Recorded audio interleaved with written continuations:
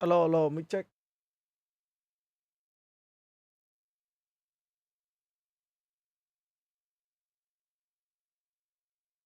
Mic check, mic check, mic check, mic check. 1, 2, 3, 4, 4, 3, 2, 1. 4, 3, 2, 1. Rồi lại 1, 3, 2, 4. Ai à? Hello anh em nhá. Ôi, giờ này đông người thức ấy nhở? Mai thứ mấy nhở? Mai chủ nhật mà nhở? À mai thứ hai mà anh em. Ui, nhiều thức tầm nửa đêm mà thế nhở?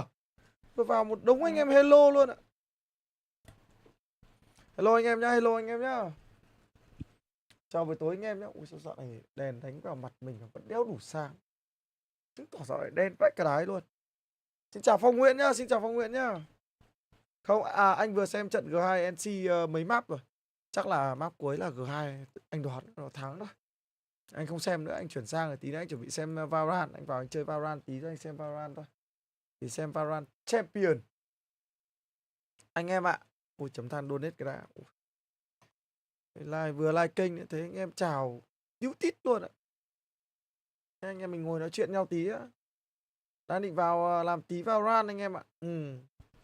Rồi bắt đầu chờ đến 2 giờ là anh em mình cùng nhau xem giải luôn.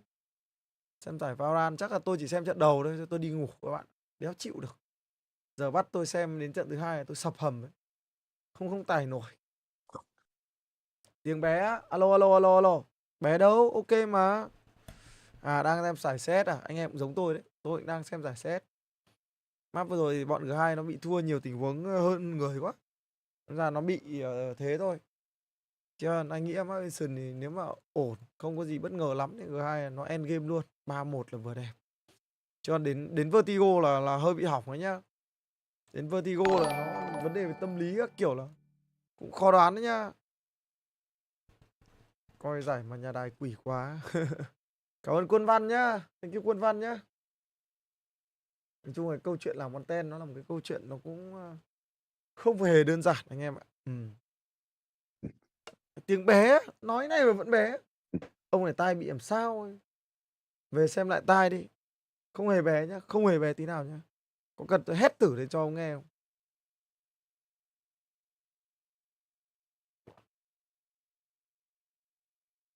Không, nãy anh không xem trận, nãy anh xem trận NC với G2 nên ra không xem trận Arsenal. Trận Arsenal Man City thấy phút cuối cùng mà, phút 9 mấy, không 100 mấy. Quả đấy là không phải 100 nữa mà nó phải là 100 mấy, 105, 106 gì đấy rồi. Hay 104 ấy. Arsenal gỡ hòa. Sau đầu lại thắng Pen, ảo ma phết, nói chung là cũng ảo ma đấy. Rickson á, làm gì có delay. Rickson Champion thì cứ xem bình thường chứ delay đéo gì anh em. Có phải Rickson set go đâu mà delay. Rickson set go thì nó mới bị delay thôi. Mấy giải Blast là bên Viettel người ta yêu cầu delay. Em ra tôi phải delay. Chứ còn Rickson cái kia thì không phải delay đâu. Anh nghĩ là 3-1. Anh cũng nghĩ là 3-1. Cũng nghĩ giống như mọi người. Nó sẽ là 3-1. Kiểu là như thế.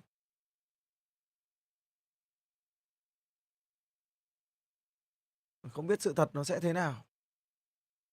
Đấy là anh đoán thôi. Anh chơi một tí hay là làm tí FIFA Online 4 không được, quên mất điều khoản. Điều khoản đợt này là một là không được quảng cáo, hai là không được chơi game khác trong cái buổi live stream Rickson. Em ra là Rickson hôm nào Rickson của giải Valorant Champion này bắt buộc phải ngồi chơi Valorant. Sau đó mới chuyển sang anh sang Singapore xem Liverpool cảm giác thế nào ạ. Em luôn ước được tới sân bóng để xem đội mình đá mà chưa cơ hội. Thì anh cảm giác là nó cũng nói chung là lần đầu tiên anh đi xem bóng đá ở sân vận động lớn ấy, thật. Trước giờ anh chưa xem bất kỳ một đội nào đá, kể cả tuyển Việt Nam hay là kể cả V-League hay là gì đấy. Chưa bao giờ anh ra sân để anh xem đâu. Thì hôm Giáng sinh là lần đầu tiên anh được sang xem. Sang xem thì cảm giác khi mà tất cả xung quanh đa phần là fan Liverpool, fan Bayern hôm đấy rất là ít. Xem cảm giác nó cũng rất là cuồng nhiệt đấy, khá là vui, nhưng mà tại cái tính chất trận đấu nó chưa đến cái mức. Tại vì mọi người đều hiểu đây là một trận giao hữu. Và đến kể cả trên sân bóng ấy, thế trận rồi cách đá của hai đội nó cũng thế. Nó cũng đôi lúc nó chỉ chắc được khoảng 20 đến 30 phút nó quyết liệt thôi. Còn lại thì hai tội đều là đoạn đầu thì hai team khởi động nên đâm ra nó cũng chậm thôi. Đoạn cuối thì lại thay hết dự bị vào. Nên đâm ra là cuối cùng cái tính chất trận đấu nó không đến cái mức mà mình nghĩ, như kiểu bình thường mình xem ngoại hạng Anh. Nên nó sẽ khác. Nếu mà so với cả kiểu Anfield thì anh nghĩ rằng là nó sẽ lệch rất là nhiều đấy. Nhưng mà cũng được xem thì anh thấy rằng là cũng là một cái cảm xúc rồi. Từ lúc mà nhìn mọi người ra sân khởi động này, rồi nhìn mọi người bắt đầu ra sân rồi bắt đầu thi đấu rồi vân vân vân vân. Nó khá là cảm xúc khá là lạ.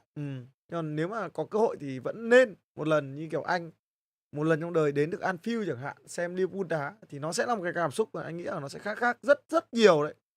Nó sẽ khác rất nhiều ấy. Nó giống như kiểu là cái trận ở Singapore này chắc là nó được khoảng 20% so với Anfield. Tại vì dù sao fan trung lập cái thứ nó cũng nhiều, các bạn hiểu. Nó sẽ có những khu vực bán vé cho fan thì nó sẽ rất là, những khu vực đấy vị trí của nó không đẹp lắm, nhưng mà nó sẽ cuồng nhiệt hơn. Còn mấy cái khu vực như kiểu bọn tôi ngồi ấy, nó là khu vực vé mời hoặc là có tiền thì mới mua được ấy, thì nó sẽ lẫn lộn. Nó sẽ có fan Liverpool, nó sẽ có ít fan Bayern, rồi nó sẽ có rất nhiều kiểu khách mời, hoặc có những người ta chả phải fan nhưng mà người ta đến muốn xem một trận đấu hay, kiểu kiểu thế. Người ta có tiền, thế thôi. Tại vì cái cặp vé, cái vé mà chỗ bọn tôi ngồi là nó rơi vào tầm khoảng 4,5 triệu, 5 triệu một ghế. Nó cũng không phải là một cái giá rẻ tí nào, các bạn nhìn đấy, nó cũng phải bằng nửa cái vé VIP của Blackpink đấy. Thế nên ra là cũng không hề đùa được đâu. Không có thu nhập thì làm sao mà mua được, đúng không? Đấy, nên ra nó sẽ lẫn lộn với cả hai là nó sẽ có người lớn, người già, trẻ em, rồi bắt đầu nó cũng không có một người khởi xướng để tạo cái không khí lên. Các bạn hình dung không? Bình thường bất kỳ một cái khán đài ấy, nó muốn cuồng nhiệt ấy, ví dụ như kiểu Anfield là nó phải có những cái đội, nó chỉ có làm nhiệm vụ là đấy, tạo không khí, tạo phong trào thôi thì nó mới khác biệt được. Còn nếu không có những cái đội đấy thì rất là khó. Luôn luôn là phải như vậy. Phải có một cái đội cuồng nhiệt, sau đó đánh trống thổi kèn vân vân vân vân vân, kiểu nó là như thế. Thì cái không khí khán đài nó mới khác được. Nên đâm ra cái khu vực của bọn tôi nó cũng không đến mức cuồng nhiệt quá. Đa phần mọi người thì cũng xem, tận hưởng thôi. Nói chung là nó cũng là một cái không khí khác biệt. Nhưng mà phải công nhận một điều là cái sân vận động của Singapore xịn vãi cả đái luôn. Anh em thích thì tôi ngồi tôi xem lại vlog của thằng Bomman luôn cho anh em xem. Còn bây giờ thì tôi chơi Valorant thôi. Trận đấy, tí nữa thì tôi chắc là tôi chơi một tí Valorant, ngồi nói chuyện anh em tí. Anh em nào xem CSGO để xem, anh em nào không xem CSGO thì tí nữa ngồi đây ngồi nói chuyện tí, anh em mình xem Valorant có gì đâu. Còn trận G2 với Anh có đang NC xem á, không anh thôi Bom? anh không xem nữa. Xem đủ thôi, xem vừa phải. Xem nhiều làm gì. Tại vì mình đến giờ mình làm việc chứ không phải là mình chơi đâu, anh em hiểu không? Khổ lắm. Anh em thì cứ nghĩ bọn tôi là kiểu ngồi chơi game là chơi, không phải đâu các bạn ạ. Anh em thì thích xem cái gì thì anh em xem, đúng không? Nhưng tôi không được. Từ lúc tôi đến giờ, bây giờ tôi phải đến giờ làm, tôi phải làm live sớm một tí, ngồi nói chuyện mọi người một tí, có thời gian để ngồi nói chuyện một tí đã ngồi Rickson là vào trong, chứ làm sao mà cứ ngồi xem mãi được. Xem thế tôi cứ ngồi xem, tất nhiên tôi có một ít kiến thức nhưng mà nó lãng phí thời gian ấy, thà tôi đi ngủ mẹ đi mai dậy tôi làm cái khác còn hơn, đúng không? Nó cũng hâm hâm dở dở mà. Tí nữa chỉ xem VCT thôi anh em nhá, Valorant Champion nhá. Tí nữa sẽ xem Valorant Champion. 2 giờ nó bắt đầu bắn, tí để xem ra sân khấu nó sẽ như nào. Trận G2 NC thì tôi nghĩ G2 nó sẽ ăn cái map này. Đấy là theo suy nghĩ của tôi. 2 giờ bắn nhá. 2 giờ bắt đầu mới bắn. Nhà đội caster giải này chắc là mệt. Tôi xem lịch xem nào. 2 giờ nó bắn. Từ từ tôi kéo cái này sang đây tôi đọc chat. 2 giờ bắt đầu bắn trận 1. Sau trận tiếp theo 5 giờ bắn. May quá, một ngày nó bắn có 2 trận thôi. Thứ 2 giờ 5 giờ. Ui dồi ôi. Cái ngày thứ hai, cái ngày tiếp theo này các bạn nhìn này. Vãi đái, nó có một cái trận lúc 8 giờ. Ông nào mà cắt trận 8 giờ chắc là nó phải đi ngủ sớm rồi. Rồi bắt đầu sáng lên công ty sớm mà cắt cơ chứ. 8 giờ bắn. Vãi cả trường. Mẹ mà cắt cái khung giờ này. Tôi thề các bạn luôn, bây giờ sống kiểu gì sống. 8 giờ tôi không thể dậy được. Trừ khi có một cái hệ thống báo thức như ở cái khách sạn đợt ở bên Singapore. Là điều duy nhất có thể khiến tôi dậy được. Địt con mẹ. Cay đéo chịu được. 7 giờ sáng là tự động có cái điện thoại bàn nó để ngay đầu giường, nó ngay cạnh đầu mình ngủ luôn. Bắt đầu là nó có một cái cuộc điện thoại tự động, nó bắt buộc mình phải nghe, nó báo là mẹ mày dậy dậy đi, xuống ăn sáng đi. Mẹ cày đéo chịu được, ngày đéo nào cũng như thế các bạn ạ. Nên đâm ra là từ cái lúc mà từ Sinh về mà ở bên Sinh nó còn gì à? Nó còn nhanh hơn ở mình 1 tiếng. Thế đâm ra là khi mà tôi sang Sinh ấy, thế là tôi cứ dậy sớm, tôi quen rồi, 7 giờ nó gọi tôi cố tôi nằm thêm được đến 8 giờ, tại lúc ấy tỉnh mẹ giấc rồi. Tôi phải dậy, bắt đầu tôi xuống tôi ăn, về Việt Nam mất 1 hôm. Tôi ngủ là đến đúng 8 giờ sáng, 7 giờ sáng là tôi tỉnh mẹ luôn ạ, đỉnh thật sự luôn. Cay đéo thể chịu được. Về mất 1 hôm như thế. Thế là cái hôm ở bên Sinh tôi ngồi xem stream một tiếng Anh cũng buồn cười cơ. Thì bắt đầu tôi thấy mấy anh em rủ nhau 10 giờ nhá, 10 giờ anh em bắt đầu chơi nhá. Sau bắt đầu tôi thấy 10 rưỡi, chưa thấy anh em nói năng đéo gì, chưa thấy on kênh gì cả. Sau đến gần 11 giờ hơn, sau đến 10 giờ hơn bắt đầu thấy Leo còn đang nhắn tin kiểu 10 giờ 45 mà chờ anh đá bắt cơm cái kiểu cái đéo đấy nhở. Mẹ mày rủ nhau 10 giờ chơi, sau 10 giờ 45 còn đang thấy rủ nhau đá bắt cơm các thứ. Sau bắt đầu lúc sau bắt đầu mãi sau bắt đầu đến 10 giờ 11 giờ mấy, 11 giờ 10 bắt đầu phải thấy mấy anh em bảo nào anh em vào lobby đầy đủ hết chưa, các kiểu bảo quay lạ. Sao chúng nó rủ nhau 10 giờ và đến 11 giờ chúng nó mới bắt đầu chơi. Tôi thấy là lạ. Sau đó tôi mới nghĩ lại, ôi bỏ mẹ, mình đang tính giờ Singapore về giờ Việt Nam. Việt Nam thì lúc ấy nó mới 10 giờ hơn. Bảo sao đi, con mẹ rủ nhau 10 giờ chơi mà đến 10 rưỡi chưa thấy ý ới gì cả. 10 giờ 45 còn thấy ông Leo 10 giờ 40 ông Leo còn bảo để anh đá đốt bát cơm các kiểu. Không hiểu chuyện gì xảy ra luôn.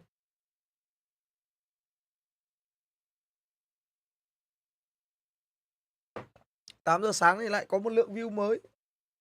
Thực ra anh em đừng nghĩ là mọi người đều thức đêm như mình. Có rất nhiều người, người ta lại dậy sớm mà. Thì người ta lại xem được trận 8 giờ sáng. Người ta lại thích cái giờ đấy đấy. Như kiểu mấy cái ông lên công ty làm việc ấy. Chính ra nhiều người xem là người ta sẽ đi làm đấy. Hoặc có thể trên công ty người ta chán quá, giống tôi ngày xưa tôi đi làm lập trình ấy. Đỉnh cao vãi đái luôn các bạn ạ. Tôi đi làm lập trình thì nhiều hôm lên công ty buổi sáng tôi đéo tập trung làm, tôi cứ ngồi tôi bật một tab, tôi ngồi tôi xem CSGO. Cứ xem được mấy trận buổi sáng, ngồi đấy cứ buổi sáng là xem mấy cái giải Bắc Mỹ, ông ngồi bet. Quên nhầm. Ngồi tham khảo mấy cái kèo ở bên Bắc Mỹ. Làm tí. Ngày xưa là hay kiểu CSGO lao, cái thời điểm mà nó còn CSGO lao cơ. Nó hài lắm, nếu như bây giờ thì thực ra là mọi thứ nó chuyên nghiệp hơn rồi. Đéo nói. Thật sự. Nói chung là ai cũng có ngày xưa anh em ạ. Tôi cũng có ngày xưa. Cũng trải qua hết rồi thì bắt đầu là cũng bỏ. Cũng giờ thì cũng không dấn thân vào những cái con đường như thế nữa rồi. Ui, Liquid đánh giá cửa trên này. NAVI cửa dưới nhiều thế nhở. Hay phết nhở. Ma giáo phết nhở. Trận này bo mấy đây? Bo 3. Ok. Ông ngày xưa ai chả chơi thật. Các bạn thử hỏi xem. 10 ông mẹ, cái thời điểm đầu CSGO 10 ông chơi thì phải 11 ông là thú bẹt. Là phải thú bẹt đấy. 10 ông chơi thì bắn CSGO thì phải 11 ông như thế, tại vì ngày xưa nó có một cái trang CSGO lao. Nó toàn chơi bằng skin CSGO luôn, mà ngày xưa cái CSGO nó skin nó không ban chết 7 ngày như bây giờ đâu các bạn ạ. Nó có thể các bạn có thể trao đổi đồ liên tục luôn. Các bạn ném từ nick này đến nick kia, ném liên tục, các bạn có thể rửa đồ rất là nhanh. Nó sẽ rửa đồ một phát qua vòng qua khoảng 10 nick phát là thôi. Nhanh cực kỳ luôn, nhưng nó không như bây giờ đâu. Ngày xưa bọn tôi tất cả là đều chơi trên CSGO lao. Cái hòm đồ nó thay đổi liên tục mà các bạn. Ông đéo nào lúc đầu mua súng thì cũng kiểu mua skin vào, phải có tí skin nào bắn cho nó đẹp, hiểu không? Chơi là phải có tí skin bắn cho nó đẹp. Ông đéo nào cũng thế cả. Nhưng mà đến lúc mà biết đến CSGO lao thì thôi, cái skin ấy nó cứ lên xuống. Rõ ràng là cái skin mình mua như này, ngày mai lên CSGO lao, ngày kia rút về có khi lại thành một cái khẩu nó có sticker. Hài đéo thể chịu được. Mà tất cả, tôi thề với các bạn luôn, 99% là ai chơi là không thể thoát được cái trang đấy được. Tại vì nó tiện quá.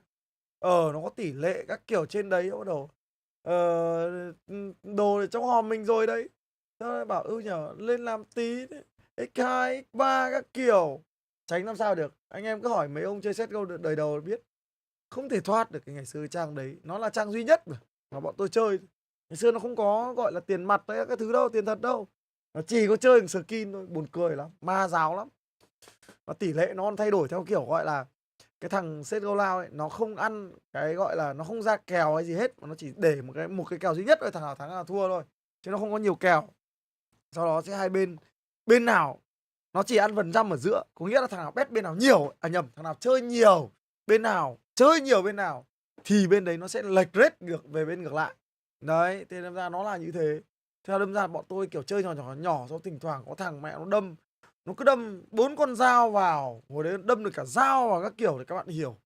Đâm 4 con dao vào là thôi, rate lệch luôn. Xong có mấy thằng nó dùng cái hook ngày xưa, cái hook gần $1.000 của bọn nó Dota 2. Nó đóng 4 cái hook vào mẹ lệch hết cả rate luôn, sợ thật. Ngày xưa kiểu là mấy ông đóng đồ to vào, xong muốn ăn kiểu 7-8%, ăn mấy cái đồ nhỏ. Nhưng mà đến lúc mà chỉ cần gặp một anh như kiểu AI Power thôi là đi hết. Cái vụ AI Power các bạn biết rồi đấy, 91% với cả 9%. Có nghĩa là thằng nào 9% hồi đấy là một phải ăn được khoảng 1x17, x17, x18 ấy. Đến mức như thế cơ mà. Đâu để xem các bảng champion nhá. Chính ra cái bảng này của thằng Pavrik là khá là ổn. Cân tài cân sức. Pavrik cũng căng. Thằng Gen Gaming này vào cái bảng này thì lại thành ngon. Thằng châu Âu duy nhất nhôi thì cái bảng này không phải bảng khó quá dành cho bọn Gen Gaming này. Nhưng cũng đéo phải bảng dễ. Nhưng mà đánh giá chung thì tôi nghĩ rằng bảng này là một cái bảng ok đối với thằng Gen Gaming rồi. Thằng Pavrik bảng này cũng ok, thằng Edward cũng ok. Nói chung bảng này thì cân tài cân sức hay. Cái bảng A này rất là hay.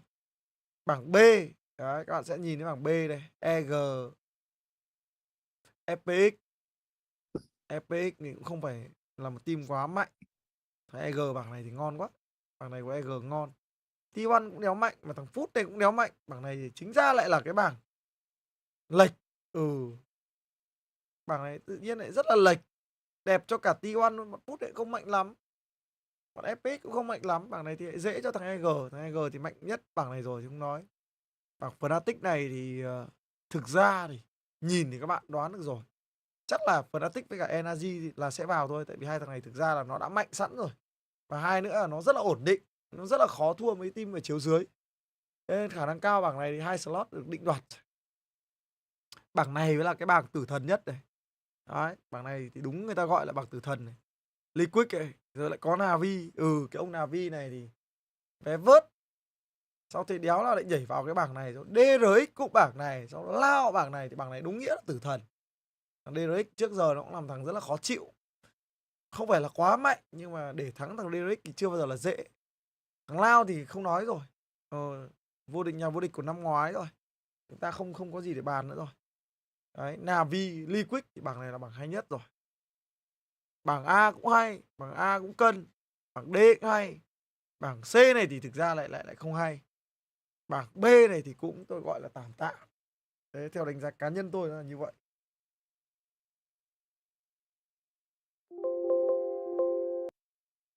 Bảng D này hay. Nhưng mà trận 2 thì ngày hôm nay là trận gì đây? Để tôi xem nào. Trận 1 Navi, trận 2 Lao, DRX thì tôi theo xem nha các bạn nhé. 5 giờ sáng không nó bắn. Tôi nói thật các bạn, tầm đấy chắc cũng đéo còn nhiều xem. Chắc chỉ còn mấy anh em nước ngoài ngồi xem thôi. Xem xỏ gì nhiều. Nhờ, tầm đấy đéo ai xem.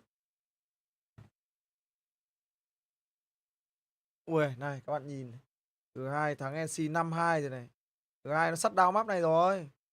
Trông này 5-2 kiểu này rồi 6-2 rồi này. Round này nữa 6-2. À không, vẫn 5-2.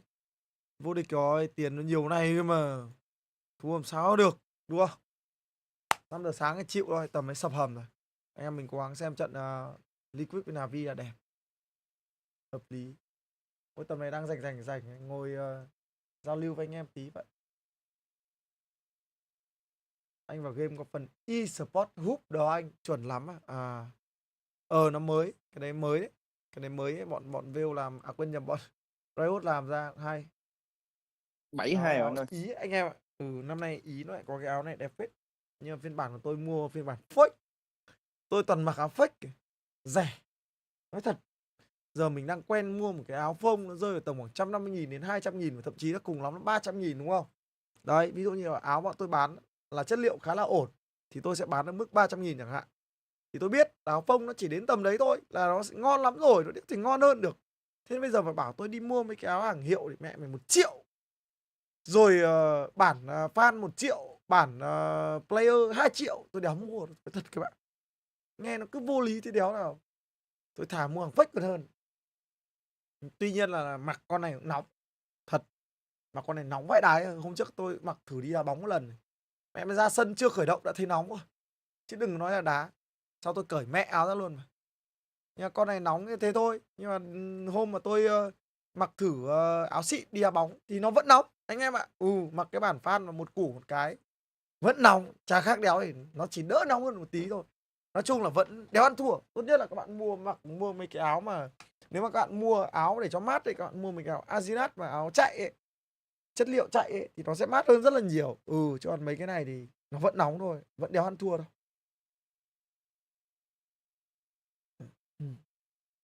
500 bro cắt giải không anh? Cắt giải gì? Có. Giải này là giải Valorant Champion này là mấy anh em bên 500 bro bình luận nha anh em nhé. Thực ra thằng EDG ở cái bảng này là một cái bảng mà tôi nghĩ là khá là hợp lý dành cho EDG đấy. Cân. Thằng EDG mà nó qua được bảng này thì cơ hội của nó vẫn là 4 team này, nói thật với anh em nhé. 4 team này, tỷ lệ qua của 4 team này sẽ là 25%, 25%, 25%, 25%. Đấy là theo ý nghĩ tôi. Nếu mà bọn châu Âu với bọn Bắc Mỹ mà nó dự đoán thì nó sẽ nghiêng về cái thằng Gen Gaming này nhiều hơn. Tại vì nó là khu vực châu Âu, một khu vực được đánh giá cao hơn các khu vực khác. Nhưng thực ra nhá, thằng Crew này, thằng Paperek này, hay thậm chí thằng Edward này đều là những thằng nó có kinh nghiệm thi đấu quốc tế rất là nhiều. Nó chả sợ gì cái thằng Gen Gaming này đâu. Thế nên ra là tôi đánh giá cái bảng này là cân. Edward cửa đi vào của nó cũng sáng chứ không phải là tối đâu. Chỉ có mấy anh như kiểu Billy Gaming này trông là đéo có cửa. Cái bảng này thực ra là đéo có cửa. Bởi vì thằng Fnatic với thằng NAVI trước giờ mẹ hai thằng này nó đéo bao giờ nó sẩy chân. Hai nữa là nó bắn quá nhiều ở cái tay ơ cao rồi. Hai nữa là các bạn hình dung là hai mấy ông kia lại mới. Nên chắc là không có cửa. Bảng này thì chắc không có gì bất ngờ đâu. PRX bảng này chưa chắc. Tại vì cái thằng Crew này thực ra là cũng là một thằng khó chịu. Nói chung là bảng này cũng trông thế thôi các bạn ạ. Cũng không dễ đâu. Ôi thì mẹ cổ mình sao tự nhiên ngứa nhỉ? Dị ứng à? Bỏ mẹ rồi. Trông có vẻ giống bị dị ứng rồi. Các bạn chờ tí tôi soi gương cả. Ôi đỏ hết cổ rồi.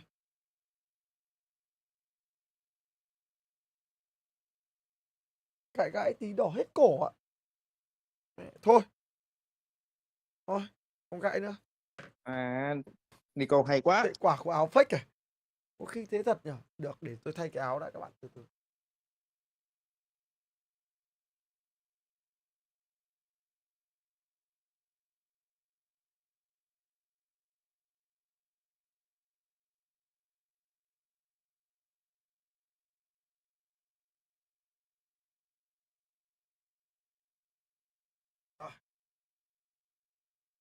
Tôi thay một chiếc áo fake Ý màu trắng bằng một chiếc áo fake Ý màu xanh.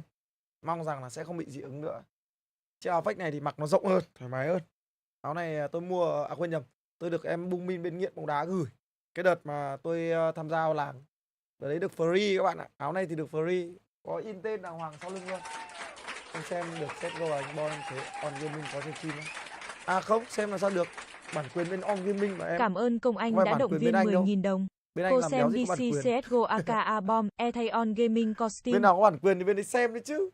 CSGO anh em nào xem thì sang bên kia xem nhá. Sang bên kênh On Gaming nhá.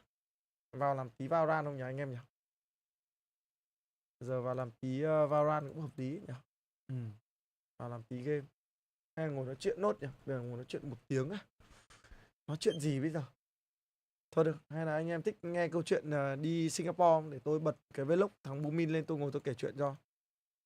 Mẹ thằng Bomman cay thật. Em Bomman làm cái vlog kỹ thế. Hay luôn nó làm cái vlog 1 tiếng anh em ạ. Sợ thật. Được nhá. Được. Reaction vlog em Bomman. Ok chưa? Kể chuyện qua vlog em Bomman nhá. Nào. Bắt đầu từ đầu nhá. Xin lỗi các bạn trước ạ. Do là ngốc nghếch tắc đi cái chống rung của GoPro nên sắp tới trải nghiệm sẽ không được tốt lắm. Mong các bạn bỏ qua cho. Em Bomman làm quả vlog cứ như kiểu là đoạn đầu bảo là vlog này có chứa nhiều những cảnh 18 cộng các kiểu ấy. Mẹ hài đéo chịu được. Y hệt luôn. Như kiểu là vlog này có chứa nhiều hình ảnh không ấy thứ tôi tưởng như thế cơ. Hello anh em. Ui, 1 năm rồi các bạn ơi, 1 năm rồi mới đến mùa hè. Mùa hè để chúng ta có vlog tập 2 đi xem Liverpool đá. Trời ơi. Năm nay thì chúng ta sẽ có trận giữa Liverpool với cả Bayern ở Singapore, được tổ chức ở Singapore. Thì đây sẽ là lần thứ 2 mà tôi được đi xem Liverpool đá trực tiếp ở sân vận động. Chính ra cái cảng quốc tế của Nội Bài trông đẹp, trông rất là đẹp nhá. Cảng quốc tế này xây rất là đẹp. Nên là tôi nghĩ là ở cái vlog tập 2 này tôi sẽ bớt cảm xúc hào hứng và hồi hộp như ở vlog tập 1. Thôi em nói nhiều quá. Tiên tôi được đi đó là Singapore. Rồi, ok, biết em đi Singapore. Ok. Một ngày xem. Ok, hiểu rồi. Hẹn gặp lại các bạn ở Singapore nhé. Ok nhá. Thì thế mình nên để lại đây thôi. tí nữa mình ngủ. Tí đỡ tỉnh. Hay mang Cái đấy mang cần sang à? Sang đấy nó phạt cho thì bỏ mẹ. Đây là cần hay thuốc lào? Hình như thuốc lào tôi nhờ nhìn sinh để phổ biến cho các bạn. Thuốc lào à, đúng không? Hạt đỗ à? Thuốc lào tôi nhìn nhầm. Không như bên Sinh nó cấm ma túy chặt chẽ lắm đấy các bạn.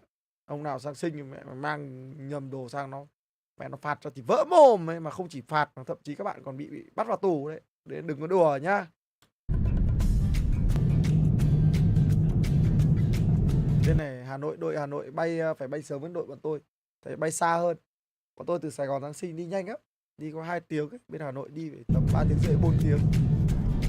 Cầm post có đéo được rồi các bạn hiểu. Mấy anh em này toàn kiểu chắc đêm thức khuya sáng dậy sớm mới bay. Đội Hà Nội đáp xuống trước đội tôi tại vì bay sớm hơn nhiều. Bay Trang Ghi. Lần đầu tiên trong đời bay chuyến bay gọi là dài đến 3 tiếng. Trời ơi. Bây giờ thì vừa đáp xuống sân bay rồi thì được ngủ được 2 giấc các bạn ạ. Ngủ được 2 giấc. Khá là háo hức kiểu khám phá cái trung tâm thương mại của sân bay này, bởi vì nghe nói nó là rất là to, trị giá xây dựng là 1,3 tỷ đô. Không đợi đâu. Sân bay này là cách trung tâm thành phố là 20 km và là một trong 10 sân bay hiện đại đẹp bậc nhất ngày nay. Tổng diện tích của nó lên tới là khoảng 1.500 hecta cái sân bay này. Cái sân bay của nó đẹp. Diện tích toàn lát thảm này. Vlog của tôi thì không như của em Bomman đâu. Em Bomman nên làm cái vlog 1 tiếng 12 phút. Tôi làm cái vlog bằng số lẻ của em Bomman. 12 phút các bạn nhé. của nó lên tới là khoảng 1.500 hecta cái sân bay này.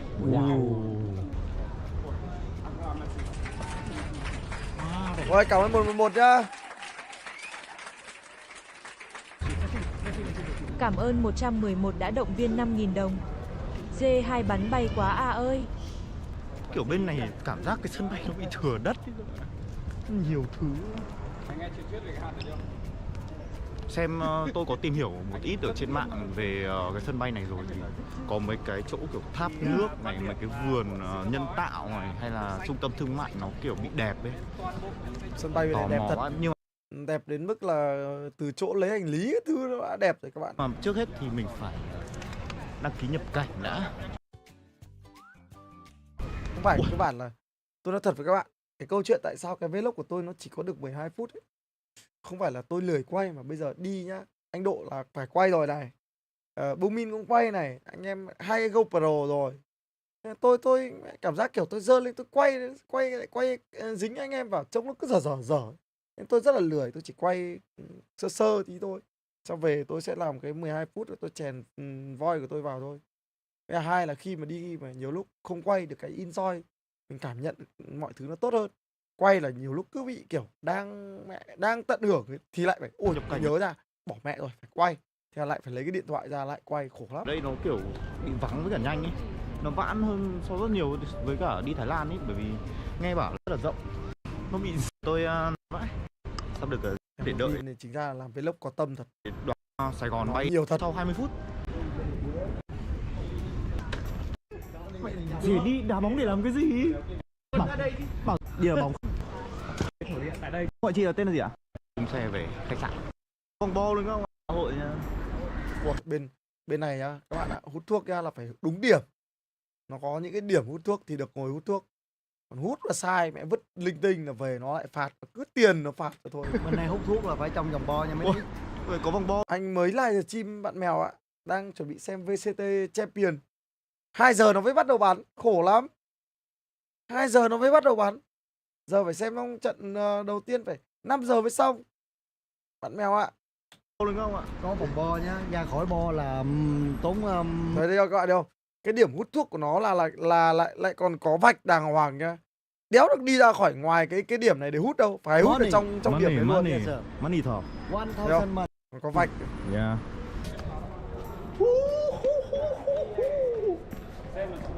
Đấy anh Độ cũng đang đi quay kìa. Khủng long. Khủng long anh ơi.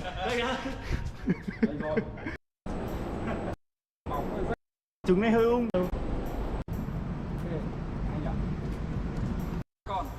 Mà map này. Thời tiết ở bóng sắp tới không anh? Anh clip. Em hoan anh. Em hoan anh. Ông nghiện. Anh nghiện cùng em. Anh nghiện giống em. Anh lại đi xem liver đá. Anh sao ngu sao anh xem liver đá hoài. Anh đi trên trụ để xem kỳ này chúng ta có uống không nhá. Ở đây là tất cả đoàn của chúng ta. Yeah. Thiếu Ai bảo này đi xem đá bóng luôn đúng không? còn Thanh Hòa. Fan Liverpool. Còn Thanh Hòa à? Còn anh Thanh Hòa nữa. Có Thanh Hòa lý. Fan Ben. Thanh Hòa đi tay cho hình đâu bác. 2 4 Về lốc này 1 tiếng em ơi, khổ. Không thua thì đến bao giờ, đến champion thì vẫn chưa xong vlog ấy. Nó đéo phải là cái vlog về 20 phút, 30 phút anh em từng xem đâu. Nó là vlog 1 tiếng. Toàn mình 10 người. 11. Anh em donate cho bạn nhà tôi đi ngủ đi để tôi lấy visa, tôi còn ngồi live stream xem champion với anh em được. Vậy mình là đội Mr. Mình tên là Thông ha, ở bên kia là đầu Hà Nội tên Thi đúng không? Ở đây là bên đầu thành phố Hồ Chí Minh tên là Thông. Thông Thi, Thông Thi. Rồi chị nữa. Là bây giờ ở bên đây là mình sẽ đồng Mấy anh em hướng dẫn viên nhiệt tình thật sự luôn. Thì giống như kiểu các bạn hay đi du lịch, các bạn biết là mấy anh em hướng dẫn viên là sẽ lên xe là sẽ nói rất là nhiều. Nhiều lúc nói cơ bản thôi thì đơn giản ngắn gọn một tí thì tốt. Mấy anh em nhiều lúc nói buồn cười, lúc đầu chưa quen nhau lắm ấy. Còn mấy anh em nói nhiều ấy, bọn tôi thì đúng cái kiểu là toàn ông nói nhiều quen rồi. Bao giờ lại còn gặp mấy anh em nói nhiều hơn. Bất ngờ thật sự. Rồi cảm ơn Jesus nhá, thank you Jesus nhá. Cảm ơn CS1 Du đã động viên Nhưng mà cái ông anh ở đồng đầu Sài Gòn này cho chị Nhi tiền làm ly cà phê để anh Bom ngồi versus y mặt cười. đây.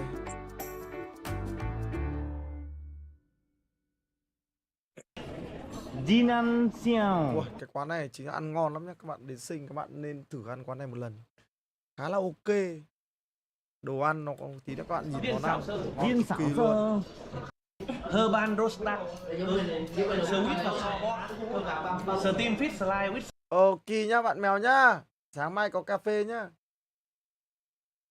Mai mua cà phê chi coffee nhá. Đấy, các bạn thấy không? Tôi phải hối lộ ngay cốc cà phê đấy để có thể ngồi xem Valorant Champion với anh em đấy. Tại cái giải này nó bắn ở bên Mỹ ấy. Bố khỉ ấy. Bắn đéo gì, bắn 2 giờ sáng bắt đầu bắn ấy. Cay thật sự luôn. Cảm ơn Rách đã động viên 30.000 đồng.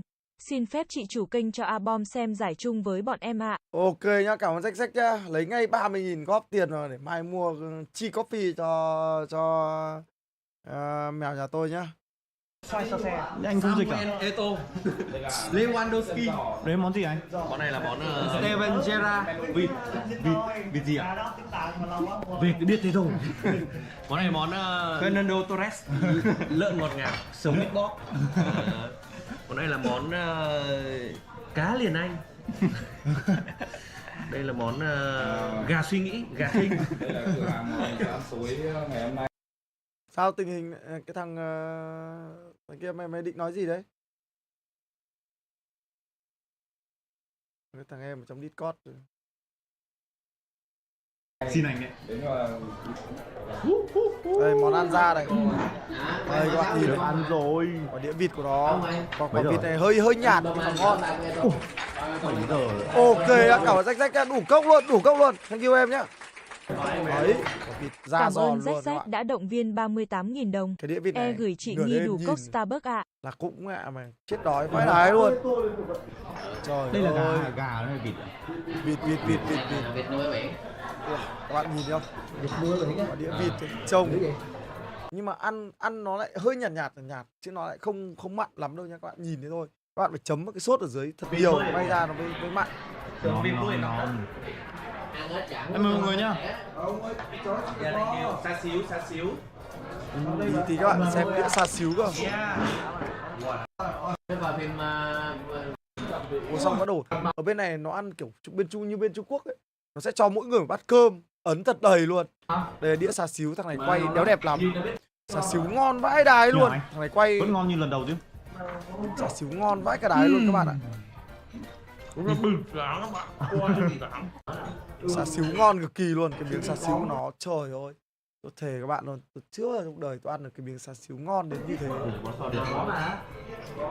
Anh cũng biết tại vì mấy cái bữa này ở bên FIFA online người ta trả hết, các bạn hiểu không? Là do mấy anh chị hướng dẫn viên du lịch người ta sẽ trả tiền. Chứ bọn anh lại không được trả tiền mấy cái này.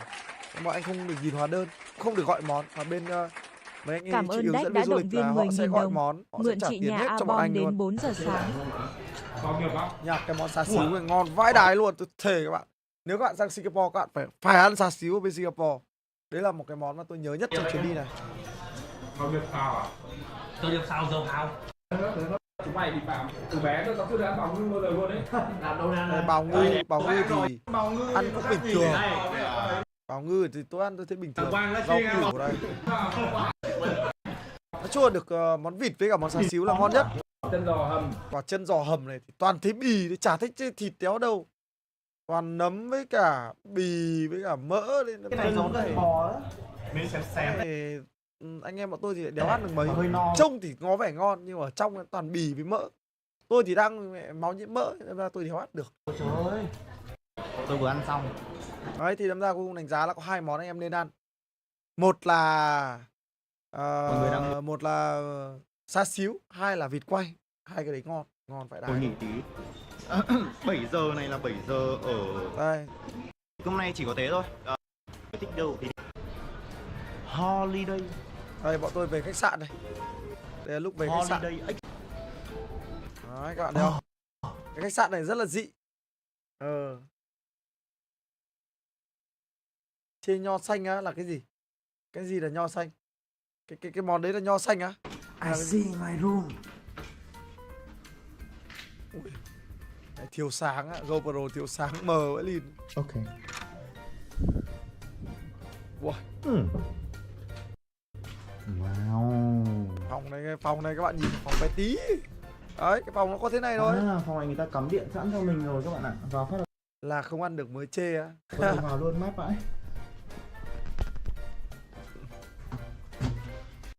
Đây, phòng nó có thế này thôi các bạn. Cái phòng này đấy. Tôi nhớ đến. Phòng nó có thế này thôi. Đi cái gì nhỉ? 9 triệu một đêm. Giới thiệu các bạn giá luôn. 9 triệu một đêm. Rơi vào tầm khoảng 8 triệu rưỡi. 8 triệu rưỡi một đêm trong một cái phòng như này. Đi giống nhà nghỉ mà, anh em thấy giống không? Giống nhà nghỉ không? Không ngủ được đâu. Tôi đối với tôi ở mình nha. 2 đêm một ngày thì chắc như này là. Đây có mỗi cái phòng nó có thế này đấy, vệ sinh cái phòng này giá nó thì tắm xong thì 8 triệu rưỡi. Chắc là bọn tôi sẽ giống nhà nghỉ mà. Giống y hệt nhà nghỉ luôn mà. Đi lượn lờ xung quanh. Muốn đi đâu mình đi. Cái hôm này là mấy anh em đi lượn đi ăn uống. Tôi hôm này tôi mệt quá. Hôm nay người tôi như kiểu người ốm. Sáng thì tôi ngủ quên, dậy muộn. Chạy ngục ra sân bay ăn uống xong bắt đầu cứ ngáp thôi. Lên máy bay tôi ngáp vãi cả đái luôn. 2 tiếng đồng hồ mà tôi ngáp khoảng 10 cái. Xuống sân bay tôi như thằng chết dấp ấy. Thế làm ra mấy anh em cứ hỏi anh Bom ốm à hay làm sao. Thế là tôi về phòng á, tôi lên giường tôi đi ngủ luôn. Tôi kệ con mẹ luôn. Đi tham quan với cả đoàn. Sáng mai thì đi tham quan với đoàn, đi ăn với đoàn này, đi sẽ có xe chở này. Xong rồi mình buổi sẽ tắc đường luôn đã. Đoạn này tour nhá, đoạn này không có mặt tôi. Kinh nhỉ, em Bomman diễn nữa thì sẽ cắm GoPro lên đéo đến sáng được. Diễn viên. Thế đây là ngày đấy, buổi sáng phòng của thằng Bomman view này. Phòng của tôi view cũng gần giống như thế này. Thế là chạy kiểu đấy. Đâu các bạn thực sự rồi đúng rồi. Đoạn em Bomman khoe đồ để mình tour nhá. Tôi phải đến đoạn nào kể tôi mới kể.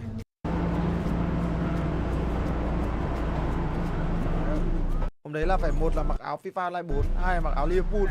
Tại vì cái vé bọn tôi mời là được bên đi để gọi là gì nhỉ? Đi để support cho Liverpool. Đấy, đi để cổ vũ cho Liverpool. Nên ra anh em nào không có áo Liverpool thì mấy anh em mặc mẹ áo mixer luôn. Các bạn là cái đội đi lắm fan MU quá, lấy đéo nó ra áo Liverpool mặc. Thấy không, fan MU các bạn biết rồi, như ông Chris với ông Rambo này, mấy anh em fan MU Quang Vodka đấy này. Chính là cái đội này mẹ đi xem MU hợp hơn. Toàn thấy fan MU. Fan MU tất nhiên rồi các bạn, không đội chơi chung thì đéo bao giờ có chuyện mấy anh em đi mặc áo Liverpool đâu. Ơi chuẩn bị bao nhiêu anh ạ? Anh ấy bảo là đi nhà tức Quốc hội này. Xong đi Maria bật này sung thế. Cái xe thì đã sóc rồi, không Bomman không quay. Đây. Gói cầu này bọn tôi đi qua đi lại luôn. Công viên nước Hồ Tây các bạn nhìn không? Quen không? Đây đoạn này tôi thấy đoạn này tôi thề các bạn luôn, đoạn này nhá. Nó đẹp nhá, sau bên trái nó có một cái quán Starbucks. Trời ơi. Đoạn này đáng nhẽ là chuẩn chỉ, nếu mà tôi đi du lịch của mình đoạn này tôi sẽ ra quán Starbucks ở bên tay trái này, tôi sẽ ngồi tôi ngắm cảnh. Chứ nó nắng vãi cái đái ra. Mấy bên tour thì theo đoàn tour xếp sẵn của bên FIFA Online 4 là bọn tôi sẽ phải chụp hình với chú sư tử bên Singapore. Ui, nắng. Xin giới thiệu với quý vị và các bạn những hành. Cái chỗ này rất là đẹp, chỗ này ngồi uống cà phê thích cực kỳ luôn. Mà Nini ạ, chỗ này có quán Starbucks đúng ở cái đoạn đấy luôn. Như anh là anh sẽ ra đấy anh làm cốc Starbucks, anh ngồi đấy anh ngắm cảnh, thôi rồi luôn. Đây cái chỗ con sư tử ở đây. Không, bọn anh làm gì có thời gian để đi thử tàu điện hay cái gì đâu em. Mọi gấp cực kỳ luôn. Đấy nhá, lịch trình của bọn anh nhá. Chiều hôm đấy bay sang đến nơi các kiểu ăn uống xong, về đến phòng đã là 8 giờ rồi. Nó là 8 giờ sinh rồi. 7 rưỡi của thằng Bomman lúc ấy nó đọc giờ là giờ Việt, anh em hiểu không? Còn lúc ấy giờ sinh là lúc ấy tôi về phòng tôi đã thấy 8 giờ 20 rồi các bạn ạ. Tại vì giờ sinh nó nhanh hơn mình 1 tiếng. Thế xong về xong rồi bắt đầu là bọn tôi về ăn ngủ các kiểu. Thì về nó mệt mà. Chuyến đi từ sáng đến lúc ấy thì bọn tôi mệt thì tôi về tôi nằm luôn, tôi không đi ăn tối cơ. Đấy, có thời gian để đi đâu. Khổ lắm. Sau hôm sau sáng sau bị dựng dậy sớm nhá, ăn sáng xong bắt đầu là đi tour luôn, theo là đi thăm cái này thăm cái kia, thăm này chụp ảnh các kiểu. Sau trưa về nghỉ ngơi một tí thì chiều lại tiếp tục ra sân bóng luôn. Xem xong bóng đá ấy, tắc đường rồi các kiểu, về đến phòng là 10 giờ đêm. 10 giờ đêm. Sáng hôm sau thì dậy ăn được đúng bữa sáng là phải ra sân bay luôn. Thế là hết con mẹ chuyến đi. Chả kịp đi đâu mấy anh em ạ. Không đi sinh đâu, đi sinh đắt lắm. Mình có đi thôi đi sinh thì thà mình đi Phú Quốc còn hơn mèo Nini ạ. Phú Quốc dù sao nó cũng to ngang cái sinh mà, nó kém với cái Singapore đâu. Thằng Singapore thì to chỉ ngang Phú Quốc thôi anh em ạ. Đây là chú sư tử ở Singapore. Giới thiệu gì về cái chỗ này nắng đông mấy cái đái luôn. Đây này nó có cái đường này chụp ảnh này, nhưng mà đông quá này, ra anh em Singapore hết. Đâu. Đấy các bạn nhìn không? Đông xung quanh, ai cũng đứng chụp ảnh. Nó nổi tiếng và nó đẹp và nó nắng. Bọn tôi lên bảo là hôm trước thấy người ta. Đây các bạn nhìn thấy không? Xung quanh toàn người là người. Có cái bên chỗ đẹp này thì rất là đông người, không đứng chụp được. Mà lúc này bọn tôi đi là lúc này tầm khoảng bọn tôi đi đến đoạn này lúc ấy phải khoảng 10 giờ sáng, nắng to, 10 rưỡi. Phú Quốc đắt hơn, Phú Quốc đắt thì đéo là được hơn sinh. Ông nào chưa đi thử bao giờ, chỉ có bốc phét. Phú Quốc làm sao mà đắt hơn sinh? Không. Tuổi đéo thì so với Singapore.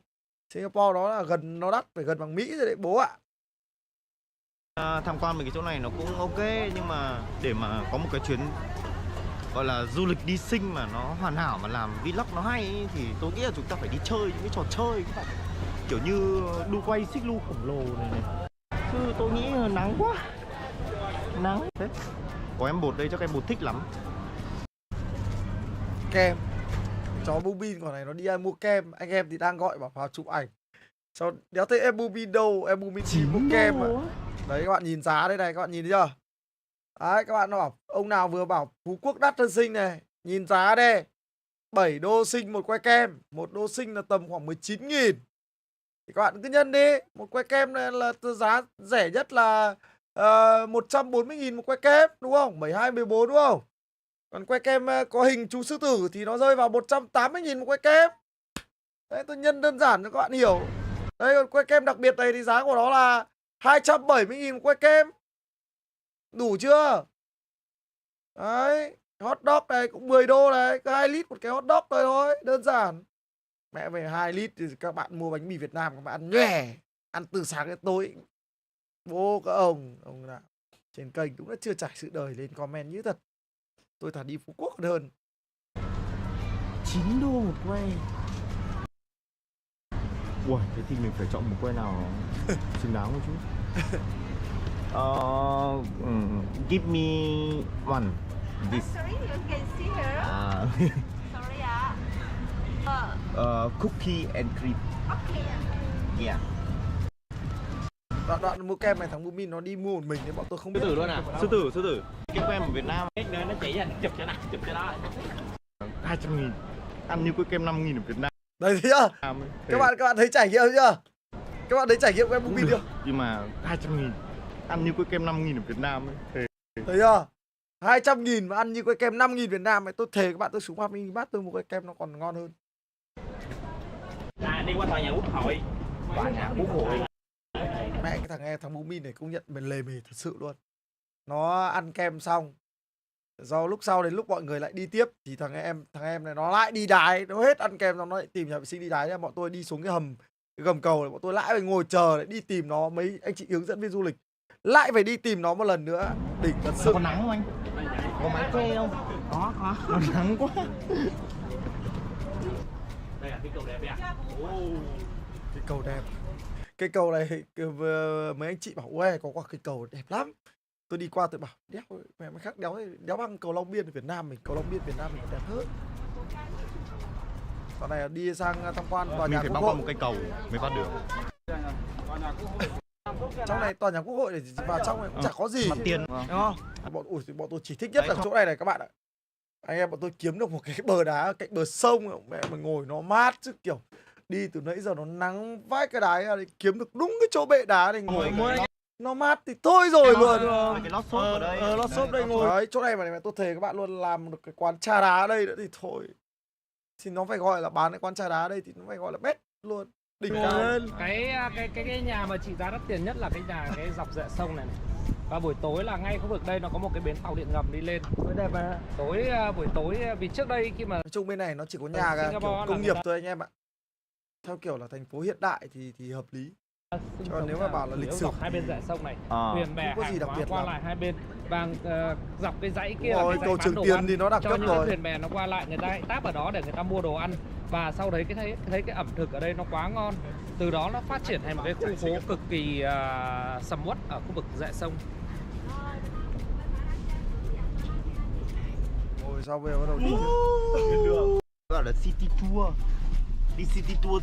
Đây là cái địa điểm mà đây. người dân Đến cái đoạn này thích này. Toàn thành phố. Đoạn này nắng nhưng mà được cái view đẹp với không đông người. Có mình tôi không được. Chui vào cái thằng mày đông vãi đái luôn. Maria Barret. Đúng rồi, cái này là Maria Barret. Barret là cái đéo gì tiếng Anh? Barret tiếng là cái gì anh em nhỉ? Marina. Wow, mát thế. Đây mát mà. Đây là người địa phương thôi chứ có khách du lịch đâu. Ui, đẹp ấy chứ. Trên này được cái thoáng, view đẹp. Ở đây có một cái đập thủy điện gọi là nguồn điện chính của Singapore. Ngoài điện năng lượng của mặt trời điện. Mình hiểu biết gớm thật. Vãi view thật. Mọi người còn kiểu ở đây chỉ có người bản địa đấy, không có người du lịch, khách du lịch luôn á. Thật điều các kiểu nó hay. Chỉ cần trải một cái chiếu ra đây thôi. Đấy các bạn thấy không? Tôi dùng cái điện thoại tôi quay tôi xạo lồn một tí ở đoạn này. Cái đoạn này được cái là nó rộng. Nó rộng nên làm ra là anh em quay nó đéo bị dính nhau nhiều. Thì còn muốn quay. Chứ bây giờ mấy cái chỗ kia đã chật rồi, cứ anh độ một cái GoPro, Bomman cái, tôi cái, xong lại mấy anh em đi sau đấy. Cũng phải mỗi ông lại làm cái. Thỉnh thoảng clip cũng lại cầm cái điện thoại lên. Thế là cuối cùng đập hết vào mặt nhau. Kiểu thế nó trông nó đéo hay ấy. Tôi lười quay Tí lắm. mà đi ăn anh em mình tách ra tí cho anh nhỉ? Không về phải tách luôn. Bây giờ á? Ừ, 11 giờ nữa. Giờ mọi người đi tiếp. Hợp lý á. Bây giờ tách rồi. Đi thử nhất là Đông Nam Á hả bạn? Rồi đoạn này tôi Bomman là tách đoàn này, đi ra cái store của Nữa, LFC. rồi đi ăn trưa, rồi sẽ có 2 tiếng free time. Nhưng mà bọn tôi thì cái cửa hàng muốn đi luôn, hợp lý hơn chứ chả đi đâu được. Tôi đợi xe thì đi ăn, tôi đến nơi phải đến là sẽ gần. Quả tóc của mình nó trông lạ đấy. ở bên Thái rồi. Nhiệt sập. Đâu anh? Ở đây. Đức trai trong Victoria xây. Ô. Đấy. Hình như là có phỏng vấn ai anh ạ.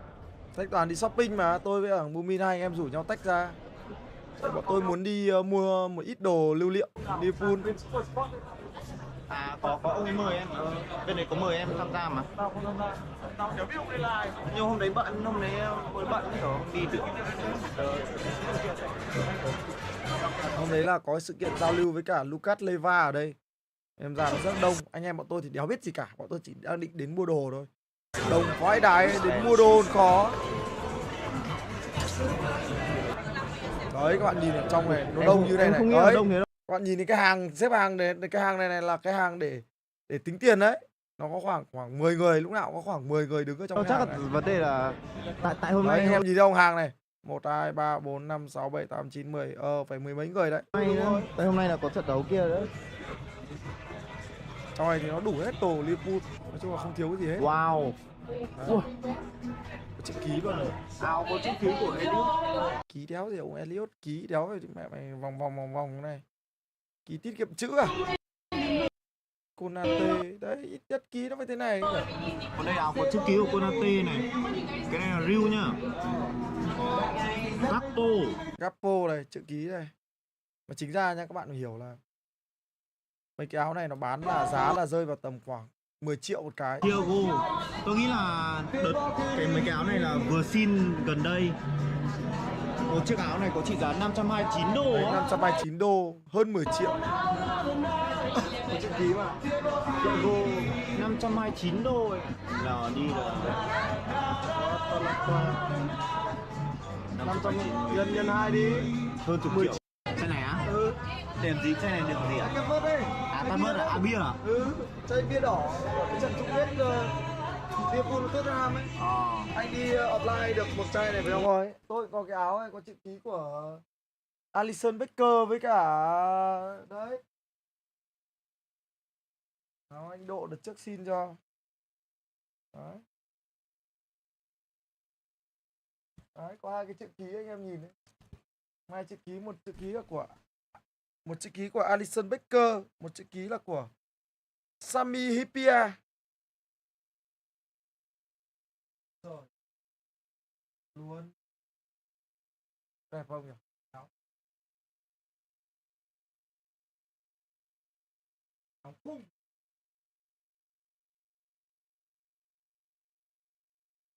Hôm nào phải đi đóng khung cái này lại, quên chưa đi đóng khung các bạn. Áo chữ ký mình có, sợ đéo nhở. Đồ tặng, nó có mấy chai thôi. Nhiều thứ muốn mua quá.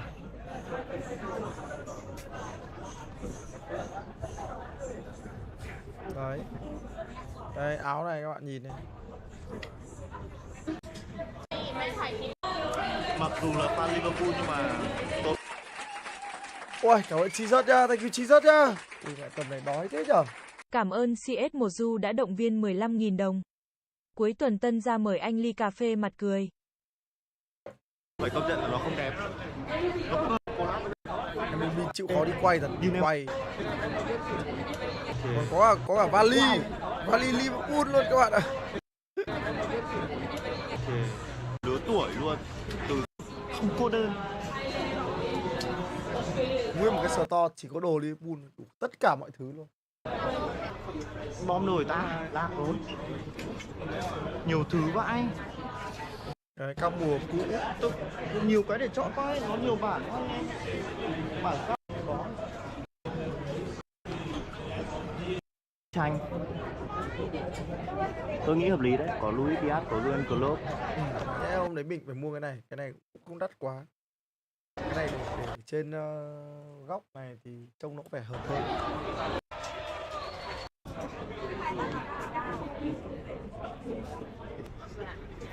Ui, chất lượng nhá. Bản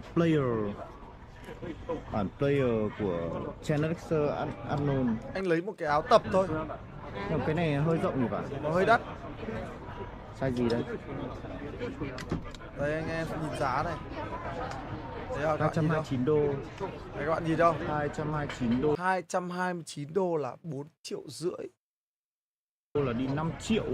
229 đô rơi vào tầm 4,5 triệu. Tại vì đây là đô sinh. Đắt quá để anh đéo mua. Anh lấy mỗi một cái áo tập thôi.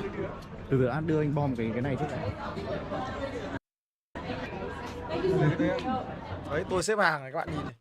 Tôi xếp hàng nó đưa cho tôi xếp từ đầu kia, tôi xếp đến lúc này thằng Bomman thì sướng. Cứ đi chọn đồ thôi. Sau đó thì mẹ khi mà tôi xếp gần đến nơi thì nó mang ra nó đưa cho tôi, thế là đâm ra là tôi thanh toán hộ cho nó. Tôi xếp hàng đây, tôi mua được cái áo trên tay này các bạn nhìn không? Đấy, cái áo tập thôi. Được không? Được không? Ok nhá bạn nghèo nhá. Này quá câu ngành xếp hàng hộ rồi. Đấy. Tôi xếp hàng còn em Bomman thì quay đủ mọi thứ. Xong còn quay cả giao lưu Lucas rồi. Đấy. Tôi nghĩ là áo ấy tôi nhiều. Sau nó đút cho tôi cái khăn. Đấy đây không các bạn thấy không? Tôi thì cứ xếp hàng rồi, em Bomman đi lấy đồ lại đút đấy là anh bò bơi lại đút cho cái khăn. Thank you. Mày thiếu khăn à? Henderson. Nhưng con này chất áo ok đấy. Nhưng mà nó nhanh dã. Đi phun rồi thích màu xanh nhỉ? Tôi thích màu xanh. 85 đô để sử dụng một cái áo phông là hơi đắt. Trong khi rồi 85 đô để mua một cái áo phông là dở người đấy em ạ, không phải hơi đắt đâu. Thì con mẹ sắp đến chúng ta có thể bỏ, các bạn nghĩ sao? Nên chúng ta mua đồ lưu niệm đi. Đồ lưu niệm thì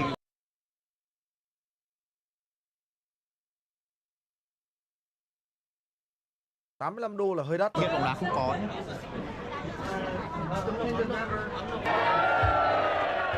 Đây, Lucas Leva này. And of course, we are here at the LFC store in Bugis. Yeah, I'm hearing some fans. How are you feeling about the atmosphere, Lucas? Welcome to Singapore, Lucas. How are you feeling about seeing all the fans here today? Wow, it's always special to be in Singapore. I came here in 2009 and Chuẩn bị vào trận rồi anh em ơi. the passion of the fans just grows, you know. Ok. To meet Xem nốt đoạn này anh em ạ. Đấy. Cái này thì nó hơi tình cờ một chút thôi, chứ không phải là cố tình đến mà không được. Xem mặt em Bomman lúc này tôi quay cho này. Hơi tiếc. Bomman tiếc vãi lìn rồi. Muốn xin chữ ký. Em Bomman chen và định xin chữ ký thì có gặp ngay thằng bảo vệ. Kiểu mày vào đây làm gì? Không, mày có vòng tay không? Không vòng tay đi ra ngoài. Đúng kiểu thế luôn mà các bạn.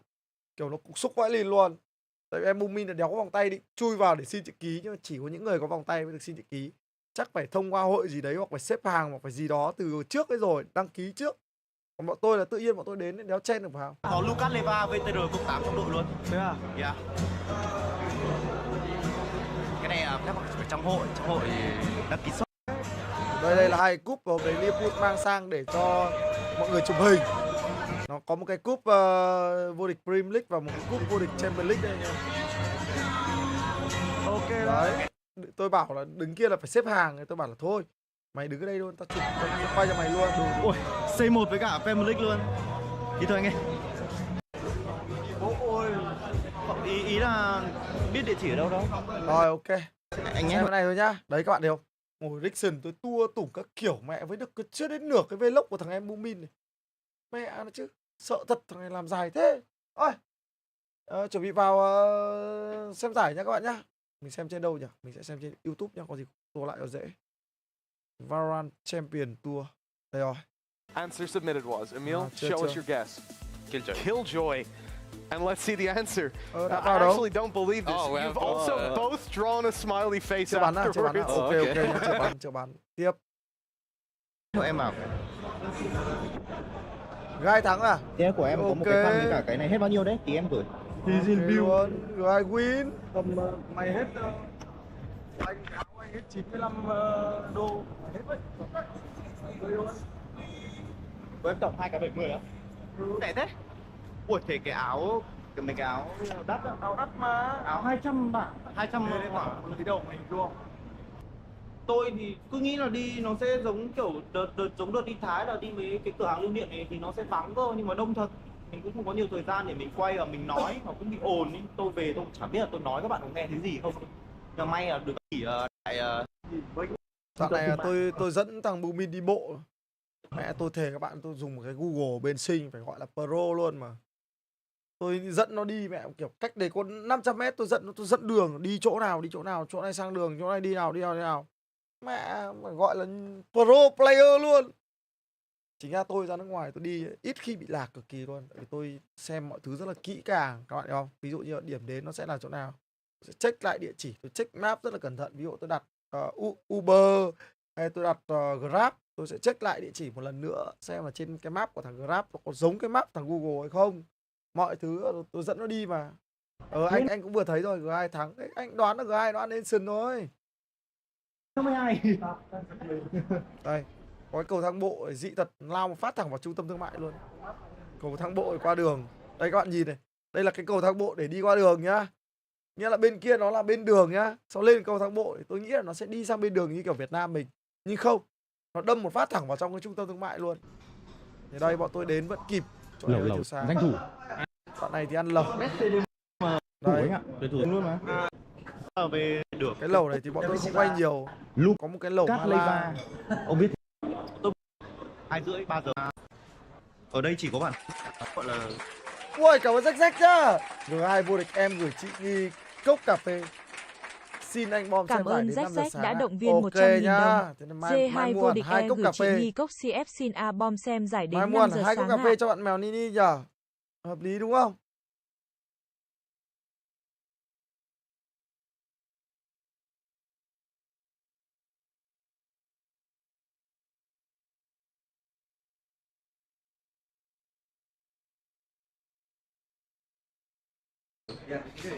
quan trọng phết. Anh kiếm bộ trẻ con đấy. Cái shop này là một cái shop thể thao thôi. Nó cũng không phải là một cái shop gì đấy của cái gì bên to quá. Can I open this? Thằng này nó mua một bộ. Bộ Liverpool này. Người sẽ khởi hành đi giày. Liverpool. Nghe nói bọn tôi cũng thiếu gì. Mới mua khác đấy nè. Chiên đội trưởng Henderson. Xong lúc ghi bàn nữa. Dưa dàng. Không Henderson đi. Quần đây mặc quần. Đóng cho quả tê nên lấy cho. Áo chỗ anh mua ở đâu mà đẹp đấy?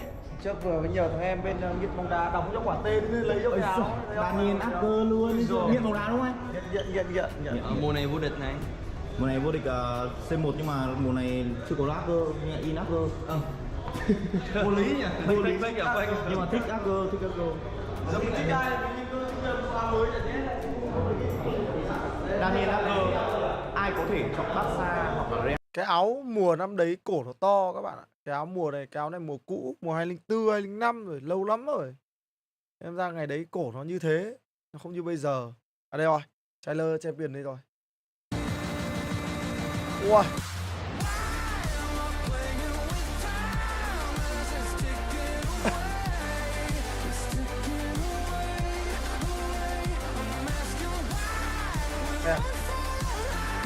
Trailer champion hôm nay. Cái gì ăn nó khỏi một.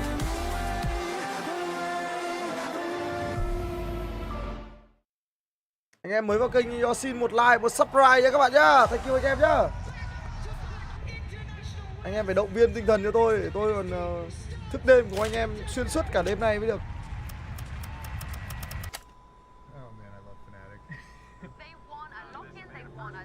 They showed consistency and they've gone where no other team have gone before. But if they want to call this a dynasty, an era, 누가 제일 빡셀 것 같아? 푸나틱. 일단은 도쿄 마스터즈에서도 좀 압도적인 모습 많이 보여줬어가지고. There's any debates about it. Có bánh choco pie này. Everybody is in the best shape, best sentinel in the world, best flex player in the Không world. ngồi đâu. Chronicle has 3 trophies. You're dreaming of 2 ngồi. But there is a most important tournament ahead of us, right? the dynasty to be fully justified, they need to win champs. They have to win champs. For me, champs is more important than any masters. Every team have a chance to Hết chỗ be để remembered rồi, để even tạm more ấy. than 90.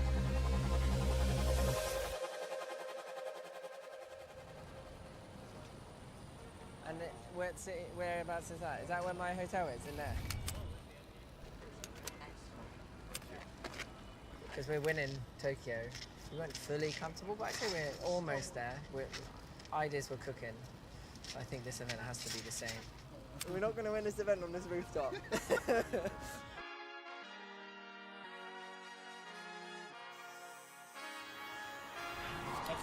One you.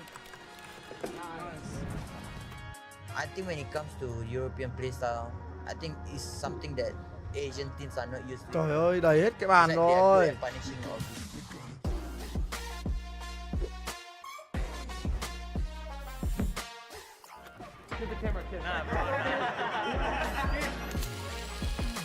Paper Reds, they are the fun team. They're the team that everybody loves to watch. But what is more fun than winning?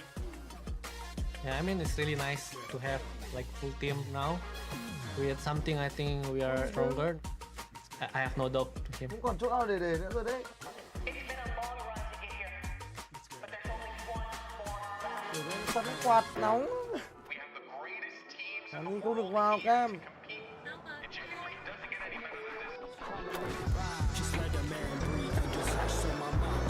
So my mind don't erupt. At times I feel I can't get enough, but I sip a double cup and I spend a couple bucks.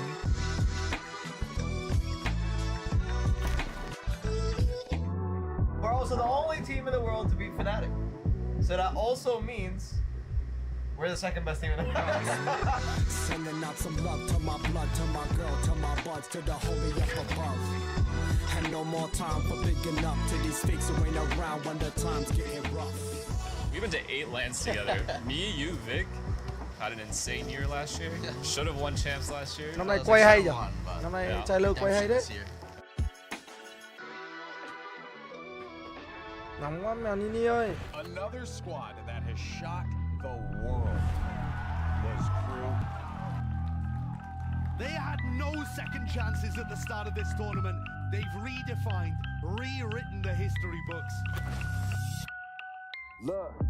Igual, bueno, después de tanto que estuvimos acá tanto tiempo, después del 0-9, boludo, estar acá ahora grabando esto, boludo, estar en Champions. Cảm ơn No 1 Wonder chứ. Cảm ơn No 1 Wonder đã động viên 10.000 đồng. Ngạo nghễ G2 vô địch rồi. Lấy VPBank lấy túi đây cho anh gói. 네, 작년에 3위를 했잖아. 쉽지 않은 성적이긴 하지만 일단 조급해지지 말고 천천히 급할수록 돌아가란 말이야. Tôi hiểu năm nay làm quay trailer kỹ đấy, mà quay ở ngoài đường phố luôn ạ. Player will have a little bit of a doubt and feel some genuine fear when they hear the name Kong. 这个在Tokyo已经给他们了，这就给他们大大的震撼，行吗？对啊，没有什么是完美的，那种开放式结局。那也干不干了，应该们。几个国家捧捧杯。热血男主的剧情不就真正的带到 LA 了吗？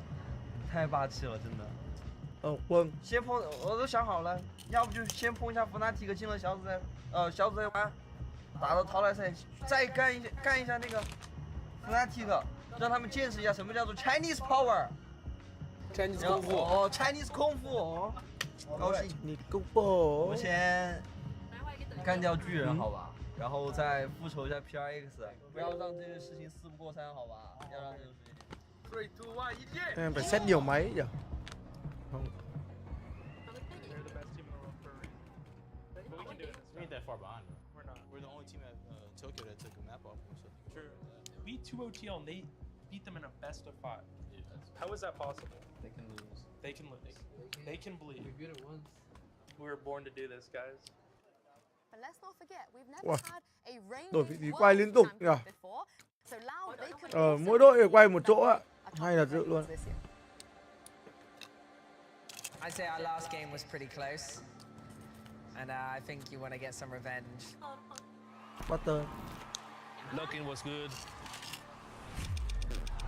Japan is really important. But after winning like one after another one, it's kind of hard like keeping focus. We need one more. This is the important one. Champion is champion. Lao rồi master vừa rồi không thành công lắm. I'm really happy that you guys are succeeding, and I want a rematch for sure, man. I'd say let's meet each other somewhere in playoffs. Let's have it. Yeah.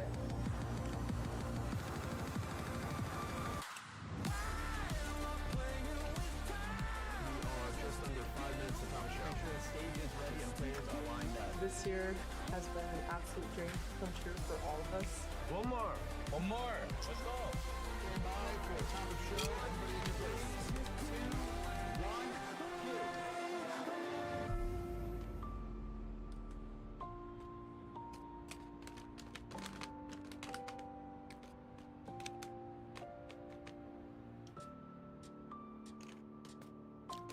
Nói được một cái không ông nào bị mít visa.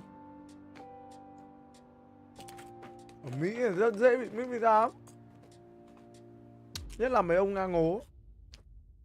Sang Mỹ hay bị mít visa. Alright, first of all, congratulations, it's champions. It's somehow already here. So Có thể gọi Riot, tổ chức của nó ở Mỹ lớn. Nó có thể bảo kê. Let's kick it off. So TL, you are higher seed. L, tổ chức của nó không phải ở Mỹ, nó ở Đức. So Navi, you'll be team A. Cái giải L, cô tôi muốn đi. Vì nó thánh địa. Sân nhà của chúng nó rồi. Bands are Haven and Pearl. Map number 1. Fracture. Side on fracture. Wow. Cảm Minh Tuấn nhá. Okay, and then map number 2. Bind. Side on bind. Thank you Minh Tuấn nhá. Defense. Okay. So we'll go with the next set of bands, starting with Fracture, Navi, Ascent, Lotus, and Split. Then Lotus. Okay.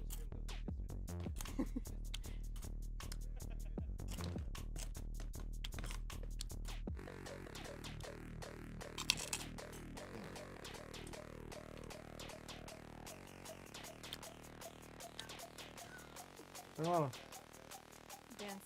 Okay. So map number 3 will be Split. Navi side on Split. Okay. Okay.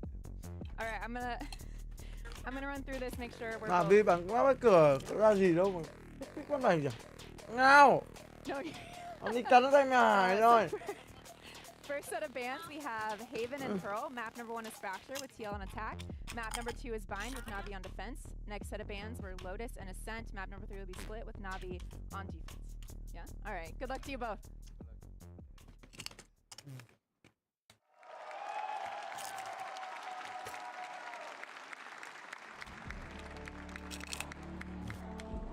Cảm ơn cậu quá.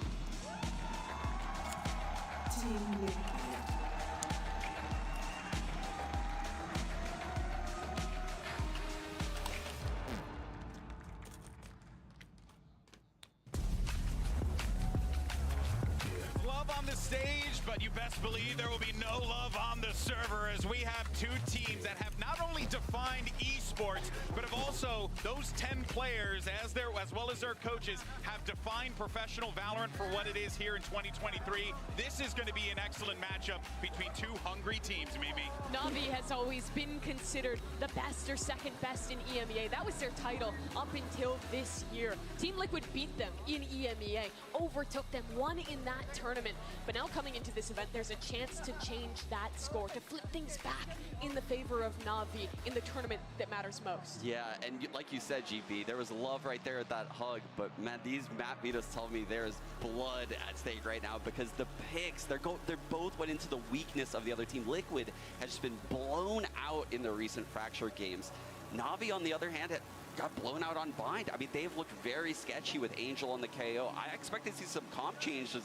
I mean, obviously out of Navi, but even out of Liquid throughout this series. And that's really the question surrounding Navi. What comps are they going to play? What is the Navi that's going to show up here at Champions? Is it the team that's still changing back and forth, making really strange decisions? Or will it be that Navi who finds their style, are hard to predict, and can be a contender for top spots? This is a team that has won Copenhagen, that has had so much success in their journey here in professional Valorant. And on the other side, bật ra ngoài, bật to quá nó vào hết mic ấy. Liquid. These are two teams that have had very, interesting stories here, up and down, but the ups have been, or the highs rather, have been incredibly high. Nghe thế thôi anh em ơi. Now you have to Nghe gì wonder, nhiều đấy, mic cái tiếng mic của tôi nói có thế này.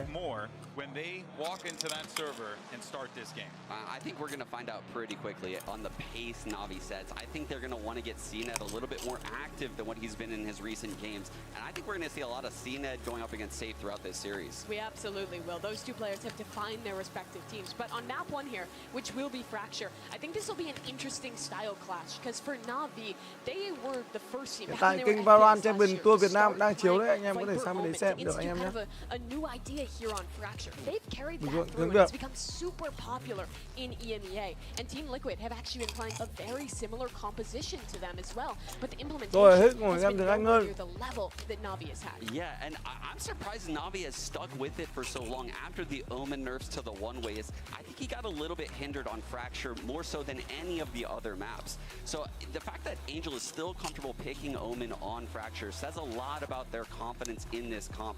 I am expecting Navi to stick to that comp. Liquid, on the other hand, they've had a lot of time to pivot off of this. Yeah, well, we'll see the compositions come up here in a moment, and there's your Prime Gaming Agent select. Okay. And I mean, yeah, we're getting a lot of change-ups. I love this idea from Liquid. They're taking a page out of EG's book. We saw how good the ult combinations can be when you implement these breach Sova compositions, but they have their own spin on it, playing that Neon instead, which I think has always been a super strong role for Safe. It allows you to be super proactive with defensive side aggression, and it pairs really well with this double initiator comp. Yeah, and taking Nats off the Cypher, putting him on the Viper, I think that's a pretty good shout, given that Navi has been running the Raze. I mean, I think they've made the right comp adjustment here. Navi, on the other hand, that Neon is going to be breezing by the Killjoy util. I don't think it's slowing her down at all. There's no Sentinel on the other side, so it has to be proactivity on this defense. If Navi can shut that down, I think we get a big leg up in this one. Yeah, and we are ready, folks. Let's go ahead and make some noise, Shrine, as we get ready for our first match of the day. And what better way to kick it off than two fan-favorite casters? You have Bren and Sideshow. Thank you very much, guys. Yeah, excited to kick this one off here. Champs 2023. Finally, Josh, an international event in North America. And we're setting the stage here with two EMEA teams with plenty of parallels, plenty of, listen, mischievous plays, risky plays all over the bloody place, isn't it, with them? But I am excited to get this one started. I think it's the most unpredictable group that we have at Champions. We're kicking things off straight into the pistol round with two IGLs that have got to be some of the most unpredictable too. Team Liquid have gone for a really bizarre composition. Soulcast taking liberties over here on his own towards Arcade. Fast lane up, there's going to be a full line to the side. No stun connecting. Great sees though onto Yampi. Yeah, and look at that. Yampi nowhere to run, nowhere to hide. Dart a little bit late. Angel's still tucked to the corner. TP của hay ấy, tránh được bao nhiêu Team đồ. helping to support him out here. Team Liquid forced to really readjust, set their sights onto a different goal maybe. So Sean was saying that the Neon is going to try and get past the Killjoy utility repeatedly, but here you see they have more tools to be able to work with that. The Seize is going to be excellent for dealing with Yampi, and that's got to be something that he baits out early or tries to find a way around. Now, Team Liquid stalled out a little bit, but Safe still with a ton of utility. And a call is made for a re-clearance right into the maw. Team Liquid still holding his He's claiming two. Stun is beautiful. Ăn nốt gói bim chỉnh đi chỉnh. We're beginning after a rough start for the pistol. See how it really gets going though. Plan. Get it going. Still a fight to be taken by Navi. That's really just trying to take 10 points. That's the pistol round claimed. Off a huge play by Nats. Came into it with only a classic in his hand, and such patience demonstrated there too by Liquid, waiting for Navi to peek into them. If you think about how both of these compositions are going to play on the defense side, NAVI should have more passive information. They have the Killjoy setup. They can be throwing out haunts and prowlers. Team Liquid, without the Killjoy, are going to have to be fighting and using that recon information constantly when the sides swap. But for now, it was NAVI that got a little antsy and punished for it. All sheriffs on the NAVI side. And both of these teams have been deadly in eco rounds across this year. Can't call into question that individual skill. Yeah. No, I don't really think that that's been the issue with NAVI this year. It hasn't been the individual form of the players. It's been finding a team system that really works, compositions that fit them, and ways of putting their players in positions to succeed. That constant struggle to find their style. For Team Liquid, they clicked a little quicker. Oh, and faced it away. It's a game of timing. Đâu nét hơn nhiều lắm. Wall up, smokes propped up. Close to the corner is Angel. Does he suspect the reposition? Doesn't seem likely. Yep, wades right into it. Aftershock on top. The stun. Sending it flying with the util as well. Looks like Team Liquid looking to try and clear this one, but again, too much emphasis being placed. Now through. Main choke point. Redgar, Nats landing it. The better weapons for the job. NAVI being choked out of this one still.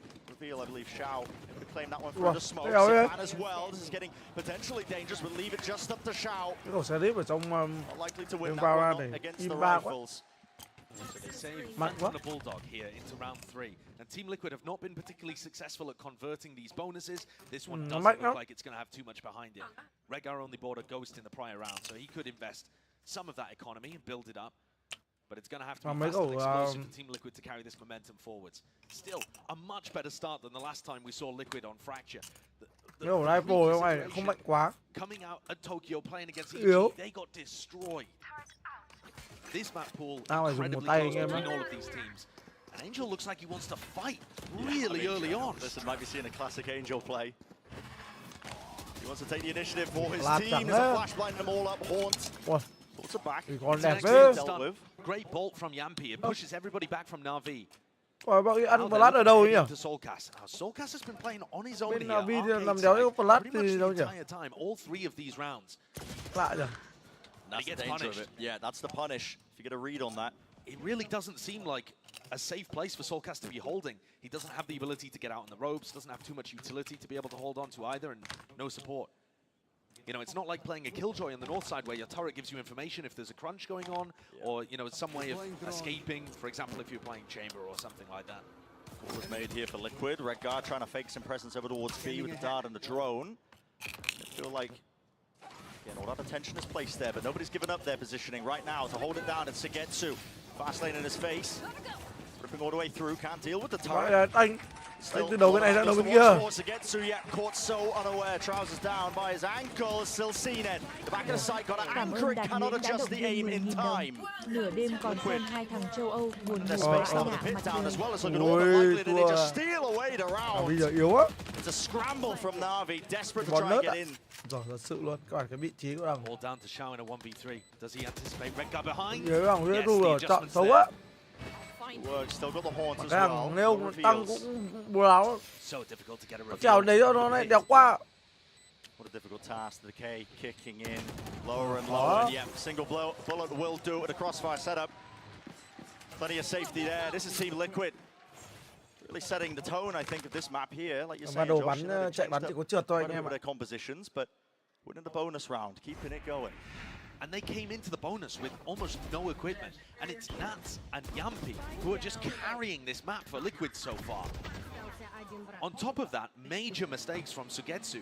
It's an interesting wall setup that he was using over towards the A site, and he's gone for it again here in the next round, but he was just caught wide out in the open. Had no way of really dealing with the neon fast wall in his face. Calls made to try and push out here. Yampi. Okay, off of his contact, there's a fault line and a flash into the corner. Will collect the 1 kill. Plenty more players waiting though to receive, and yeah, he's diligent with it. Checking the right corners. All that map control gain. There is a push out from NAVI on the north side of the map, and look, they seem to be Em mà ready có for ý it. kiến gì thì mình cứ làm việc với nhau qua WeScan nhá mọi người nhá. Player duo nhá, WeScan nhá. And this is the way that NAVI like to play. If they're Hỏi gì cũng đáp luôn. Zipan and Angel Trừ are những gonna câu hỏi want nhạy to cảm quá thì không đáp được thôi. Sean is forced to break down a version of that play actually. Where Angel Còn không thì anh em mình sẽ tập trung ngồi xem. Mai đây lấy cái đéo gì để thủ But Team ra. Liquid look like they're ready for it, and you've got to remember that this is going to be a battle where both teams are familiar with the other's play style. Là cái map tôi ghét nhất trong tất cả các map ở Valorant. Nhiều đường quá, bắn CT khó, đéo cân bằng. Maybe to farm some orbs or Nó lại what. bắn bao nhiêu Not đứng too trong sure, bom they're collecting tù the kills quá. anyway, and now they get the plant down. I mean, Đẩy thì mẹ 5 ăn 5 thua. Ôi map này đòi kỹ Well, năng that's bắn going là to cũng boost khó. up the energy and the confidence. Tôi đéo thích map Team này. Liquid are a very momentum-based team. They constantly talk about it, bringing energy into the matches, feeling like they're putting their best out on the server. And when Yampi's 9-1 coming off the back of an ace, sure, it's an anti-eco. You know, he's not facing the most stiff resistance in the world. But even before this, he was still 4-1 winning massive duels for his team, helping them get into good spots on the bonus round. That's how you know things are going well for Liquid. Map Breezy bỏ rồi em ơi, bỏ ra khỏi hệ thống Feeling Bắc good. rồi. Redgar very close to his ultimate here. We'll see if Team Liquid have any ult plays cooked up. This is one of the major powers of the Breach Sober compositions, but Yumpi's just sending it. All the way through as well, and the bullets. CSU ra của chuẩn tham thế. Cannonaded on top there with a nano swarms. I think they could have come up CSU with a ra đấu better luôn ạ, strategy there. cục vãi lìn luôn. First kill going the way of Navi, but they haven't been able to convert the rounds after it. Cảm ơn Natu Hà Nội nhá, cảm ơn Natu Hà Nội nhá. Không biết đọc Still tên bạn này là gì on luôn his ạ. own towards Arcade, now getting reinforcements from Safe. There was an opportunity for CNED to duel him, but he didn't take it. Mới mua đấy. Chose the more safe of the options. Cái đấy chấm tương ớt rồi. They're gathering up here. Redgar's still not really playing for the orb, not playing for any kind of Hunter's Fury idea in this round.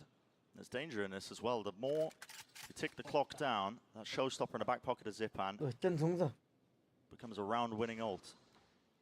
But recall what Na'Vi did on the pistol. Same kind of situation as this. Team Liquid cut noise and Na'Vi peeked into them. Going for information, got punished. 30 seconds left. Let's get to the jiggle there. I think he did see something. Angel had to let the paranoia fly as well. There is that trade. Zipan is quick with it. Now the showstopper let loose on top of the staircase. And Yemi finds his mark. This time, Team Liquid not able to bounce back. Crack into that defense. Very prepared. Không em ạ. Mua khẩu vắt đồ thì được. Well, let's talk about Con the dao ult này a hơi little xấu here. đấy. Mimi was saying that these Sova Breach compositions can be excellent on Fracture, and they can. And we've seen that Evil Geniuses cook up tons of different ultimate plays to carry the momentum forward and win rounds just like this one. But here, you don't have the Brim ultimate, you don't have the Killjoy lockdown, you don't have the Showstopper, all Cảm ơn 2.000 anh em đang xem stream nhá. Anh em nào rảnh tay xin một like, một subscribe các bạn nhá. carry their momentum forwards. If you have a Sova that's one away from getting his Hunter's Fury online, I think that's got to be the priority. And that maybe can be a gap that Na'Vi can exploit. If Team Liquid haven't done the prep into Bắn con cooking phết these này big cũng ult có cái hay. combos up, Thủ cái maybe aim Na'Vi bên will này get some easier tốt. rounds here. Mấy cái thằng phi lên mà gặp con chó phết này thì chỉ có vỡ mồm thôi. The one-way smoke, a bit of a prowler to set them up on a line, gives them that A-horse control, but they've given up. Dao này dao tôi mua rồi anh em, xấu. Nâng cấp thì tôi chưa nâng cấp thì không biết. Players grouped up, and I believe that's a stun being held. Yeah, along with the dart. This is definitely a set play. Hunter's Fury. Ui, khổ thế thằng rầy. Bị ép vào cái góc không đi đâu được luôn mà. Ok nha, mid nhá, thank you mid nhá. That is absolutely wonderful. Choosing to invest it here in round 6 rather than round 5, but Redgar had the perfect angle to catch those players as they went back into sight. Mẹ nó tanh nó lại thêm cái ulti Sova đéo nó cái góc ở để đứng luôn. Em biết góc rồi. Excellent for Yampi to be able to capitalize on. So, just as I was having doubts about whether Team Liquid had done their prep work on the attack side, they come out with that one. Nghĩa là bên Liquid nó có mấy cái bài nó rất là hay. Bên phía NAVI thì lại không đoán ra được. NAVI constantly on the back foot. Remember, this is Na'Vi's map pick. It's probably their second best map. The way that the vetoes went, Team Liquid got rid of Pearl, which Na'Vi have been incredible at. That's why Na'Vi have brought them here to Fracture. Well, still close to the corner. Trying to hunt down these kills to get to. Wow. Holding his ground. Still the aim is sharp, isn't it? Good form towards the end of the round. Số 1 thì vẫn là Economic damage, but still enough money to buy. It feels like, yeah, in the back pocket, plenty of it for Team Liquid.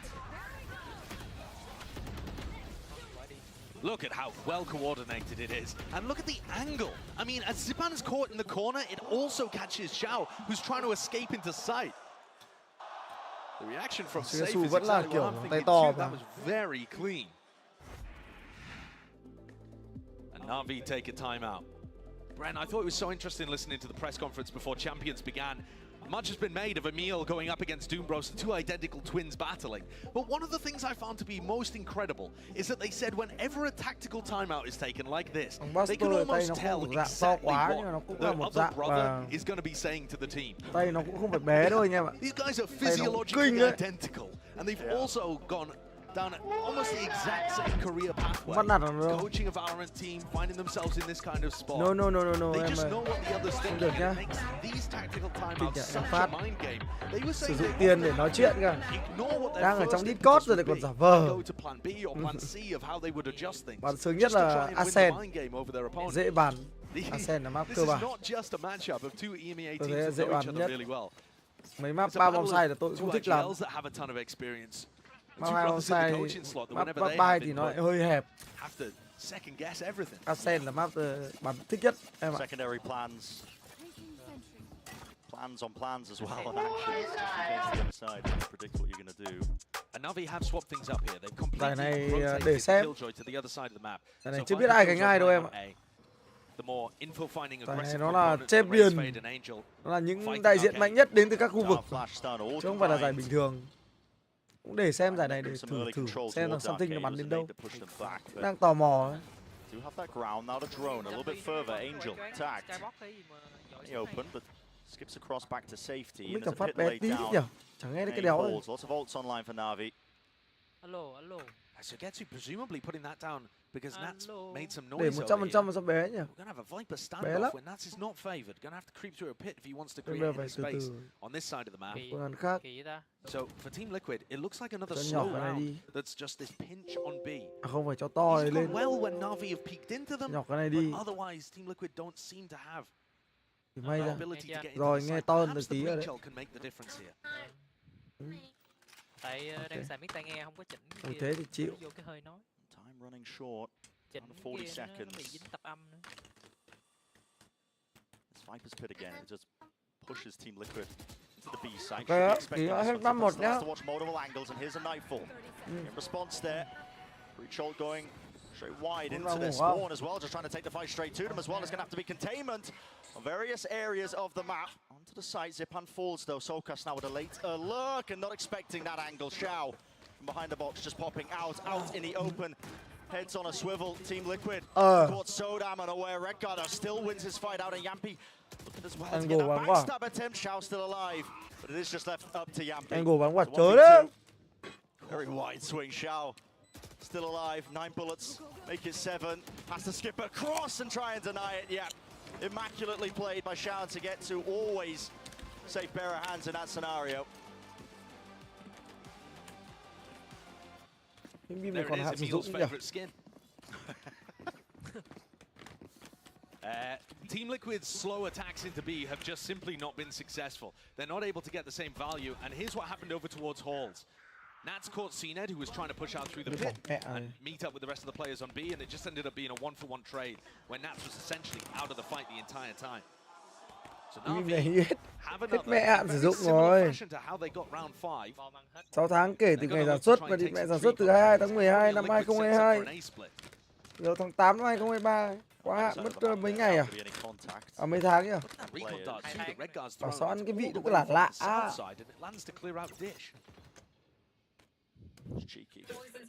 Clearly a lot of prep work been put in here. This rotate though is incredibly early from Navi. Bảo sao vị nó cứ lạ lạ. Bỏ. The exception of just Shao. Redguard's droning out towards B main, maybe just making it feel like they could be pushing if there was players there, but no, Navi are stacking this, and Team Liquid, do they still choose to pull the trigger? Yeah, there's the stuns coming through, gliding down, but Yampi's caught in between 2 players. Nats now left to try and maybe do some work here. He slipped himself into the back lines, through the ropes, and ships in the night. Is there any expectation? Tôi không biết gì hết nha, tôi không biết gì hết nha. Angel. Util in his hand, zip onto the side. Doesn't expect it. The comms go and a miss. Leaves things in the 2v3. Team Liquid still have Safe and Soulcast and Astro Wall potentially to get out. Mỗi gói VPBank đấy là cũ ở trong cái đấu này mới thôi. Em cũng nhìn hạn sử dụng cẩn thận mà. Không biết là sao được, anh biết là sao được. It's working against them. Gotta get a move on here. Cosmic Divide. Gonna split up the site. A bit more palpable potentially. Anh ăn cũng thấy vị đó là thì anh ấy nhìn đã sử dụng đấy. Transfer. He wasn't good for it. Rest of his team hot on the trail, able to put a stop to it. Some of that momentum definitely petering out here for Liquid after an explosive start. You still have Yampi and Nats up at the top of the scoreboard, but Yampi is getting caught on more of these. Trời ơi, đêm làm việc khổ thật sự luôn. Ui, xin hết bắn đồ kinh đấy. Đây các bạn hiểu, ngồi livestream chả tập trung được gì cả. Thật là đáng sợ. Rồi anh em nhớ nhá, lấy vợ muộn muộn nhá, đừng lấy vợ sớm nhá. Same play again here, same recon dart.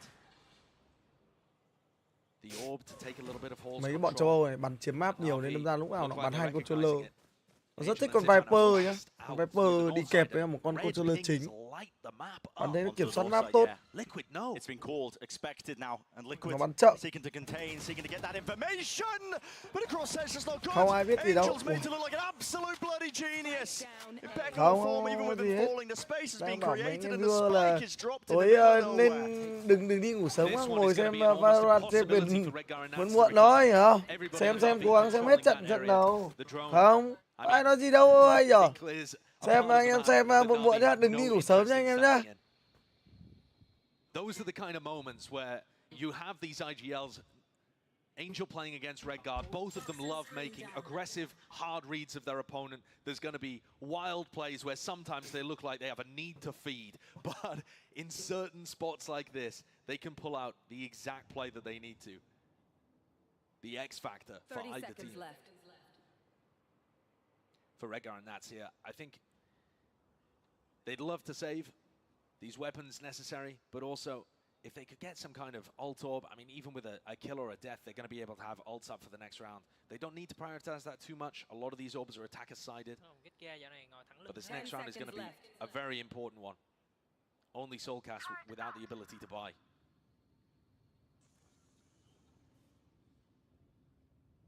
Maybe the rifles will make a difference. But this is Navi. String of rounds now, almost dragging it even. One more round will do it. And yeah, Angel. I mean, again, the aggression is there, isn't it, from him? Doesn't shy away from it. When he has an idea and a read on the map, what's going on? Always going to be the nó first tính con Viper là một Sentinel nên là nó không pick Sentinel đấy anh em. This is where we're really starting to see how deep does that Team Liquid playbook run. It's a new composition. What else have they cooked up? Because the idea is starting to run dry ever so slightly. Preparation in order with this one. Các bạn hai thằng này châu Âu cùng khu vực với nhau thì nó đâm ra nó cũng kỹ dơ. But this time, it's Team Liquid. Khó mà đánh giá cái thằng nào khỏe thằng nào yếu. They don't have tree control. And previously, this haunt has not really been followed up. So Team Liquid may disrespect it. Redguard's using his drone over towards halls instead of using that to reclear trees, so Angel's got himself to a spot where he may well get value. And Oni này vẫn là một trong số những khẩu Phantom bắn rất là sướng. He has his ultimate to be able to Nửa đêm xem hai thằng này hâu với nhau kinh thật. Wow. Great awareness from Yampi, checking the high ground there for Zipan. Ôi Angel. Well, that and more. Khó rồi. Angel falling 3v5. Sao khó rồi. Has to be heroics and shout. You can't do it. Sao bắn trừ 9 nữa. Opting now into the retake. I mean, seeing it with the operator in his hands, not a chance in hell. Not going to be doing that with a player disadvantage. Have to get out of there and save. So, well set up round from Team Liquid. It is, but almost in some Bắn sense, được thôi chứ có gì đâu. a slow. Anh em nghĩ rằng cái góc ở trên thùng đấy là một góc ấy, nhưng thực ra ở rank cao nó lại là góc cơ bản các bạn. Nó không phải là cái góc gọi là quá khó đoán. Chẳng qua là ở rank thấp thì anh em bất ngờ thôi, chứ rank cao mẹ bọn nó toàn đứng đấy mà, đứng như kiểu góc default mẹ luôn ấy.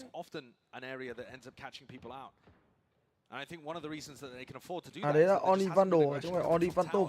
When CNED's been Giống playing Oni that spot, Phantom he's ấy. been playing passively, hold up inside tower, not looking for aggressive swings, so they're not worried about it. Oni Phantom bắn ngon mà anh em. They can only focus on one of Oni those Phantom là angles. best Phantom ấy. Speaking of CNED, you know, Best choice đấy. he's had this lockdown for a long time. We saw him recently make the move over to Killjoy, and I think he's still adapting, picking up the operator now, and he's kind of playing hard anchor, which hasn't given him many opportunities to use the lockdown in some kind of retake setup. So they're missing the value that ultimate could provide as we head deep here into this first half. Really just being waiting there. Yeah. And so a steady lead being held in game by Team Liquid. But here we go. There's a response. You to use and they are backed all the way out of there. The showstoppers just pulled out of Zipan, close to the corner, but no value at all. It's a full evacuation, Team Liquid, but right into the operator this time. That's getting caught on the lurk, but still that arcade control is Liquid's. This is going to make things very difficult for CNED, right? They want to try and maintain some level of presence over towards the site, but Team Liquid have arcade control. They're trying to get up into tower at the moment too. Thankfully, CNED does actually have that alarm bot that tells him if people are trying to get deep into tower onto site. So it gives him and Xiao just a little bit of safety as Team Liquid back off from B. Ulti clear xong, bên này nó lại đẩy ngược lại. À không, vẫn vào B. Vẫn theo bài, nhưng mà thằng Omen đẩy được. Bên kia đẹp lắm rồi. Fake A nhỉ. Một mình Sova với một con drone để fake A. Thằng CNED đang ốc kia đẹp quá. Doesn't know if they crossed. It's all over the place, isn't it? I mean, CNED doesn't know if they're in tower right now too. With the operator out in the open, I mean, he's got nowhere to run, nowhere too high. He's got to back away and pray that his team have his back. There's the shot landed. Flashes not connecting. And Xiao pushing right through the smoke. Rồi đến đây thì đéo ai biết rồi. Every single player that might be lurking and trying to put a stop to it. Chính ra thực ra là bắn ọp thì row gì bắn cũng được. Không nhất thiết cứ phải là dẹt hay chamber hay gì hết. Đôi lúc là những con Killjoy như này nó cũng bất ngờ mà anh em. I think that's been one of the biggest issues actually with NAVI this year is trying to put CNED in positions where he's comfortable. And here, I'm not sure that in terms of his positioning he particularly was, but he's got so much skill. His ability to read where his opponents were coming from in that situation, immaculate too. He doesn't need the lockdown. Save it for round 12. Now Redgar is the Hunter's Fury as well, so there is a counter available as we head into the final round of this half. NAVI have been constantly exploring. Angel has kept them very proactive on the defensive side. And if Soulcast tries to take space in arcade, he is going to be met with resistance once more. He evacuates. Across the ropes this time, doesn't want to get caught out. Regrouping with the rest of them. Still that tree control is theirs. Tunnel as well, looks like that's where Yampi's setting his sights, but that is being watched as well. If he decides to push deep into it, Angel has got his rifle locked onto it. So safe, so slow. What you come to expect from some of these teams. Thực ra các bạn hai châu Âu gặp nhau nó kỹ dơ bởi vì chúng nó hiểu nhau quá rồi. Wow. Ba cái ulti cùng một lúc. Ba cái ulti cùng một lúc mà vẫn thua để chịu. Ulti break. Wow. Wow. Ui bên này Killjoy là ulti luôn. Trả lại bằng một cái ulti. Killjoy. Bom rơi. Chạy kịp không? Ôi bị chặn sau lưng luôn. Liên sử dụng 3 cái ulti mà vẫn thua các bạn ạ. Ulti Sova, ulti break, ulti Viper. Bên kia nó đóng đúng cái ulti Killjoy và thằng Nam Đông luôn. Spam cái đường đấy vào mấy thằng cùng spam chết là cái chắc các bạn. Đấy các bạn thấy không? Thằng đầu tiên đi thì còn bị con quét trúng cơ. Thằng tanker quan trọng nhất, nói chung là quan trọng nhất vẫn là thằng tanker. Thằng duelist mà nó sống ấy thì mấy thằng đi sau sẽ được bắn. Thằng duelist mà nó vào nó khuấy đảo được, nó first pick được thì tự nhiên mấy thằng đi sau sẽ có cơ hội sống rất là cao. Cái thằng duelist là thằng Neon vừa rồi bị bắn chết luôn, nên tự nhiên mấy ông đi sau khổ vãi đái nhá. Thành nô lệ hết. Điền là ulti Killjoy của đấy cần chứ, quan trọng chứ. Nó làm cho đội hình bên kia nó loạn. Bọn kia bắt buộc phải lùi lại ấy. Nó ép bọn kia vào những cái góc xấu hơn. Hoặc là ép những cái thằng đẩy là nó phải vội hơn, nó phải đẩy sâu hơn để nó phá ulti đi. Chứ không là bọn kia nó lại vào được mấy cái vị trí dở người là cũng khó chịu đấy các bạn ạ. Ôi, cảm ơn em Nhật Quang nhá, thank you em Nhật Quang nhá. Nhật Quang đã động viên 10.000 đồng. Hello anh Bom em xem fan anh it's dấu bé heavy 3. playing the neon. This is an unusual agent for him, but I think they combined it really well, using the neon to distract those relay bolts to hold people in place with that dart to then go out and use the Sova ultimate. But the thing was, it wasn't these rounds that defined the half. It wasn't like EG where it's ult combo upon ult combo. It really, I think, came down to the mid rounding a lot for TL, where Navi was winning in these late rounds. I agree completely. I think if Navi went back and looks at this map and how it started, it is eerily similar to what their LCQ run looked like. They got first bloods on their opening pistol round and the bonus, and they couldn't convert those rounds. Those are massive swing rounds in that half. And I think without that, Navi wins this half convincingly. That said, I want to give Liquid their flowers like you just did. I love the set plays coming between the Neon, the Sova, and the Breach. I thought the combination of the Yuta was perfect. For Navi in that first half, it was interesting because it was almost always Angel being the proactive player, taking space. It was never Zipan. I expect that to change in this half. And for Navi, I think it's a question of how do you deny this Neon space? Because Liquid, with double initiator Neon, is going to want to be really aggressive on the extremities, pushing forward with a dart, a stun, and that Neon combining. Yeah, that is really, we're going to see how this plays out. But what we've gotten so far, a closely contested matchup between two teams that are so familiar with one another. But let's go ahead and send it right back over to Brendan Sideshow and take us through this second half. We said this was going to be a game of parity. You think about the identical twin head coaches, the IGL Omen players that love to make the risky plays. And yeah, 6-6 half is what we're staring at. The issue here, though, for Team Liquid is that Navi, in my opinion, are a lot better on the attack side of this map than they are on the defense. I'm not sure that necessarily bears out in the stats, but I think that they tend to come in with better ideas. I think the slow pace on their attack side is the way that Angel likes to call, and the way that players like Sgetsu and Xiao like to play. Ai vừa donate có player đùa. Being set up though. Some form of utility. There's a fault line. Double swing, double face. Zipan not favored. He was alone in that. Not at all. Custom name. Torres xếp A8 hay NTG8?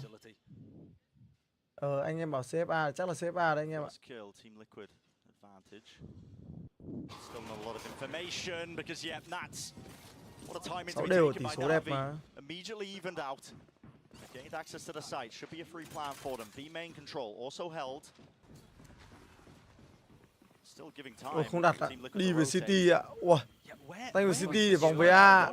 Vai này, hay phết. Nó biết bị móc rồi.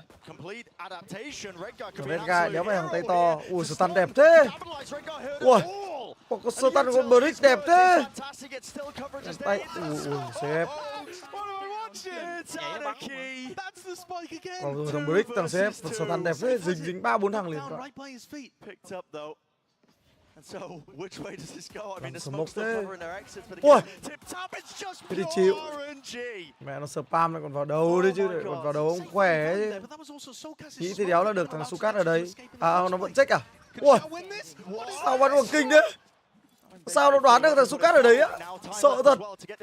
Em mới con lên ạ. Ui, mồm luôn kìa. Shot goes wide, missing, doesn't hit it though. It's safe with 3 to finish. And a pistol round for Team Liquid, man. That is a pistol round for the ages. That's an unbelievable one. What an audible. Ở đây với City thực ra là hay, cũng hay, tại vì cái góc đứng của cái bọn bên phía NAVI vừa rồi nó cũng không đẹp, các bạn hiểu không? Đen nhất quả này nó chỉ là cái quả bom rơi, sau đó là bị spam vào sấm bốc vào mồm thôi. Cho nó đi như thế là tôi nghĩ là cũng hợp lý. Chứ đặt bom vừa rồi vị trí đứng nó xấu lắm, bên kia nó móc cho là dở luôn. Cái bom xe A đấy thực ra ở trong side, cái bom xe B đứng trong bom nó cũng không đẹp đâu các bạn ạ. The reaction in the Netherlands the same as mine here. You're gonna get disbelief at times when you watch these two teams, for better or for worse. Là giấy thấm mồ hôi, có cái loại giấy thấm mồ hôi cho một số ông kiểu bị mồ hôi tay. Cái này khăn gì lau tay hỏi em Hồng Phát đấy, người California này. Nhìn cái hồi nãy giống cái đồ gì ấm tay. Làm ấm à? À. Cái bọc của anh. Có thể mùa này bên đấy mất lạnh à? Lạnh anh, bắt đầu gần rồi lạnh. À. Cái 8 rồi.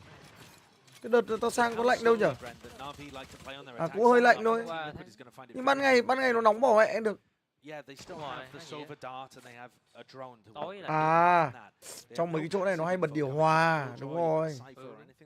Nó hay bật điều hòa thấp, lạnh. Mẹ khác đéo cái đợt vừa rồi tôi đi Sinh thế. Con mẹ mày thấy trời nóng, biết là bên Sinh nóng, chủ quan đéo mang áo khoác.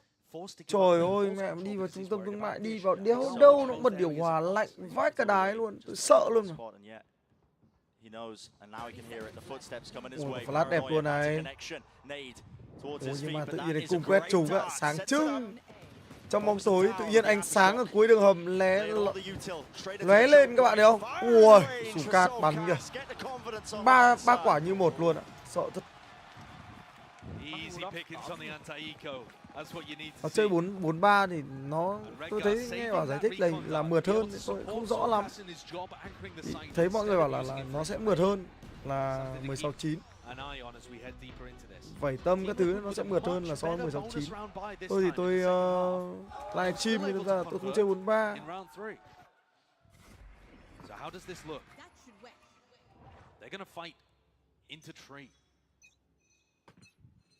This looks all in. Yeah, Sugetsu seems to be there to meet them, but no, just backing away from this one. A lot of util being used, dumped right into tree, taking control of it. That's an ult online, an important one. Rolling Thunder now, and well, look how deep Angel already is. An insane shot to hit, yet Angel vacuumed up the space that's offered to him. Aftershock is a little bit too delayed, and he's found a second. The timings that Angel finds are so feast or famine. They're taking that 1v1, Kinh but Enzo đi tanh luôn ạ. finding the opportunity and winning the Thật duel sự. against Yampi. The question is, the Team Liquid still want to try and commit. Bên kia có ulti nhưng mà chắc đéo dùng đâu. 3v5 bây giờ trừ khi pick được ít nhất phải một người thì may ra nó mới dùng. Break thì có ulti đấy nhưng không pick được người thì dùng chẳng có ý nghĩa gì cả. Phí. Để ra sau thì sẽ hợp lý hơn. Đấy. They'll make a go of it. Fault line being held. If you get a couple of picks, of course, that whole situation changes. There it is. Rồi, hỏng rồi, giữ rồi. From that to maybe to just swing off that Hai stun, bulldog not really này working không biết là out. có chết hay không đây. Sếp bắt súng à? À, mới bắt súng. Take away the guns if you can. Evacuation once Cái more from tường NAVI. Viper khó chịu nhỉ. Bullets tagging, Đấy slowing các bạn thấy them không? down, but it looks like Khi mà everybody's team gonna có be hai able con to get smoke, away một con safely. Viper kết hợp với một con Archao hoặc Omen hoặc là một con Brim được thì tự nhiên các bạn sẽ thấy rằng là gần như là smoke nó sẽ liên tục, cứ hết cái này thì nó lại bồi vào quả smoke khác, khó chịu lắm. Nó giống như một con Harbor đi với một con Archa cũng thế, nó vừa cơ động mà nó lại còn smoke nó được bồi liên tục luôn, khó chịu cực kỳ. This attack side could be very difficult for Liquid to deal with. They have the lead for the moment. Redgar is Bắn những cái trận đấu như này ấy, mấy cái thằng duelist các bạn hiểu là thường là nó sẽ rất là khó để nó bắn quá kinh được, như các bạn xem bắn rank. Bên kia các bạn hình dung là thằng đéo nó tay nó cũng to, và cái thứ hai là set bài thì bọn nó cũng biết mẹ hết rồi. Ở tầm này là có cái bài gì mới lắm nên may ra nó không biết, tại vì nó scream với nhau nhiều lắm. Nhất là hai cái team cùng khu vực các bạn ạ, nó gặp nhau nhiều quá rồi. Giờ này mẹ nó bắn nhau từ vòng ngoài, nó bắn nhau ở vòng trong, các kiểu. Nên ra là nó không có gì mới cả. Spy nổ chết thì rao sau sẽ có tiền và lên được Vandal, anh em hiểu không? Còn nếu mà không nổ chết thì sẽ được rất ít tiền. Đấy là cái sự khác biệt.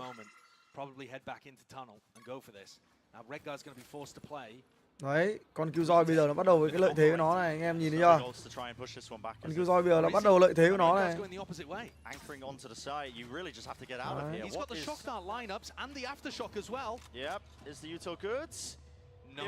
Thôi xong rồi, đấy.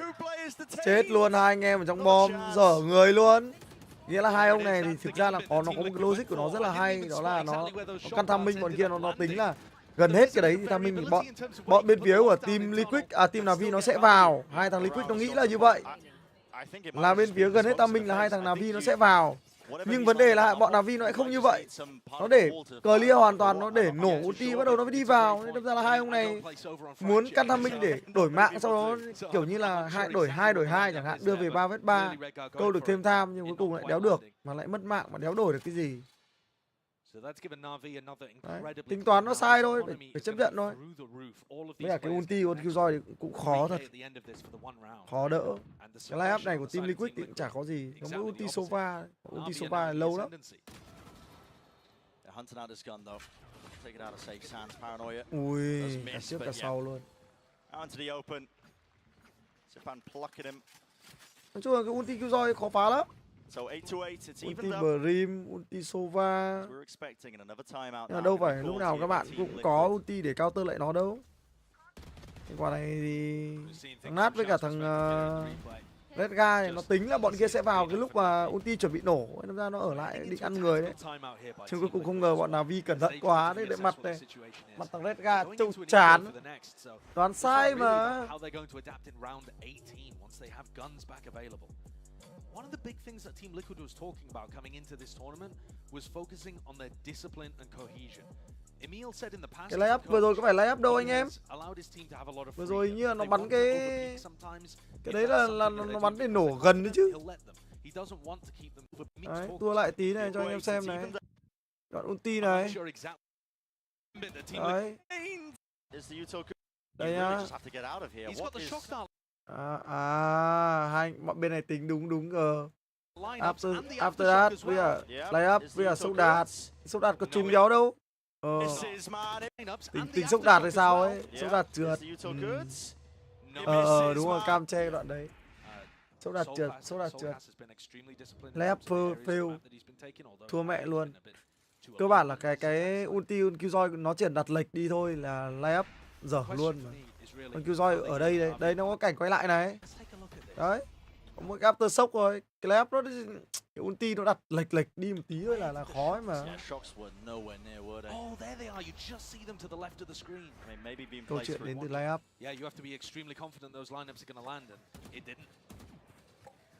Cái dưới đấy nó đặt được nhiều chỗ lắm. NAVI, lots of chances here. Risks need to be taken. That's why you're seeing that fault line push out, defensive aggression onto the north side of the map here by Team Liquid. Nobody ready to punish, and I'm not sure that chung kết em về nghe hôm bắn chung kết về 23 chung kết 26. Mày về mày xem đấy có gì nữa. Cái nhà thi đấu cách nhà em 20 phút. Thế thì mày về mà xem thôi gì nữa. Team Liquid now actually running all the way to A. NAVI also grouped up. Khó rồi, Liquid dễ thua map này rồi. Playing together. Nice and tight so that they can trade. 55 seconds on the clock. Red Guard got. Bây giờ khu thủ với khó này, cái layup hai Inni bây giờ thủ là cũng khó này. Cái cung cũng mà nhờ. Ui, đây còn có stun này mà thằng Enzo nó vẫn bắn nó vào mặt ạ. Ôi rồi vừa dính cung vừa dính stun. Thằng Enzo nó vẫn bắn chết được người ạ. Dị tật. Được, Enzo dạo này trông có vẻ là sau cái này vừa rồi là có tí cái cú ấy quả. If there was going to be anybody to make this round winnable, it could be him. He's not in the open. Door opening. Caught on the rope. Yeah, to get to. Taking him out here. Just min-maxing, making sure that they can prioritize. Still with 10 seconds left. Here's the plant. Mãi đài đánh một cái round yếu tiền. Cũng đặt bom được 7 giây ạ. Sợ thật. They know his positioning. Ui. I mean, you'd have to toggle, basically, the big stage to pull anything like this off. Yeah, it's not a possible situation for him, but it's more about, if you can, trying to put a bit of suppression on the NAVI economy, because it's currently out of control. Khó chịu nhỉ. You look at câu giờ. CNED, Zipan, these guys are going to have almost max money. Đấu ở này thì thực ra là cũng được. Cái thằng này nó đéo lấy thêm điểm, nó đéo có thêm ulti. If both teams are able to put more rounds on the board and we head deeper and deeper in this map.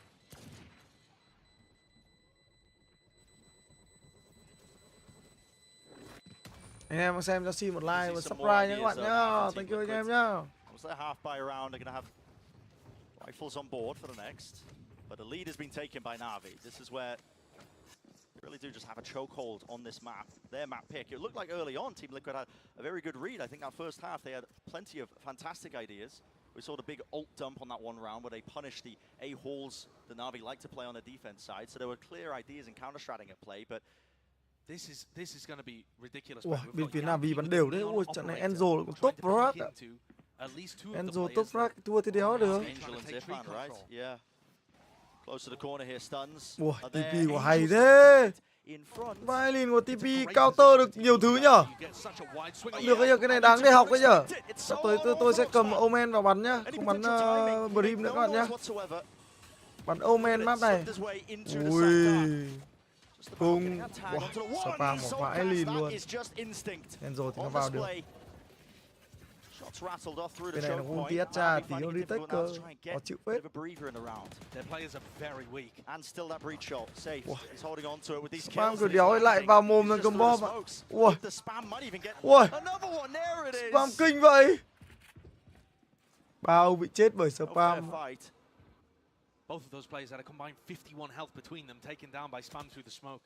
Không mệt gì đâu. Anh em bắn rank lại càng tiện anh em ạ. Thật.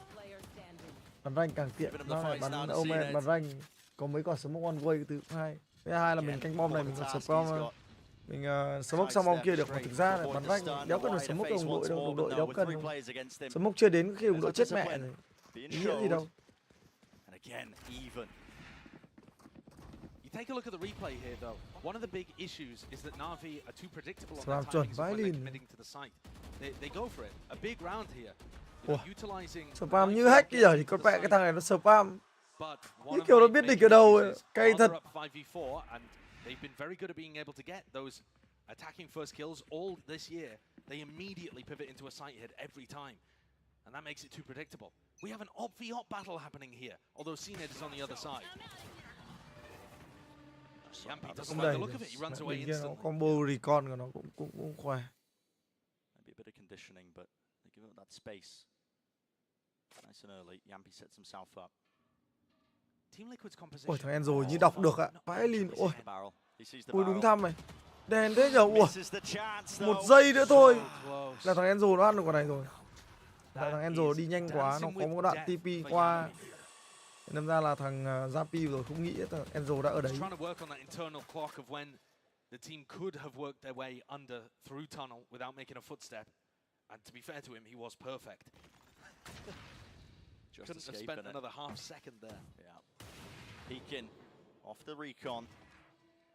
Broken. Only the one shot though going wide. Hai team bắn với nhau như đánh cờ luôn ạ. Chiếm này, chiếm kia do lại vòng về A. Gây áp lực B hết rồi vòng về A. Bên kia cũng linh tính được điều gì đấy, cũng đang bắt đầu back về A. Khó chịu thật.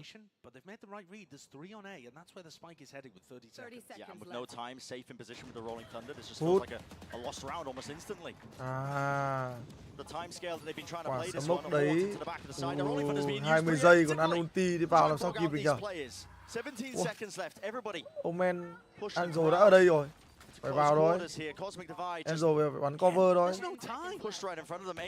Ui, Enzo bắn nhau chết ạ. Bom kịp không? 4 giây. 4 giây. Ui. Ui. Vẫn đặt bom kịp ạ. 20 giây ăn ulti vừa đấy có mặt vẫn đặt bom kịp. Vẫn clear được sai. Đặt bom còn đúng 1 giây. Đúng kiểu mấy ông châu Âu chơi với nhau. Bắn Valorant phong cách CSGO. Sợ thật. 5 giây. Ông đêm này xem ấy, phải xem mấy fabric rồi mới hay. Một máu rồi. Sinet đứng đẹp quá. Không thua được rồi. Down and down, time available, not there. This just felt like an impossible round to win for Navi, yet somehow, đặt bom 5 giây, đặt xong còn hơn 1 giây. Tiếp tật. And I don't know how. They had 10 seconds on the clock. Angel was chơi kiểu đấy là khó nhất đấy các bạn. Bên kia đóng qua ulti 20 giây là nghĩ rằng là đóng là đối phương sẽ đéo đủ thời gian đấy các bạn. Nên phải đóng qua ulti đấy. Chứ nếu mà cẩn thận hơn thì nó sẽ để vào gần bom bắt đầu nó phải đóng ulti thì chắc chắn là NAVI sẽ thua. Nhưng vấn đề là thằng Brick nó đã nghĩ rằng là đến lúc ấy đóng ulti là không thể thua được rồi. I can't believe it. There's so many things that could have gone wrong in that situation. Rồi tung lỗi à? One player in a spot to be able to drop the player with the spike and it could have. Thằng đặt bom vừa rồi là thằng Viper mà. Yeah, and that's what it means.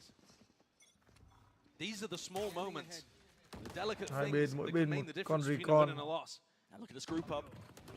Recon lại lỗi à? Con sắp đéo quét được thằng nào nhỉ? Rồi vấn đề là cái recon nó đéo quét được bất kỳ ai ấy. Thế nên ra là bên kia mới giật mình là tại sao có thằng Zipan đây này, các bạn nhìn này. Đấy, còn đây recon quét này, không ra ai này. Đây, thế ra là mấy thằng còn lại ra giật mình ấy. Đấy. Recon sao lại lỗi à? Không quét được ai mà. Cùng lỗi.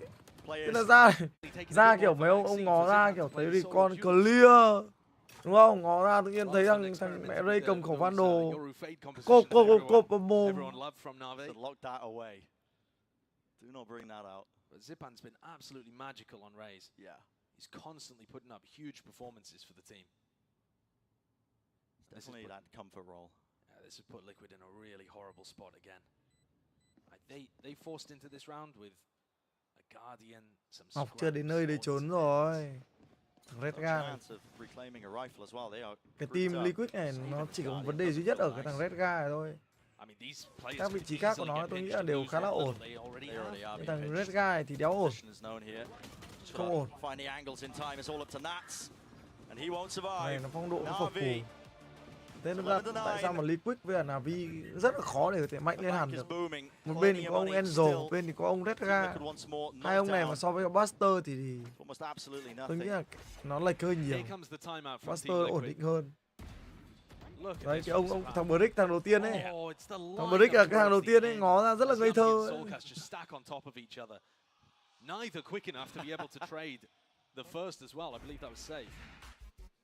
There's coordination a little off there, but you know, that's what's going to happen in some of these spots when the pressure gets to you.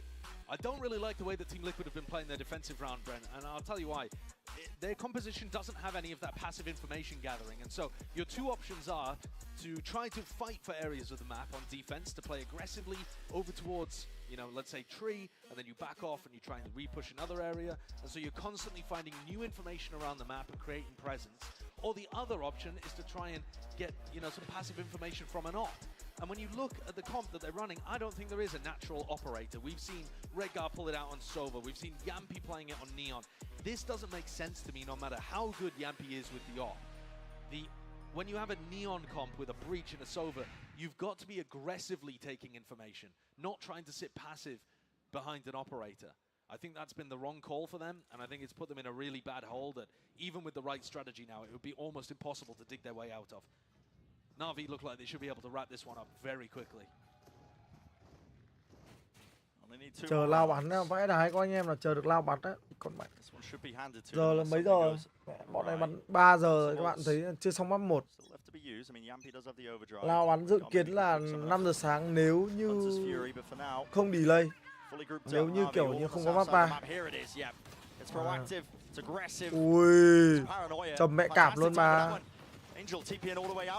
Thằng kia là nó phải đẩy, vẫn chết. Nó chả có flash omen đẹp quá. Nó chả có flash omen. Rồi cả nano nết nữa, khó chịu thật. That's being able to pick one up with his favorite gun, the Ghost. It's what made Team Liquid's eco so phenomenal when they were playing in the regular season. But here still, ok, trước nhiều em nước ngoài. Anh em Việt Nam rồi cho thấy cánh tay nào. Chắc anh em xem trận này xong là cũng buồn ngủ đấy. Tầm này phải xem được thằng Pavoric bắn có đi với tỉnh được. Thì tôi nhìn lại xem nào. Mai là thằng nào bắn. Across the rope, he spotted it. You have to hold your ground though, you have to hold. No one's looking towards it. There's no way. No question marks on the mini-map and he sped it all the way up. Nát quá ấy nhỉ, thì con mẹ mày đầu tiên nó đẩy bi main, nó móc nó giết được một thằng, sau đó lại đu dây sang, nó lại ăn một thằng nữa. Khó chịu vãi lìn ra. Một mình nó là có ăn 2 thằng đấy các bạn. Su ulti này, dùng luôn đi, đúng rồi. 3 vết 3 này nên dùng. Nên Valorant. Eco, không eco nó chả khác nhau nhiều lắm. Mai T1 phút bắn trận đầu thì mai cho xem. Trận EG với cả Epic thôi mai nghỉ đi ngủ. Ngày kia sẽ là NAVI với cả Billy Gaming. Ôi, hai bên hai cái ulti cứu bằng được à? Được đấy.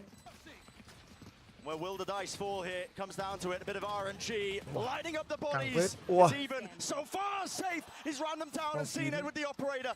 Sticking onto it, rifle gained, damage done still. Everyone's weak and they all fall down. Ở trong cái ulti đấy thì máu kiểu gì cũng mất nhiều. Team Liquid took their risks, they took the gambles, and in the end it did not pay off. Nats tried his very best, but the investment of that Viper's Pit, it was a good idea. I mean, you saw what Safe was able to accomplish. Everybody on NAVI dropped down to fractional health, apart from CNED, who was outside with the operator. No real way of accounting for that. Team Liquid are going to have one last chance here. NAVI only need one more. Đấy chỉ có cách duy nhất là nát phải bắn vào mồm CNED luôn. Straight back to it. CNED. Nó bắn được. To set up his turret actually to watch that angle. He was late towards the north side. Angel walking up, Solcast just spots it. Cay giờ thằng Solcast ra nó mở cái cửa tí á. Con Omen này sử dụng hay thế. Mày thề luôn. Thằng Angel nó bắn Omen mắt này hay. Nó di chuyển linh hoạt vãi lìn, nó sử dụng cái chiêu TP tốt. Con Omen này khó nhất. Cái chiêu smoke của nó thì dễ dùng rồi. Flash cũng rất dễ dùng, nhưng mà riêng cái TP của con Omen là một cái điều gì đấy rất là khó dùng. Dùng không hiệu quả là bóp dài thôi. Nó dùng cái TP từ nãy giờ rất là hợp lý luôn đấy.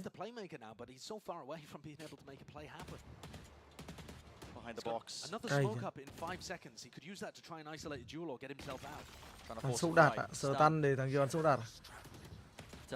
Thằng này dính cung chả để làm gì cả, cái góc này đéo làm gì nó luôn đấy. Cay không? Bên mấy ông kia thì chưa vào. Away playing it because they realize they have time and well spamming the common angles once more. Shao's going to be falling. They shouldn't be allowed to plant here. Safe and Rega both have ultimates that can stop it. Tap once more, looking for the fights here. Completely grouped up, but yeah, Team Liquid. They had the advantages there in that round. It was handed them. See it 12-10. Amount of chances now that Navi has to close out this map.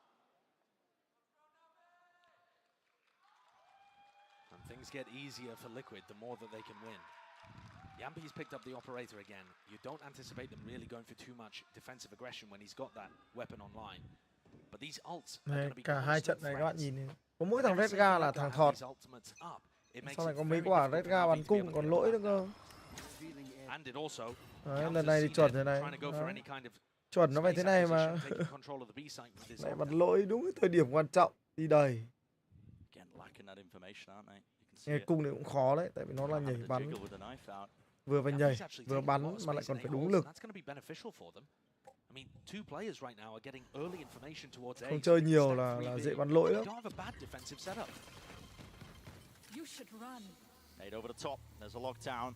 Lại dùng cái ulti này, khó chịu thật. Lần này Enzo lại ra tò mò, lần này nó có ulti để phá rồi. Sao là tự tin thế, khổ à. Sova giờ bây giờ cứ phải giữ ulti để đi phá ulti Killjoy. But I think you got to consider that a bit of a win. The entire time though, Yampi has held on to that A-Hall's control. That's what's important because it gives Liquid peace of mind knowing that they can stack players onto the B site. I think Nats and CNED both just caught glimpses of each other there. And here it is, crossing, using a small time. Just random bullets, it could come down to sheer chance. Whether or not they can get into the side itself. There it is, follow the traces. Dại quá đi vậy. Còn đấy CNED chết là bởi vì Vandal đấy các bạn. Cầm Vandal đi spam. Hiện hết đường đạn lên. Mà thằng spam từ điểm gần ra điểm xa. Cái thằng kia nó nhìn thấy đường đạn, nó spam ngược lại là chết thôi. Các bạn là thực ra thằng CNED cái suy nghĩ của nó cũng hợp lý, nghĩa là nó thực ra nó không hề muốn spam mà nó muốn fake cho đồng đội của nó thôi. Đây, nó fake để cho cái thằng bò gần này này, đấy, fake cho thằng Zipan này này. Fake thì muốn giống thật thì phải spam, nhưng mà spam hơi lâu, lộ đường đạn nó bắn trả chết luôn. Amazing play from Nats. He's up 20-14. That's what Emil needs. Rồi căng. Star player stepping up. 11-12.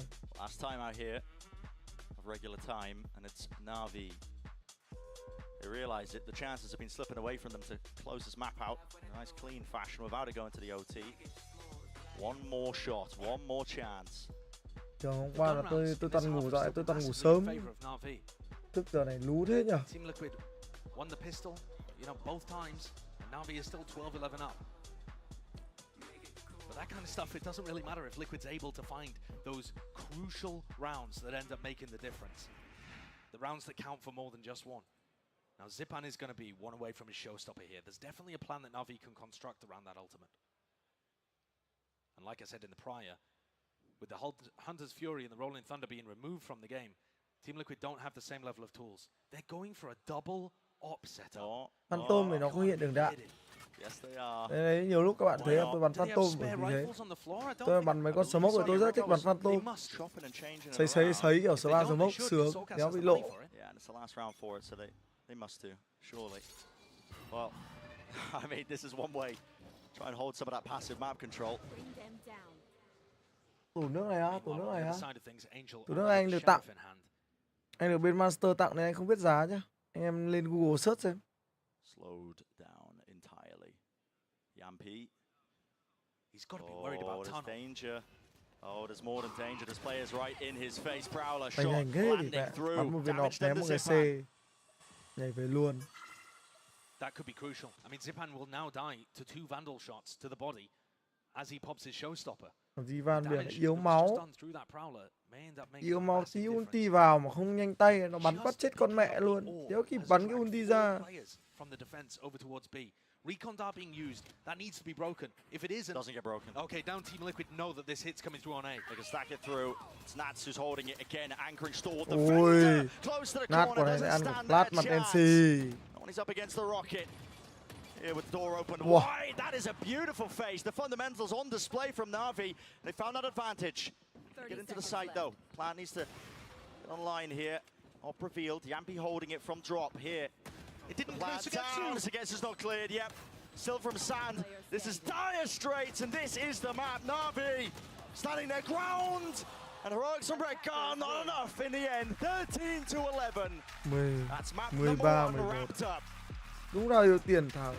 Nát đứng ở trong bom thì sẽ ăn còn flash có ăn cái ulti vào mặt thề. Trông khổ vãi lìn ra. These two teams separated by a hair. Yeah. And this has been par for the course, honestly. This entire year, if you look at these two teams and they're playing, I think at most it's been a round differential of 3 rounds on every map that they've played against each other. And what a time for Navi to get back into a form where they look like they've actually got a chance to compete against squads of this caliber, against the EMEA winners. You know, they've recovered from the worst streak of Angel's Valorant career recently too, with 4 losses over the course of the recent tournaments. Recovered from that with the qualification to champs, and now looking to start out on the right foot here at group stage as well. You know, Angel said actually in the press conference that we don't have the consistency yet. That's just true. But winning champions is not about consistency. It's about being good here, right now, at this day, at this week. If you peak, if Angel plays well, if Zipan's getting the entries, if they have good strategies and are able to get onto maps that favor them like Pearl and Fracture, they've absolutely got a chance of taking down the big dogs like Liquid. Oh yeah. It's what makes tournaments like this so special. And when a team's going to go on a run, we've already seen it, you know. Khó đoán thực sự luôn. Tầm này thì đúng là chả có gì có thể giúp chúng ta tỉnh được. Nhẹ nghe nhạc. Ôi, làm gì cũng thời ăn trời à? Đây là khó khăn. Tầm này chắc chỉ có skin club may ra mới giúp chúng ta tỉnh. Dù thắng hay thua nó cũng sẽ đều khiến cho chúng ta tỉnh.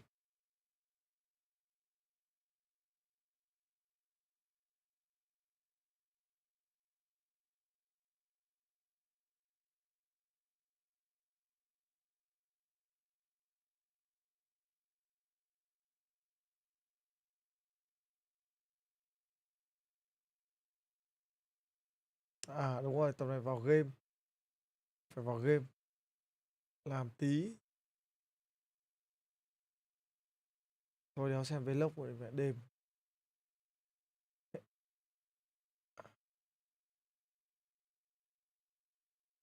À, vào game làm tí. nó mới tỉnh được các bạn ạ.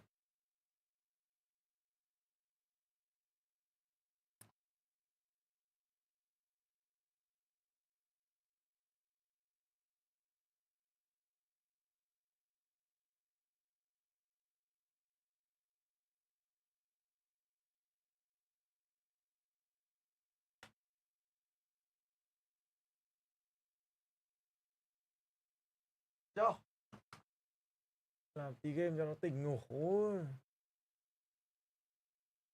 Ôi giời. Bom chơi game gì anh Bom?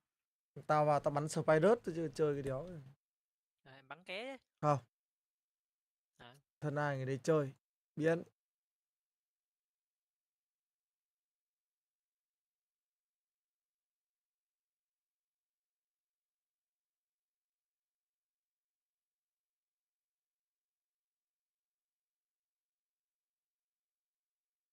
Cái đéo nó chơi FIFA nhỉ, tầm này kiểu được cho chơi FIFA mẹ vào mẹ mở thẻ cũng hay mẹ, mà trong điều khoản mẹ đéo cho cay thật.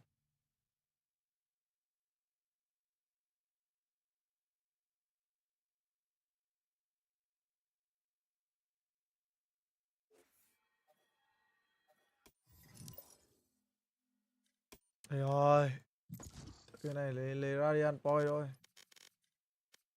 Nhiệm vụ nào. Ui, play one game mới được có 4, thiếu 6 trận nữa mới đủ điều kiện.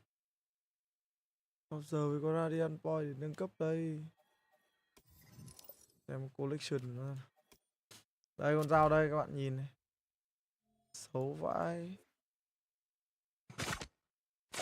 Đấy, lên full nó sẽ như thế. Ui, nâng một cái mức nữa thì vẫn đen. Lên full cộng đéo đẹp lắm. Vandal của nó đâu.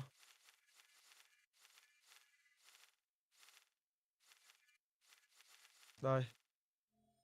Xem nào.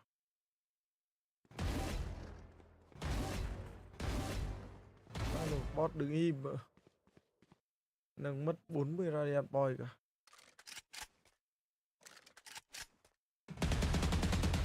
Đi mẹ.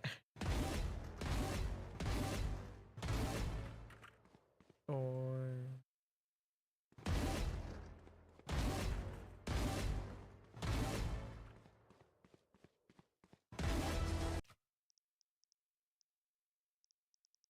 Đi tầm này đéo ai chơi Spider à? Ừ, thêm với server Hồng Kông. Ping mình đi Hồng Kông này ngon phết nhỉ. Storm này có gì hay không? Cái con mẹ sao cho lắm off ấy.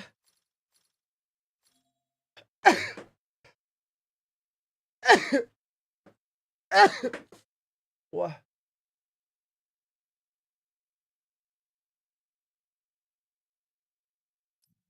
Hết mắc à? Hết mắc đéo vui. Chỉ phải rớt với vui. 1 phút không có thì mình chuyển sang file cái khác.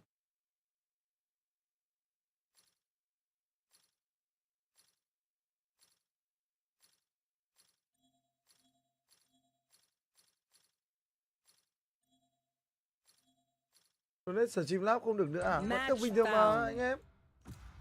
Nãy giờ làm gì có ai donate qua Streamlabs đâu nhở? Ủa, anh em phải động viên tôi tí, tôi buồn ngủ quá. Em không động viên nhanh tí tôi đi ngủ mất đấy. Map gì? Bài. Get I pop. Anh nghĩ là bây giờ bắn VCT là phải bắn 360 rồi. Giờ công nghệ 360 hết rồi. Làm gì còn 240 nữa. Đến giải Việt. Mấy cái giải lớn ấy nó sẽ cho bắn 360 hết thôi.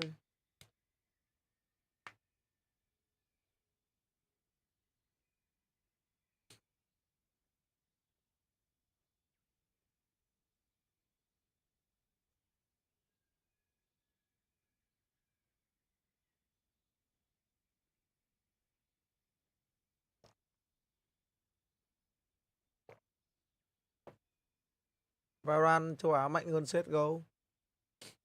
CSGO cơ bản là nó là một cái game nó bắt buộc phải bắn theo một cái chuẩn chỉ, một cái lối mòn, Không thể khác đi được. Không có team nào có thể tạo ra một cái meta riêng được khi mà chưa đủ trình độ bắn theo lối mòn. Valorant nó khác, các bạn có thể bắn theo cách của các bạn vẫn có thể chiến thắng được. Nó là một game cho phép các bạn bắn nhanh. Bắn nhanh được, bắn chậm được. Thế nên ra bọn châu Âu nó không quá mạnh ấy. Nó mạnh nhưng mà nó cũng không đến mức shut down các khu vực khác. Thế nếu mà nó như CSGO nó bắt buộc phải bắn chậm ấy, thì tự nhiên bọn châu Âu bắn Valorant, các bạn nhìn hai thằng vừa rồi nó bắn chậm vãi lìn. Thì làm sao mà thắng được mấy thằng như thế. Bên kia em phát kìa. Ui giời ơi. Rồi. Đấy, mỗi người bên bắn cho nó dễ. Tại sao không cùng bên nên là... Không, tao đéo thích cùng bên. Đêm bắn này vui vãi đái luôn. Tắt stream.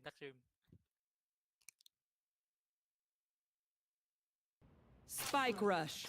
Maybe if we kick their asses hard enough, they'll stop bothering us. Không phải đâu. CSGO có đầu tư thế đầu tư nữa cũng không ăn được bọn châu Âu. Vì bọn châu Âu nó quá kinh rồi, cái môi trường của nó tốt quá.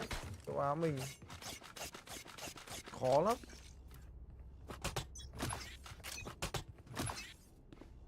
Okay. Time to jump. Enemy spotted B. Enemy B. Decoy. Satchel out. Satchel out.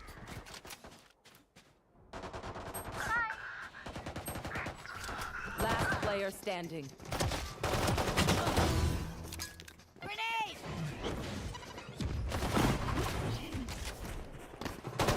Ui. Mẹ để người nào hút máu bắn mãi đâu chết. Oh yeah, Jets. I can't wait for you to run circles around them. Rồi.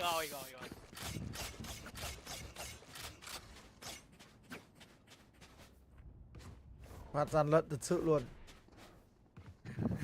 Tự nhiên có cái súng dài trong nguyên vàng bắn súng thục. Grenade! Satchel out. Enemy spotted B. Enemy spotted. Ôi. Mẹ. Súng con cặc thật sự luôn.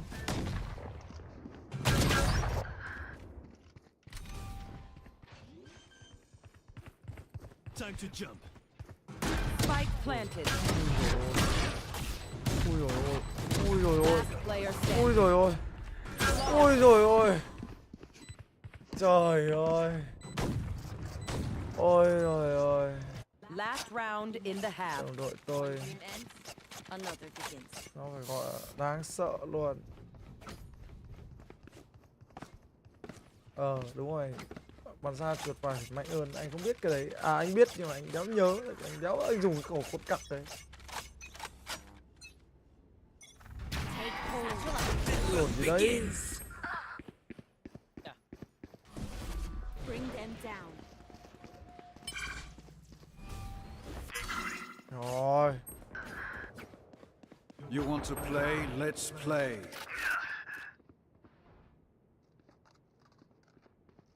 Tiếng đâu? Spike planted. Last player standing. Con mẹ. Cái thế nhở? Thằng dẹt đâu ấy nhở? Switching sides. Match point. That phoenix won't be smiling when I'm done. Không, cái lúc ta vào TV là nó chưa vào. Xong rồi chờ nó mãi đéo thấy đâu. I get what I want. Reloading. Không một tác dụng. Satchel out. Satchel out. Cutting their vision.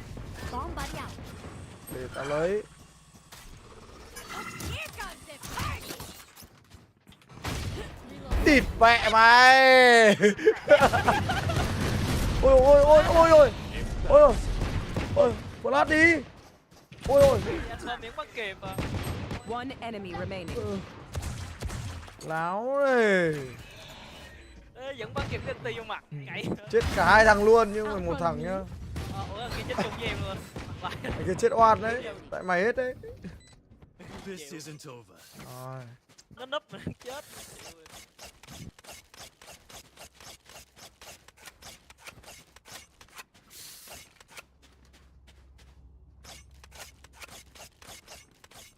blow something up.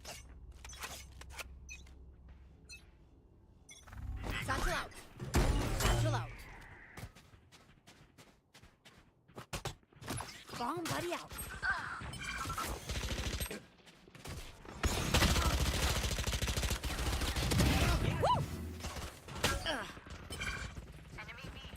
My ult here comes it. Plan. One enemy remaining. Hai thằng này hay đi cùng nhau mà. Ok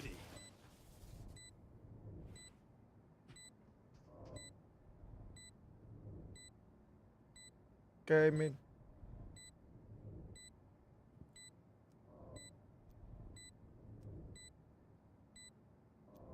Quay đâu đấy, bắt ơi. Hút ca anh ơi. Ok. Last player standing. Kia làm cái lồn gì đấy. Nhìn về thằng Zuru với tao làm cái gì đấy. Còn mẹ bật ulti để chạy. Chết. I may have jammed my fingers. Ô khỉ. Multiple fingers. Phải lồn có anh Phi ghé cho cái ốp. Bị bắn chi vậy.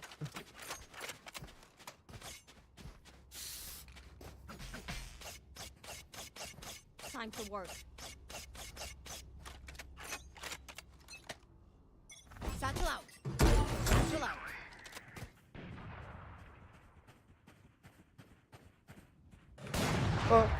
Cái lồn như đây. Trời cái đéo ấy đấy.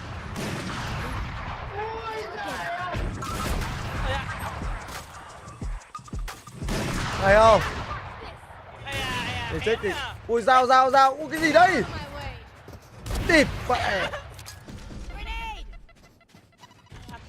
You will not kill Con my cặc rồi. allies. Ôi. Địt con mẹ. Ui rồi ôi. Hút máu. Cái gì đấy đây nè. Địt mẹ con dệt với tao phi ra phát trông tràn vãi luôn. Em đứng em nhìn kiểu cặc đi trời. Rồi ôi phi còn trượt nữa. Còn con nick thì đúng chúa hề đi tè.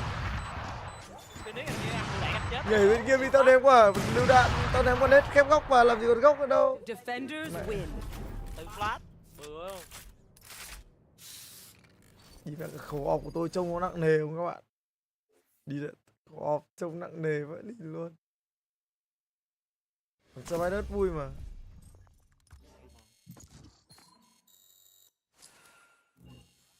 Vào map 2 anh em bảo tôi nhá. Ôi bắn cái tỉnh con mẹ cả ngủ luôn mà. Đỉnh cao. Mặt đang díu vào. Này gọi là đá chim ngược. Tự report vị trí team mình.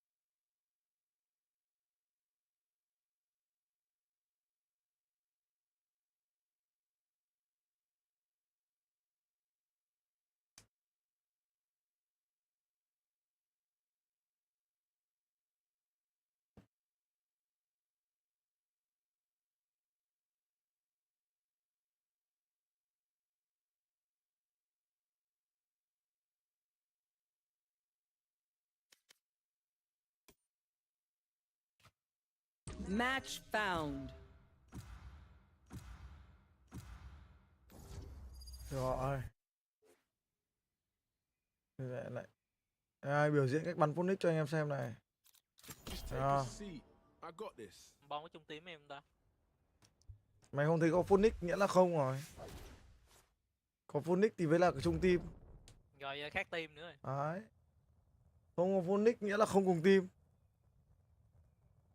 Tao pick nó con phonics ngay.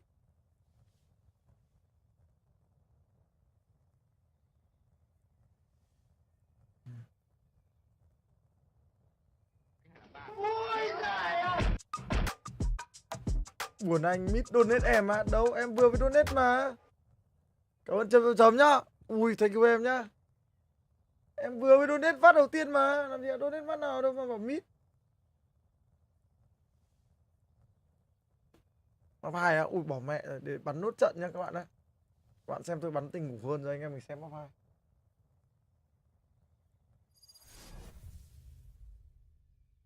Bắn xong trận này rồi ra. Bên kia nhiều flash ấy. Bữa tiệc hòa âm ánh sáng mà hiểu không? Thôi xong tôi.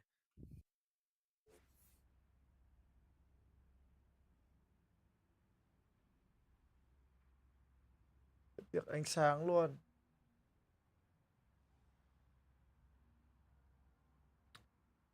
Nãy tưởng chưa vào, cố nốt trận. Trận này nhanh mà anh em, bắn sớm rất nhanh lắm. Để tôi bắn tốc độ cao cho anh em xem. Đâu em donate 2 lần rồi mà nhỉ? Đâu, lần này với lần thứ 2 này, đúng rồi. Em donate 2 lần rồi, lần này là lần thứ 2 nhá, chuẩn xác luôn. Không tin em hỏi các bạn trên kênh xem. Đây là lần thứ 2 mà. Có anh em nào thấy bạn chấm lên donate lần nào chưa nhỉ? Đây là lần thứ 2, vừa nãy là lần thứ nhất đúng không? Anh em giống tôi đúng không? Anh tập êm á. Anh ít tập êm. Tập êm anh chỉ kiểu đối với anh nó là warm up thôi. Tại vì khi mà chơi đến một cái lúc mà một cái sen chuột ổn định thì là anh sẽ không tập nữa. Mid 1M á?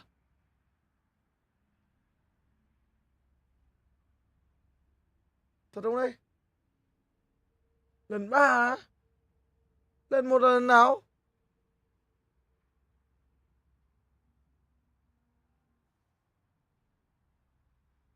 Lần 1 là lần nào? Để tí anh check lại nha, Địt mẹ sao vào trận lâu thế nhở? Bố quýt con mẹ giờ. Hình như ba. Mấy này miền núi rồi. Đâu 2 lần mà. Rõ ràng là cái bạn chấm này donate với lần thứ 2. Tí check nha anh em nha. Trời ơi.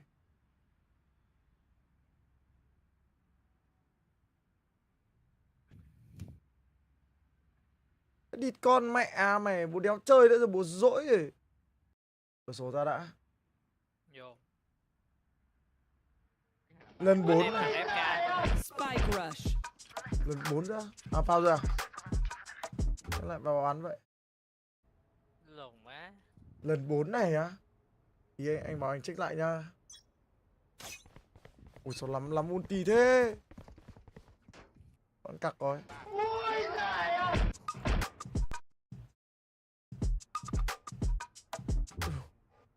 Hôm nay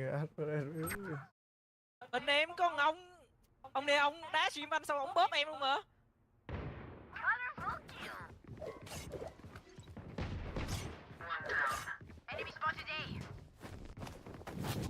Going up.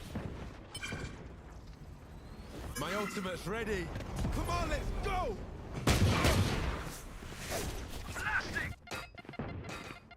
Watch your eyes. Watch your eyes. Tịt mẹ mày. 2 quả flash ăn vào nó ngọt chưa? Ngọt nước chưa? Ô tiền sư nhà mày. Chắc cũng trắng đấy các bạn ạ. 2 quả flash của tôi cho vào mồm là cũng trắng đấy. Bên em một AFK rồi. Bên lâu. Reloading.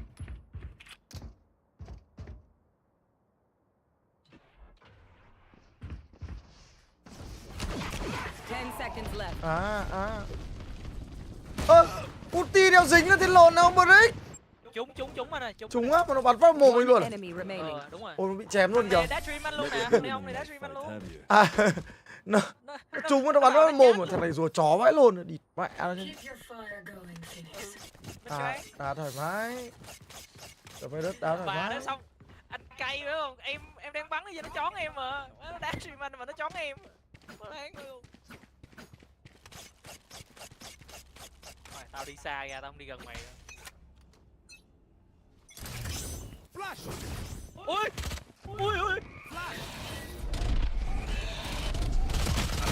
Mẹ đâu rồi?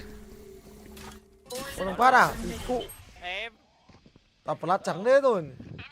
Trắng mặt quá rồi.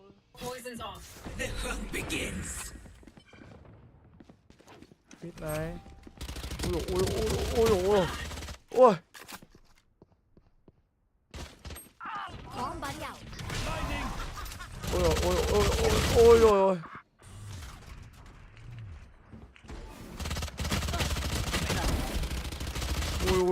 Ôi rồi ôi. Player standing. Lát City. Ok. City. Nó cứ đi choáng mình nữa. City. Rồi.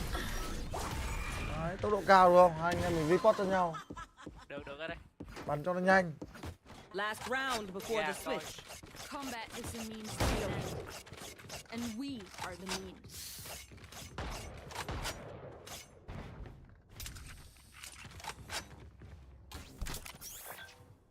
Stay out of my home. Barrier deployed.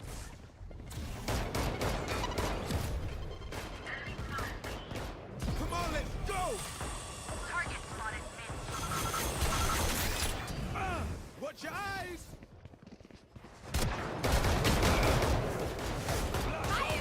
Biết hết rồi anh ơi.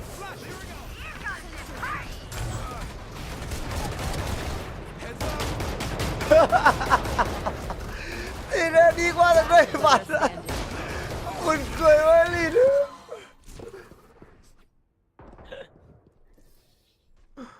Switching sides.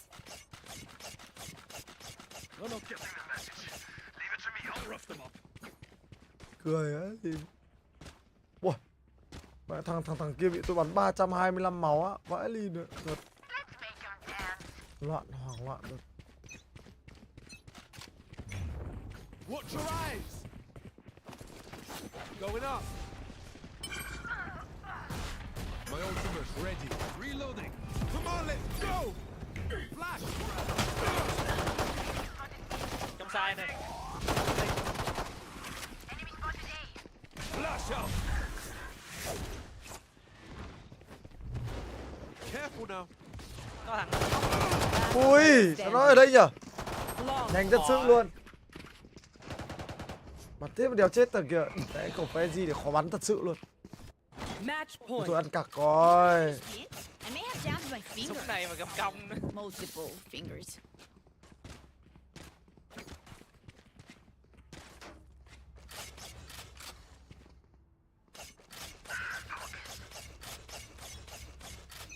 À chống anh bơm ơi. Điên à. Tách của em về có thằng à.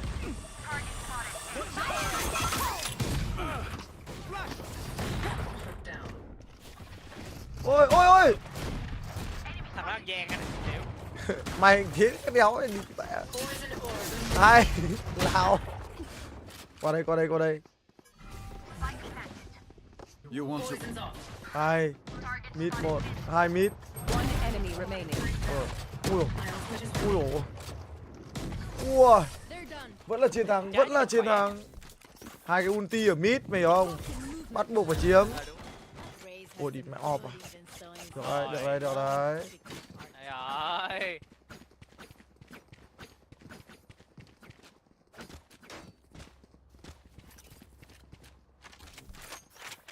It begins.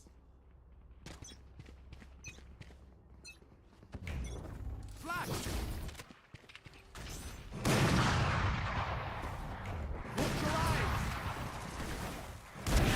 Sorry, bro. My ultimate going up. Come on, let's go! Có hay. Tất nhiên phải hay rồi chứ. Chả nhẽ lại không hay. Thằng này ông nữa vừa đây mà.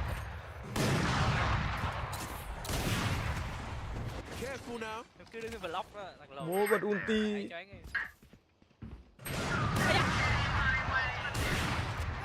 One enemy remaining. Ra mơ đâu nhá. Ui ở screen này, screen. Screen à, đây. Nhanh này. Nhìn đây. Cái này. Nó quay lại. Ôi đéo nó có khẩu hốt cặc cái rồi. Không luôn. Rồi. Xử tử mày luôn. Dính không? Dính rồi, xử tử rồi. Đây. Chết mẹ em đi. Ịt mạng rồi. Rồi chung kết con xem dài à? Thằng kia nó bắn ulti vào tao phải bật ulti lên để đỡ cái ulti của nó đi nữa. Nhanh, sao nó nhanh. Hên rồi, đổi bóng thôi, đổi bóng nó còn sống được người. Không có để chạy đừng chơi.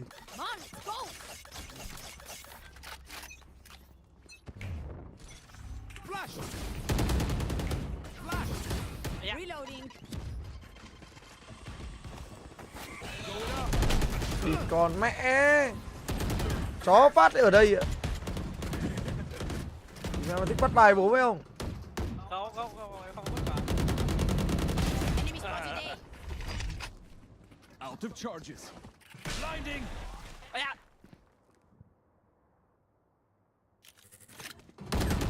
Listening. Enemy spotted A. Reloading. Cái đéo flash bên mình flash kinh thế. Mẹ mà ông muốn đi. One enemy remaining. Rồi thằng cuối trong sai đấy. Không sai. Rồi, chiến thắng rồi. Enemies accounted for. Attackers Nó win. sáng cái này không sao. City is safe. Or, you know, what's left Rồi, of it. ra xem giải, Never said I was perfect. Giỏi rồi. Chết rồi, tối nay quên uống thuốc rồi, ăn cặc rồi.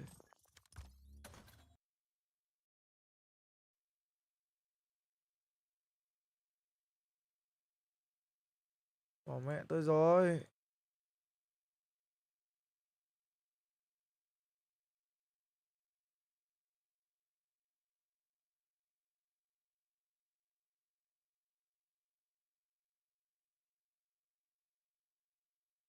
Tôi chết, ấn xem stream mình thì làm đéo ấy.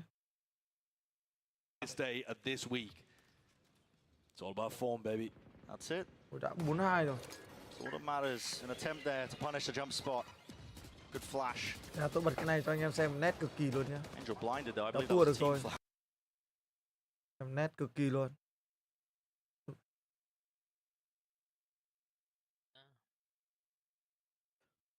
Sumia cũng chơi cái này này. Cũng skin club này.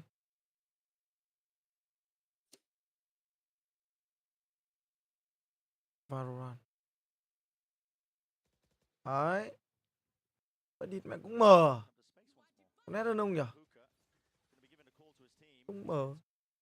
Whether this push could be coming through. That's why the snake bite was layered down. Cosmic Divide at his back. Trailblazer onto the one side. Mờ. Through and across into Suộc the của cái orb. giải You này have nó to cứ go mờ that mờ space. nhỉ? That is a nade.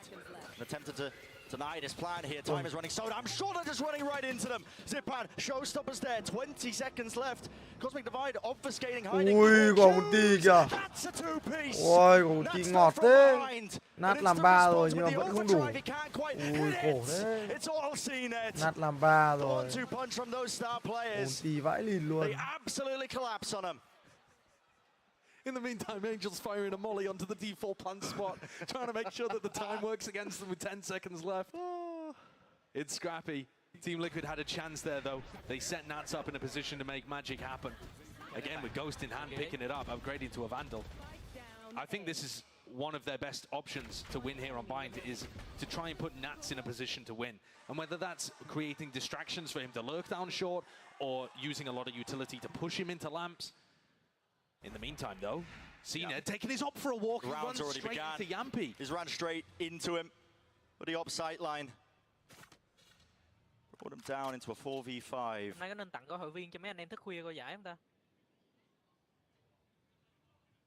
Proactive is the call here. Flash play out the smoke. Shao's holding it. Angel close. Angel, Redgar, staring at each other. Sees it. Oh, Redgar doesn't win it! I mean, again, Angel is just on fire today. You can't stop him. And things quiet back down. A pit used as things get to the minute mark here. Sugetsu making sure showers is not an option. Angel, you can't be swinging that It's one, almost man. repeating it. They could have just been contacted up onto it. In fact, they are, man. Of course he's going to be falling there. Jekyll and Hyde. It's so silly.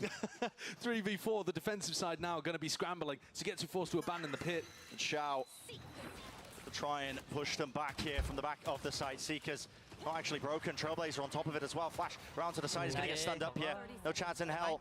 Ton of util coming his way. Team helping him out though. There was a nade in response. That's from Zipan off to the side, but they have gained that ground. Đâu all the nhỉ? way, and Shao, he is on an Check island. lại cái bạn vừa nãy Essentially, mà. plant. It's tapped. Đâu nhỉ? Cái người em bảo là Start the tôi response nhầm. once more. Safe over the top here with a 1, boom 2, bolt. 3, He wins 4, 5. the fight still. There's no Ăn time sáng on the thôi anh clock ơi. to get through. Dodging that flash. Round to the side is up to Yampi. Sorry He's em got nhá, hold sorry it. em nhá. This is it. The spike. Sorry em, có cái quả ăn sáng thôi anh ơi mà anh không thấy á. Rồi ạ. Mày mời anh ăn sáng mà anh không thấy mày. Ok nhá, cảm ơn Sino nhá. Một lần nữa cảm ơn Sino nhá. Sorry Sino nhá. Sino mời anh ăn sáng mà không hiểu tại sao anh lại không thấy. Sorry Sino nhá. All semblance of it. Just enormous hero plays coming out to be able to put teams in position to win. I love the idea from Shao there, tucking towards the back of the side. Phát sắp tặng cái gì đấy? Is what gave Yampi the Anh advantage em early trên kênh on. xôn xao đấy. Zined went for a play like that. Ở đây bắn 4/3 này. Pro bắn 4/3 nhiều thật. Tại tôi chỉ nghe mấy anh em pro kể là nó sẽ mượt hơn, cảm giác nó mượt hơn, di tâm cái thứ nó mượt hơn. Thì hôm nào tôi bắn 4/3 live stream lên Radiant thử cho anh em xem nhá. Ok nhá. Anh xem trận 2 không? Chắc chắn là không rồi. Sức đéo đầu trận 2. Giờ mẹ mà có anh em nào donate tôi 5 củ thì may ra. Chứ giờ tôi buồn ngủ lắm rồi. Không có 5 củ là tôi chỉ có đi ngủ thôi. Tôi uống được Lon Monster từ chiều. Tôi like lúc chiều. Ui. Ui. Ui. Tí chết ạ. Chậm nửa giây nữa là chết ạ. Quả hút với cả quả nết.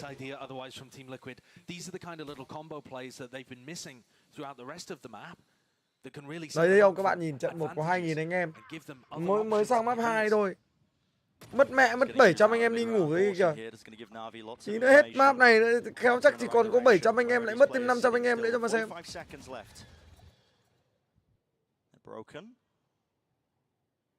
Stacking 3 players on B. I mean, it's slow to crawl. Sao bắn mấy con này hay nhỉ? Bắn mấy con Inni hay vậy đi. Mà đi con mẹ thằng này đéo nó chịu live stream các bạn ạ. Ngày xưa tôi cũng thích xem thằng này. Thì đấy, mọi người bảo mượt hơn đấy, là cái di tâm đấy. Là mượt hơn. Được, để mai tôi bắn thử xem. Nát trận này bắn hay thế. Đừng chạy nhanh thế đi tuệ. Xếp dùng ulti để đéo hiệu quả. Nát ulti luôn. Sugetsu's still looking for a lurk play all the way through B. He's very far away from being able to help in this retake. So I don't think Navi are going to be contesting this one too heavily, just spamming into the pit and seeing if they can get rewarded with a free. Hôm nay giải trên biển giờ xấu quá. There's the first one. The time is still ticking. They're going to need a bit more than that. And Shower's still not there. Solkas off to the corner. Ui, thằng Solkas vẩy của kinh thế. Nó có trách đéo đâu, nó giật mình nó vẩy. Ok, lộ chân. Not enough time to make the play for this one. This is Team Liquid wrapping up the round. Evacuation through the TP. Đâu nhỉ? Sino có ở trên cây không? Sino nhỉ? That's a really nice idea Sino vào donate 5 cái sau biến mất luôn à? But he's just attempting to play exits. They know that Sino Team vào Liquid's kênh xe economy is not donate in a 5 phát là particularly biến mất strong luôn. spot. You see there that Yampi's got a lot of money, but the rest of the team are Sino, feeling the pinch a little. Aura, What was this? Tôi check thử xem. Solkas will just occasionally, every now and then, pull out a shot that makes you realize he's got some talent there. Yeah. Team Liquid are going to be able to scrape together a buy, though, despite the fact that Navi got a few exits. And a tactical timeout being called by two pros. They used a lot of their Sky utility very early on in that round. Trailblazer was used at the 120 mark. Ôi, cảm ơn bạn Lương Thế Bình đã đăng ký gói hội viên Semi Pro nhá. Thank you Lương Thế Bình nhá. And they knew that the hit was coming towards A. Angel was in a position to potentially drop a planter that was scurrying into the site with only about 20 seconds left. Just couldn't land the shot and didn't have enough people there. But Angel's been calling really reactive, heavy stacks towards one site or another. They're trying to be extremely mobile with their defensive rotations. Yeah. But it lends a scattered feel to the map. Thôi phải uống viên thuốc đã đi, hôm nay quên uống thuốc ạ. Cay thật. Doesn't really feel purposeful on either side with the setups. I mean, Nhiều việc understandable, I guess, you know. Players like Angel have talked about the amount of preparation they've had coming into this event. Hasn't been much. It's been non-stop for NAVI. Yeah. Out of all the teams here. They said they've had 4 days since LCQ, so no time to experiment with different compositions. Which is probably why we're seeing, unless you're in the Em finals. đăng ký hội viên 1 năm mà. Finals coming out here. Nhưng hội viên của anh làm đéo gì đã được đến 1 năm. New beginning here, round 10. Cái gói hội viên của anh mở chưa được 1 năm mà em. Smoke flashed through it. That was actually dodged. Mới được bao nhiêu nhỉ? Phát là cái lâu nhất được bao nhiêu tháng? Em lâu nhất rồi là Redgar gần 1 năm, có nghĩa là 10 ngày nữa. 10 ngày nữa 1 năm đúng không? Đấy, chuẩn bị được 1 năm mà được lên rank ấy. Có thế á? Ừ. Em đại bàng lúa này hơi lâu rồi. Không biết chừng nào mới đổi. Thì lên 12 tháng là lên một cái rank khác ấy. Cơ bản bọn YouTube nó đéo cho chọn, em hiểu không? Nó đéo cho chọn kiểu như mỗi tháng lên một lần mà nó bắt buộc phải theo cái chu kỳ của nó là 1, 2, 3, 6, 12, 24. Dạ vậy, thảo nào em nói ủa sao tự nhiên thấy cái... Nó không cho chọn, nó không cho chọn mấy cái này, nó cũng đéo cho đăng ký theo kiểu nhiều thời gian nhiều. Ừ, cay thật. Mẹ cái bọn YouTube này. Team Liquid, what's the plan? Once more, Redgar ask questions of how do you lead your team to victory with 40 seconds left? It just looks like they've got nothing. Flash. Oh, it's baited the rotation. See, it's out of there. Nothing spotted in Hookah with 30 seconds left. Time's running so damn short here. Fake A, đánh B hay thế. Any sort of info here. Double satchel into the back shot. Not expecting it. Beautiful. Lovely from safe, but still Angel's here. Tucked to the corner. Smoke at his back. Tries to go for a second peek of it, but Yambi shuts that one. All the way down. Đúng là kiểu Seconds to spare with the plan going down. hai ông châu Âu nhau. Đánh vào bom toàn 15 giây với 20 giây. Here for Liquid spam. Through the box, Yampi chunked down. Just 50 health, but all he needs to do is land the shot, but it goes Nhà wide. dẻo vãi đai rồi. Getting out of there, playing off the side, onto the long angle here. Navi now. Into the side itself, there's a pull. Tường cây ấy. Smoke, nade as well for the first layers of this one. Waves of the utility, but it might start to get rough here. Tap onto it, trying to force it out.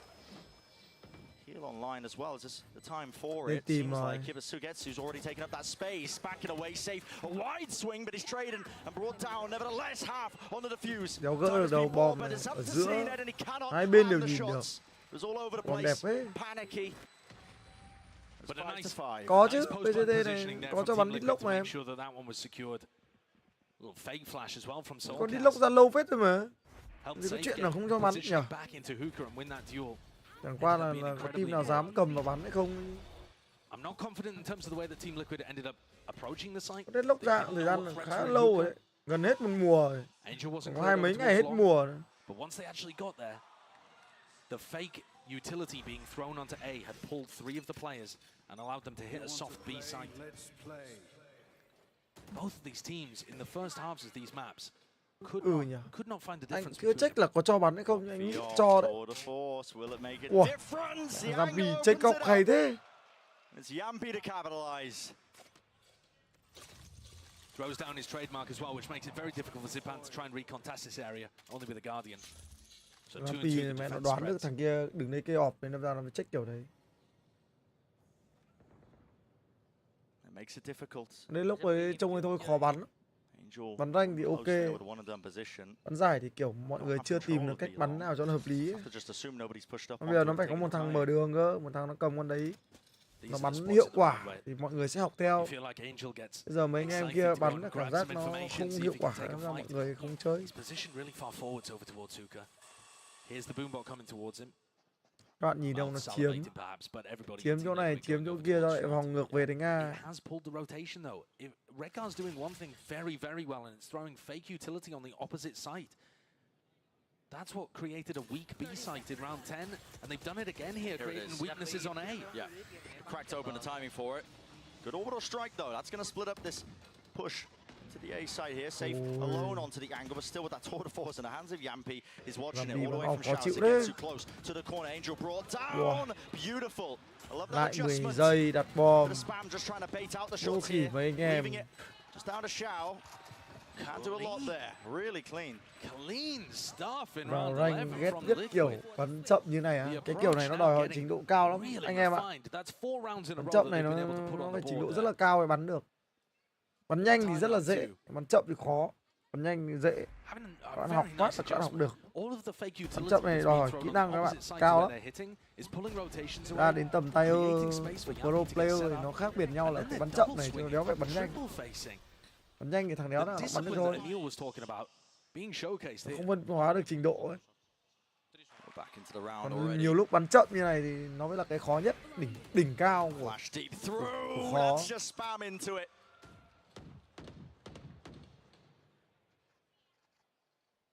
Letting Angel get away with it. Final round here of this first half. Bắn chậm khó mà. Bắn chậm là anh em phải kiểu nhiều lúc anh em phải dùng đồ nó hợp lý. Tại vì anh em bắn chậm mà anh em dùng mẹ hết đồ luôn thì anh em bị dở. Sao anh em đéo còn gì để dùng lúc cuối trận. Còn nếu mà anh em không dùng hết đồ luôn thì mà anh em đi check góc, check chay thì anh em nhiều lúc anh em đéo đủ trình. Anh em đi check chay là nó bắn mẹ vào mặt luôn. Thì anh em chết cũng dở, đúng không?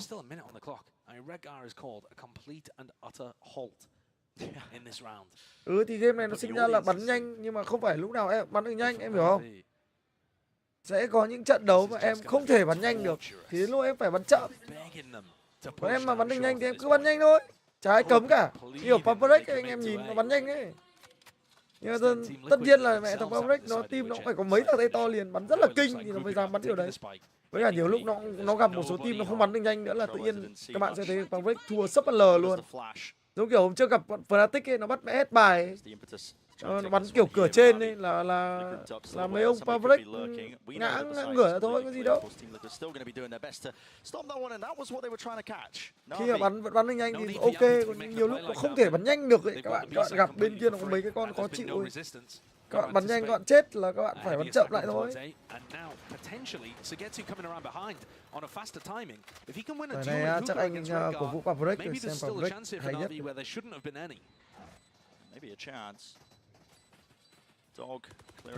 Nó xây ép vào đấy là các bạn biết nó nghĩ gì trong đầu không? Nó đang nghĩ phân vân là liệu có nên nhảy vào ăn thằng kia luôn không đấy? Tại vì thằng kia đang bận lái chó, nó đang phân vân là liệu có nên bay vào để ăn thằng kia ở trong đấy không?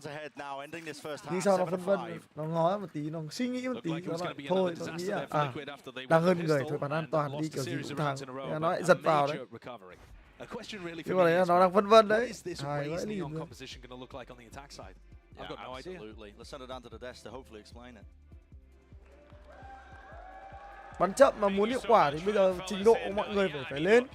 Bây giờ phải có một cái chiến thuật rõ ràng, ví dụ như kiểu là chia người ra là anh em mình sẽ phải chiếm chỗ này, chiếm chỗ này, chiếm chỗ này, dùng những cái đồ gì mọi người phải tính toán trước. Nó chiếm xong thì phải có một cái kế hoạch là sau khi chiếm thì sẽ thế nào, hold để đánh vào đấy hay là sẽ lùi về.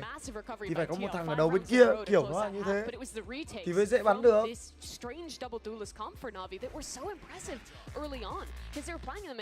Đúng rồi, thằng Nát nó là đẳng cấp mà, thằng Nát nó vẫn là một thằng bắn kinh luôn đấy các bạn. Nó bò tốt, nó đọc map tốt, quan trọng là thằng Nát ấy. Thực ra thằng Nát tay nó không quá to đâu các bạn, tay nó cũng thuộc dạng là được. Tôi không đánh giá là thằng Nát là tay quá to, nhưng mà não thằng Nát ấy rất là to. Kiểu nó đọc hết là bên kia định làm cái gì, cái tình huống này là sẽ phải giạt ra hay là sẽ nhá, rồi nó sẽ xử lý ra sao các kiểu. Thằng Nát nó đọc được hết mà các bạn. Rồi thằng địch nó sẽ đứng ở đâu ở cái khoảng thời gian này. Còn ở thời điểm này thì thằng địch nó sẽ đứng chỗ nào. Đấy. Đấy là cái quan trọng nhất, cái khó nhất của một thằng đi lắc cơ ấy. Và các bạn luôn luôn phải hiểu là mọi thứ đang xảy ra như thế nào. Các bạn không bao giờ bị động. Không, điên à? Cái Hàn Quốc lại không phải là một đội hình mạnh bắn chậm đâu nha anh em nhá. Hàn Quốc mà bắn chậm gặp bọn châu Âu này thì chỉ có khóc tiền mán thôi. Cái bọn châu Âu này là cái bọn bắn chậm kinh nhất, bởi vì châu Âu này nó là cái nền tảng CSGO của chúng nó tốt quá. Nó từ bên CSGO sang rất là nhiều, đa phần luôn. Nên ra là chúng nó toàn được chơi từ lúc chơi CSGO chúng nó đã được học bắn chậm rồi. Nên ra sang Valorant nó bắn yệt, nó bắn kiểu các bạn nhìn tại sao thằng Liquid với thằng NAVI này bắn như thế. Bởi vì đơn giản là toàn là mấy ông đã có nền tảng từ CSGO sang. Thế đơn giản là nó bắn y hệt như kiểu là bắn CSGO này, chiếm map này, ném đồ này, phá đồ đối phương này, vòng về, đánh về một sai, đúng kiểu như thế mà. Chứ còn chính là các bạn nhìn nhá, Bắc Mỹ với cả châu Á bắn thì nó lại đéo như thế. Bởi vì Bắc Mỹ với châu Á mình nhiều ông đéo phải đi lên từ CSGO mà tôi cứ tự nhiên là tôi bắt đầu chơi FPS, tôi chơi như kiểu Overwatch hay là cái đéo đó gì đấy.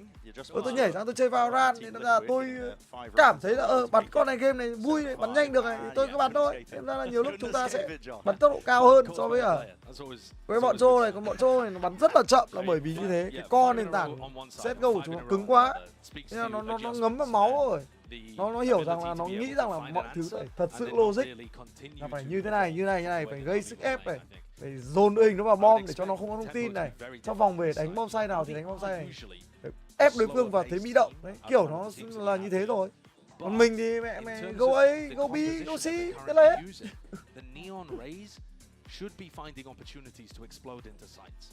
You should be able to find moments for Angel to call these fast pops. Bọn Bắc Mỹ thì nó bắn nhanh, thực ra bọn Bắc Mỹ thì nó nhanh từ CSGO rồi, các bạn hiểu không? Nếu mà các bạn xem cái 7A FPL bọn CSGO, Bắc Mỹ nó bắn nhanh vãi lìn luôn. Nó phi vào. Thế đâm ra là Valorant nó vẫn phi thế thôi. Châu Á mình cũng thế, bắn CSGO cũng kiểu đấy. Bỏ mẹ cũng toàn phi, toàn cá rô phi. Mấy ông châu Á mình chơi CSGO nếu các bạn chơi các bạn thấy cũng cá rô phi vãi đái rồi. Trong rank không bắn chậm được đâu các bạn ạ. Trong rank các bạn bắn chậm thì có giờ đấy. Tại vì các bạn đéo phải full team, các bạn hiểu không? Trừ khi các bạn bắn full team của các bạn thì các bạn mới bắn chậm được. Nhưng anh em vào bắn giải Premier đi xem. Bọn nó vẫn bắn chậm đấy. Đa phần cái team bắn chậm đấy. Còn cái team mà gặp team tôi hôm trước và team chuyên nghiệp thì chịu. Đấy, nó lại bị lệch trình, các bạn hiểu không? Nói mẹ team nó 5 thằng đến 4 thằng Radian thì bọn tôi đỡ thì đéo là được. Tôi còn đang thì mẹ Ascendant đi kia. Nó bay chiếu nó bắn vào mồm nó thì chả chịu. Pina với cả Layla còn đang trầm cảm vãi cả lìn đi, nói gì. Nó tùy đối thủ thôi anh em. Nếu mà các bạn lệch trình, các bạn bắn nhanh, các bạn bắn chậm, các bạn bắn kiểu đéo thì các bạn chả thắng. Các bạn thua thế đéo là được. Không phải Lofi, team không phải team Lofi, cái team hôm trước cơ, team Dominus kìa. Team Dominus hôm trước bọn tôi gặp cơ thì phải gặp cái thằng Ray Fossey đấy, đúng rồi. Còn mẹ nó bay. Thằng này nó bay con Ray phải gọi là thề. Nấc thang lên thiên đường luôn mà các bạn. I think they only win something like 44% of their pistols. Yeah, it's kind of egregious. Just off the top of my head, they're not a team that's been able to get good starts into maps very often. Ui. Ui. All over the place. Nice little finish there to the pistol. NAVI and pistol for NAVI. So 6-7. Like I said, get the ball rolling now. Economy flourishing. We'll see what kind of play ấy, thằng Layla bắn Sentinel nó là một thằng kiểu tư duy nó tốt. Còn tay của Layla thì cũng không phải là dạng to đâu, các bạn, không phải là quá to đâu. Nhưng thằng Layla nếu mà nó lại hợp, thằng Layla là bắn giống kiểu thằng nát đây này. Đấy. Nghĩa là bắn Sentinel kiểu khôn ấy. Nó bắn Sentinel rất là hợp. Nhưng mà nếu mà nó muốn bắn hay, thằng Layla phải chơi game nhiều. Nó phải có một cái máy ngon mà nó phải chơi game nhiều thì nó mới kiểu nó giữ được cái cảm giác tay thì nó sẽ bắn rất là hay. Với cả nó phải chơi ở cái tay cao nhiều hơn, giống kiểu nó phải được scream nhiều hơn, chứ nó bắn với thế anh 96 nhiều là cũng mệt đấy.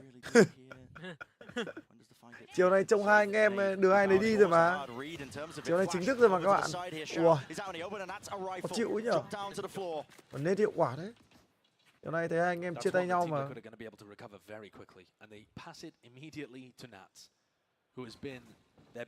Game nào còn trên kênh á? Game đấy hôm nay anh không live stream.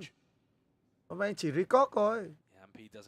Anh em thích xem thì anh cắt ra cho mà xem. Hôm nay anh trầm cảm bọn anh thua 13-2 mà làm đéo thì có gì xem, nó bay kinh vãi lìn luôn.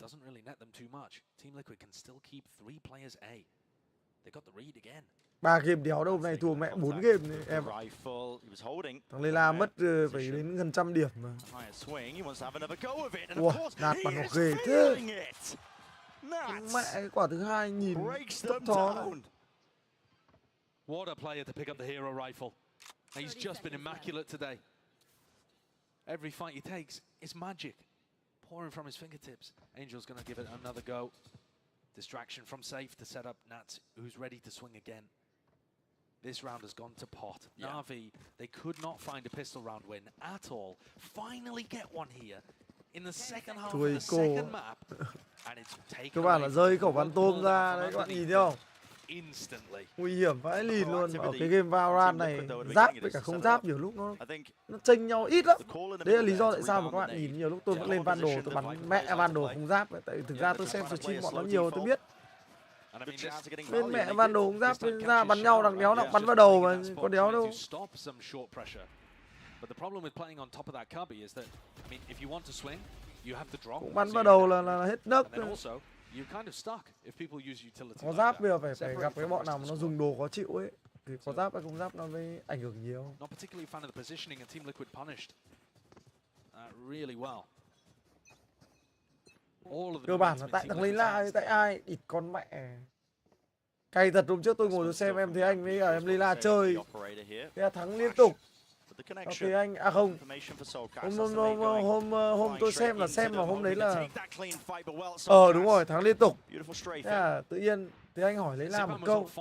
Lấy La, mày nghĩ anh có lên được Radiant hay không? Thế là lấy La nghĩ một lúc thì lấy La bảo cũng có thể lên được. Cũng có thể chạm được đấy. Thế là thì còn mẹ thằng lấy La tự nhiên cho thằng Thế Anh một cái gọi là niềm tin và hy vọng. Thế là thôi, đi mẹ hôm nay thì hết. Vãi lồn em lấy La, lúc ấy đầu tôi nghĩ ngay một câu không. Đấy, thằng lấy La phải nói luôn câu là không, phải dứt khoát cực kỳ luôn đấy. Nó phải là thế anh nó hỏi xong câu đấy thằng lấy La nói luôn là không. Hoặc là bảo là anh thì anh dậy đi. Anh đừng mơ nữa, đấy kiểu thế. Em lấy La nghĩ lúc nào có thể có thể lên được, trời ăn cặc luôn. Dạy rồi thật sự luôn. Lỗi tại ai? Thằng Lê La tự nhiên đi cho thì anh hy vọng. Tôi mà gặp trường hợp tôi bảo là không phải chắc, tại vì tôi đã từng bắn thử, tôi biết thừa. Bắn kiểu thế anh mẹ mày các đéo đi đánh đề đâu. 1 ăn 70 các bạn ạ. Có nghĩa là bây giờ là cứ phải gặp đồng đội tốt, cực kỳ tốt, nó gánh hộ lên chứ. Làm sao như thế mãi được? Tại vì lên rank cao tay chúng nó to, bắn đua lít lên lúc ấy nó khó hơn nhiều. Rank thấp thì nó còn dễ. Rank thấp thì bắn đua lít nó còn nhàn. Lên rank cao mẹ bắn đua lít tay chúng nó to hơn, mẹ mà cứ nhảy lên nó bắn cột cái mồm nên là hết.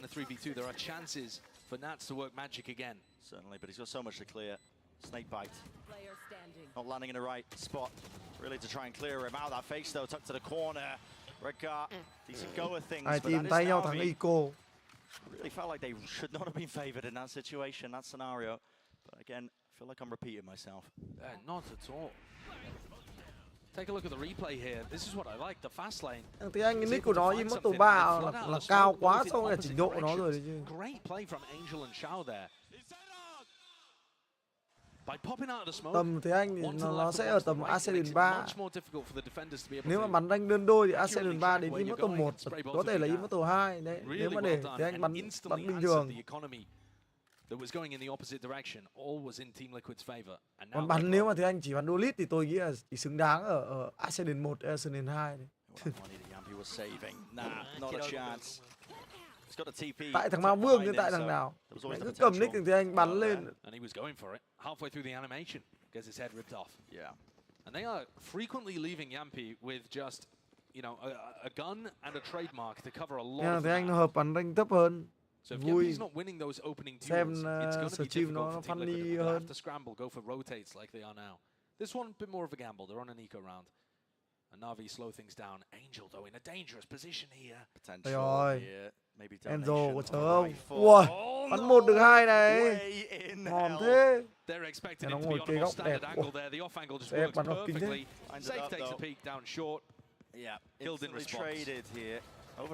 Ui, cái lồn gì đây? Bắt bài luôn ạ. Ui, thằng nào còn đọc được luôn là bọn này sẽ về. Ui. Disgusting. And a chance now. 30 seconds left. To 1v2, he's got the rifle in his hands. He cannot be allowed to do this. I'll wake you up, won't it? Stuns missing. Còn vãi lồn. Need enough though to push him nát out of that bằng kinh position. vãi lên rồi. Thằng này ở cái team này nhiều lúc cũng phí. A lot to clear here. It really is an impossible Tường lên. This would be a legendary 1v4 if he was able to pull it off. Rồi, tường lên nó bắn thằng ngách. Tap of the spike. Đấy, hay thế, xử lý hợp lý thế, trời ơi. Ulti luôn, hợp lý luôn. Trời ơi, là kia qua luôn ạ. Nó xử lý của này hay thế rồi. Navi của này cũng thuộc dạng dứt khoát. Chậm một tí nữa thôi để nó ulti là thằng Navi tự nhiên lại thành khó. Nó phải bắn ngay cái lúc này nó vừa bắt đầu ulti. Nó bắn ngoài điếu thế. Ui. Không hiểu luôn. This is on the run and gun patch as well, by the way. Look at that. Same reaction. Yeah. Same reaction. Yeah. Unfortunate scenes though for Team Liquid. Nats did everything he could. That was an eco though. They have rifles this time. CNED is looking to play with only his ultimate. Otherwise, just a shorty in hand. Needs to pick the right time as well to let that one loose. He's got enough money to be able to buy a rifle, he's just chosen not to. Fast lane, stuns there. Combined all the way up with the Sky utility, that gains them the sight. Bên kia có hai con Duelit thì khó chịu thật. Hai con Duelit đấy là con Duelit bay vào sai khó cản lắm. Trừ khi có Cypher. Chamber đéo phải làm con thủ tốt. Nét nem tham minh đẹp, chưa đặt được bom này, tôi được nhiều giờ phết. Xếp ulti này. Their side, seeking to try and claim some space, and with the showstopper, it will be made easy. Ui, ulti lỗi rồi ạ. Nó lại hồi máu ạ. Trời ơi, ông CF trận này bắn chán thế. Ai lìn bắn ulti lỗi. Chịu. He hits the shot, brings him down, but it's a 2v4. Champion này khó lắm các bạn ạ. Champion này là các bạn phải vô địch top 1, top 2 châu Á các bạn mới được đi. Mỗi khu vực có được có mấy slot thôi. Khó lắm. Squeezed in the spawn, they want to take that gun away and they do. NAVI. Thực ra từ trước giờ thằng Red Guy không bao giờ nó bắn tay to đâu. Tay nó vẫn bé thế mà. It feels so good to see him back on the raise. I'm not going to lie, it's just a comfort roll for him. In that instance, it wasn't even utility that he's using. He's sitting at the bottom of the scoreboard. Ông bay quá đảo mà ông chỉ trượt. Ông bay, ông mắt ông bị che vào cái mái. Vãi, còn nếu bắn chết là có khi gỡ lại cứu được. Vì bắn chết của đấy là thành 4v4, cửa thắng lại cao. Có. Chết mẹ luôn, thành mẹ 3v5 thôi. Còn bên kia con Sky hồi máu. Nói chung map này nên bắn Sky hợp lý đấy. Map này Sky mạnh mà, nên là tôi hay bắn Sky map này này. Map này nhá, có mấy con rất là mạnh thì các bạn phải bắn. Một là Sky, hai là con Ray. Hai con đấy là hai con phải bắn. CSgo các bạn quen con nào thì các bạn bắn con đấy đều được. Smoke thế, mẹ được, Acha được, thậm chí các bạn bắn Brimstone vẫn ok, không vấn đề gì hết. Map này có một con nữa là con Viper, nhưng con Viper thì thường người ta chỉ bắn giải, chỉ bắn rank, đéo ai người ta bắn Viper mấy. Bắn rank, nếu mà có bắn Viper thì chắc đéo phải ở cái khu vực châu Á Tây Dương mình, chỉ khu vực châu Âu thôi. Đấy là mấy con các bạn nên pick ở cái map tiêu này, còn mấy con còn lại tùy thuận tay thì bắn, con nào thì bắn thôi. Sentinel map này bắn con gì là được, bắn con gì cảm thấy ok thì bắn. Chamber cũng được. Nhưng mà Chamber thì phải bắn khéo, đừng có như cái thằng Chamber hôm trước tôi gặp thì con mẹ nó pick con Chamber nó cứ đi đâu đẩy chết con mẹ luôn, bắn như cái thằng ngu, cay thật sự luôn. Ông con Viper là bắt buộc phải bắn chậm, chứ không hẳn là nặng tham minh hay set bài gì, mà nó phải bắn chậm. Đồng team phải bắn chậm được cơ. Bây giờ mình muốn bắn chậm mà mẹ đồng đội thì cứ muốn bắn nhanh thì đồng đội cái phi như mẹ cá rô phi thì con Viper lại khó bắn lắm. Ui ulti, thành 4v2 rồi. Ui. Láo quả này hơi dở. Phải Zampi lại cái tôi hơi cao. 3v1 quả này không nhất thiết phải như thế. Quả này 3v1 không nhất thiết phải cái tôi cao. Messi beginning for NAVI, Team Liquid. Another lifeline, another chance. Zampi cái tôi hơi cao ấy. They can pick it Xem up and Acha get nó còn those cái gì. upgrades. Getsu is Acha going làm to have to sao? put on a masterclass in terms of how he Làm sao plays thì this. But he tốt. did hear both of them going through the teleporter, so he knows that spawn is safe. Gives him info. Rồi nó biết là City hoặc Flash to the long back. rồi. Does he take the Quan trọng là timing? tham minh Flash này. in. Lock on. He hits the jump Hay out. thắng rồi. It fades away. Force it to the Ôi, thằng one. Suyesu bắn chắc thế. And Nó xử lý quả này đơn giản nhỉ. Bạn nhìn. with the Thằng Suyesu với cả thằng Nat là hai trường phái khác nhau. Đấy, hai trường phái xử lý khác với nhau. Nat là một thằng kiểu khôn, cực khôn. Suyesu lại là một thằng rất khoát. Nó đơn giản lắm. Nhìn các bạn nhìn. Suyesu đâu có làm gì phức tạp đâu. Nó chỉ căn đúng cái tham minh đấy. Nó ra nó bắn thôi. Nó chỉ xác định tham minh đấy mà sai thì nó sẽ thua thôi. Đấy. Cái tôi của anh Zampi đấy. Còn anh Zampi không ra đấu 3v1 thì là thắng. Thì không thua được. Có thua lắm. 3v1 thì với 2v1 nó khác nhau nhiều lắm các bạn. Đấy. Your TP is stuck there, son. There's no getting out of that spot. Still, Showstopper getting the pull. Latching away and pushing them all the way back here, Zipan. Not much left with the fuse. Threading the needle with it, and still coverage is there from the rest of his team. They do not have showers control. No, Yampi's still there, seeking to try and pivot. Break away here, safe. He's holding down the angle, locking down the line of sight, bringing down two. Eventually going down, but maybe he's done enough. It's 3 versus 3. And they were delayed getting into B here, so there might still be some doubts in Navi's head. No, instead, Shao connects with the rest of his squad. It's Soulcast in a position to potentially make the difference here. Ui. Used right into the spawn, cuts it up. And Soulcast doesn't go for the play. Just holds passively onto elbow, waiting for the rest of his squad. Perhaps a hero move may have been needed in that kind of position. Quả ulti đẹp quá, giờ cứu cũng khó đấy. So difficult, especially with Yampi's off. Không có gì để cứu. Đây đây, quan trọng chó này. Almost impossible, but he flashes really good. It pushes them deeper into the pit, gets them onto the angles, has to be the push back in. Ủa, bắn kiểu lồn nó chết được hai thằng ấy. Hai thằng ấy góc khác nhau mà nhở? Hai thằng ấy góc khác nhau mà nhở? Cần một cái replay. Monster in these last couple of rounds. We saw 5 rounds in a row from Navi in the first quarter, answered by 5 in a row from Liquid to keep things somewhat even heading into the halftime. Now another 5 in a row from Navi. Ui, nó vẩy của vãi lồn. Vai lìn vẩy 90 độ vào đầu. Sợ thật. Hai thằng bắn kinh nhất là hai con Viper ở hai bên ạ. Đéo phải là hai con Ray. Và hai con Viper với là hai con đang bắn kinh. Đấy các bạn nhìn không? Bắn chuẩn nó là như này. Hai con Ray là hai con đi tanh. Đâm ra là nó sẽ chỉ giết được một thôi là cả team sẽ dễ. Chứ đéo phải là hai con Ray là hai con sẽ có nhiều mạng. He has his showstopper online.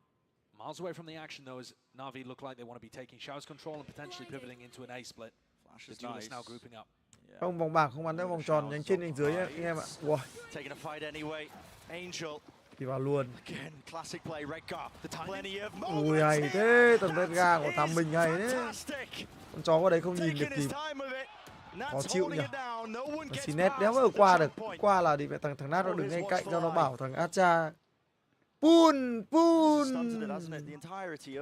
Bảo Acha hút. What a time for Red Guard to make a play like that. Wow, con mẹ CF bắn quả vãi luôn. Không có cơ hội cho Shigatsu. Delightfully accurate there to take out the hero. Đang thèm cái mạng, ai đang thèm cái mạng của thằng Zipan. 26 health, no real time, Spike. Đấy, sợ rồi, thua một lần 3v1 giờ sợ đấy. Rén đấy. Biết điều đấy. No noise cues though, Zipan doesn't want to give them anything. The information, but there it is. Top of bench, always favoured.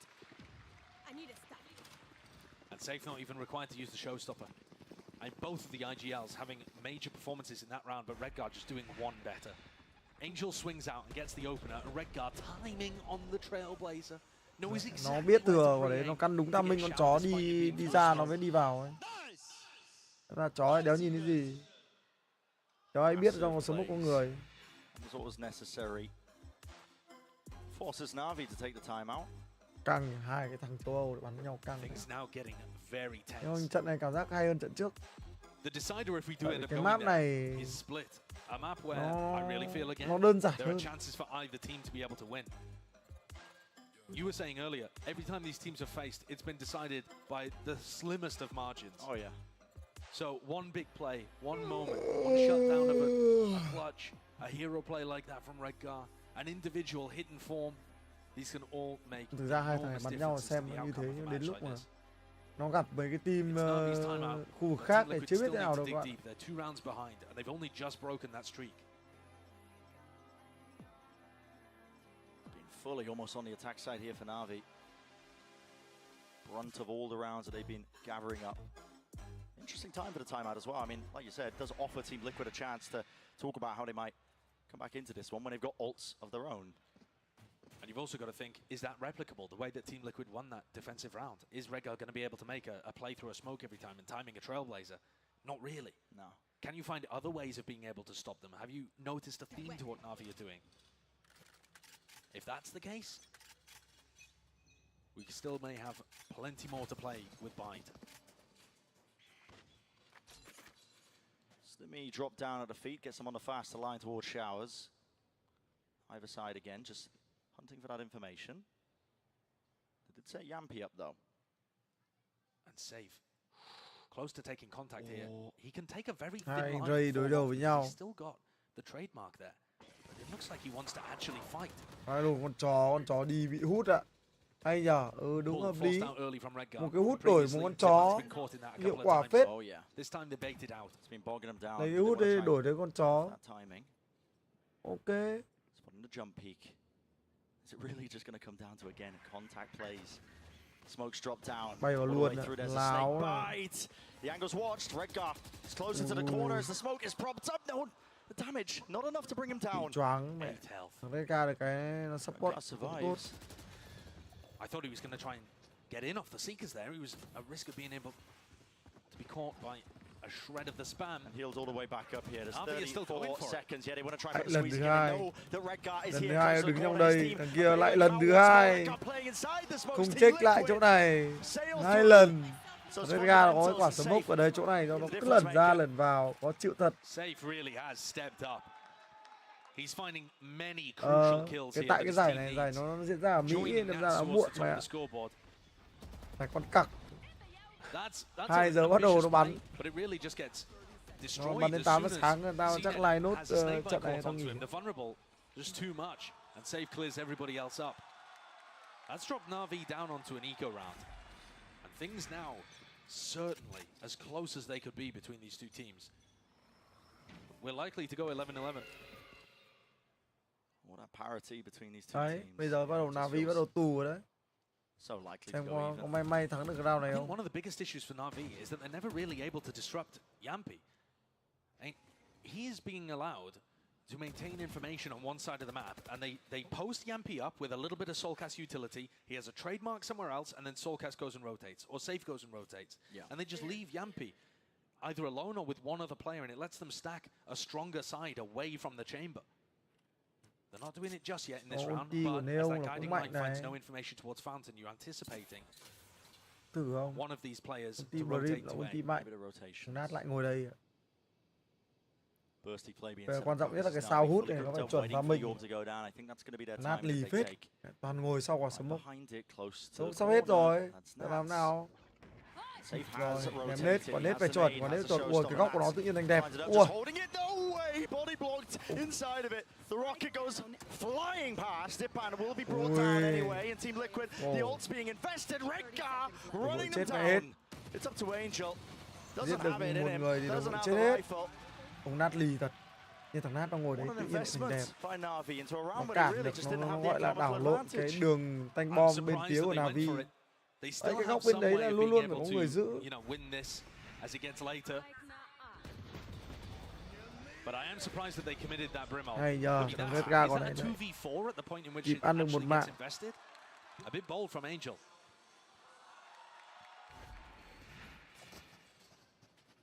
Chắc là Sinet có cái cay là bảo sao không thì phải ulti sớm đi. Cũng đúng. Đấy mà ulti sớm cái yêu gì thì thằng Acha đeo đứng đấy được, làm sao mà nó có mạng được. Thấy nòng súng bên trái nó sẽ thấy nòng súng. He's so open to this. Đấy các bạn nhìn không, nó thấy nòng súng của đấy. Connecting to his face. Nên ra nó gọi Sky thả chim, bắt đầu nó tanh lên nhưng nó không tanh bình thường. He's testing the limits though, isn't he? Oh yeah. Doesn't get punished this time though, and keeps that trademark up. I think that's going to be crucial. It's going to allow Team Liquid, 10-15 seconds from now to rotate over to A if they need to reinforce. If Nats gets pressured at all. Flash tags into Angel. Điên là Fnatic nó cần gì thằng Nat đâu. Fnatic thì mẹ nó có một thằng Sentinel bắn kinh vãi cả đái. Tay to vãi lìn. Cần đéo gì cái thằng Nat đâu các bạn. Fnatic nó chẳng cần gì. Angel was making a go of it to break the trademark to again throw in bit of that false information all the way through showers now. That's a fast lane to try and get them out of this. Now still holding down into the pit. Who will meet him? Anybody to greet him? Doesn't look likely, does it? Just spamming, hoping for a random shot. And with all of that, the plan goes down towards the back of the site. It's being taken. They're squeezing Red Guard into lamps. Any util set this up. Not quite, just taking the fight. The Trailblazer missed Nats. They have no idea exactly where this Viper is. Nats could remain the thorn in the side despite Team Liquid being a player down. It's all about backstabs, isn't it? On every single front. Navi, they don't really have control. An idea of where these players could be. Creeping onto the side to get to. Shuts that one down. Nats has fallen on top of it. And just like that, it's flipped. The Navi players are feeling it. Rồi, It felt like every advantage in the world should have been there for Team Liquid. Rồi, Liquid bị bắt bài. Bật cái ulti, đâm ra là bên phía Navi nó biết là bọn Liquid là giữ hết ở bên này, đâm ra nó đi hết bên bedroom. Đi hết một bên, xong bắt đầu nó thông và nó đặt bom. Rồi, Liquid bị bắt bài. And removing all the rest of his support. They get a plant in the back of sight, and they're surrounded on every front, and yet still manage to make that work. Take a look at some of these. I mean, the re-clear through lamps is excellent. You could argue maybe Redguard should be trying to support Nats a little more heavily rather than isolate himself, but I think that's a really confusing round to react to if you're a defender there. You just don't see that in scrims or matches. Yeah, you don't. That's an audible being called. And now it brings Navi one step closer for the map, for the series, our opening match here. Champs 2023. I think a lot of people had written Navi off. Their run this year kind of peaked at lock-in with a 4th place. Zipan giờ mà nó giết được người They've been 4th place in the EMEA là rất dở nhá. Là 2-0 nhá. Có ulti là mệt cực kỳ luôn. Bên Liquid thì chả có cái ulti mẹ để dùng mẹ hết rồi. Angel said it.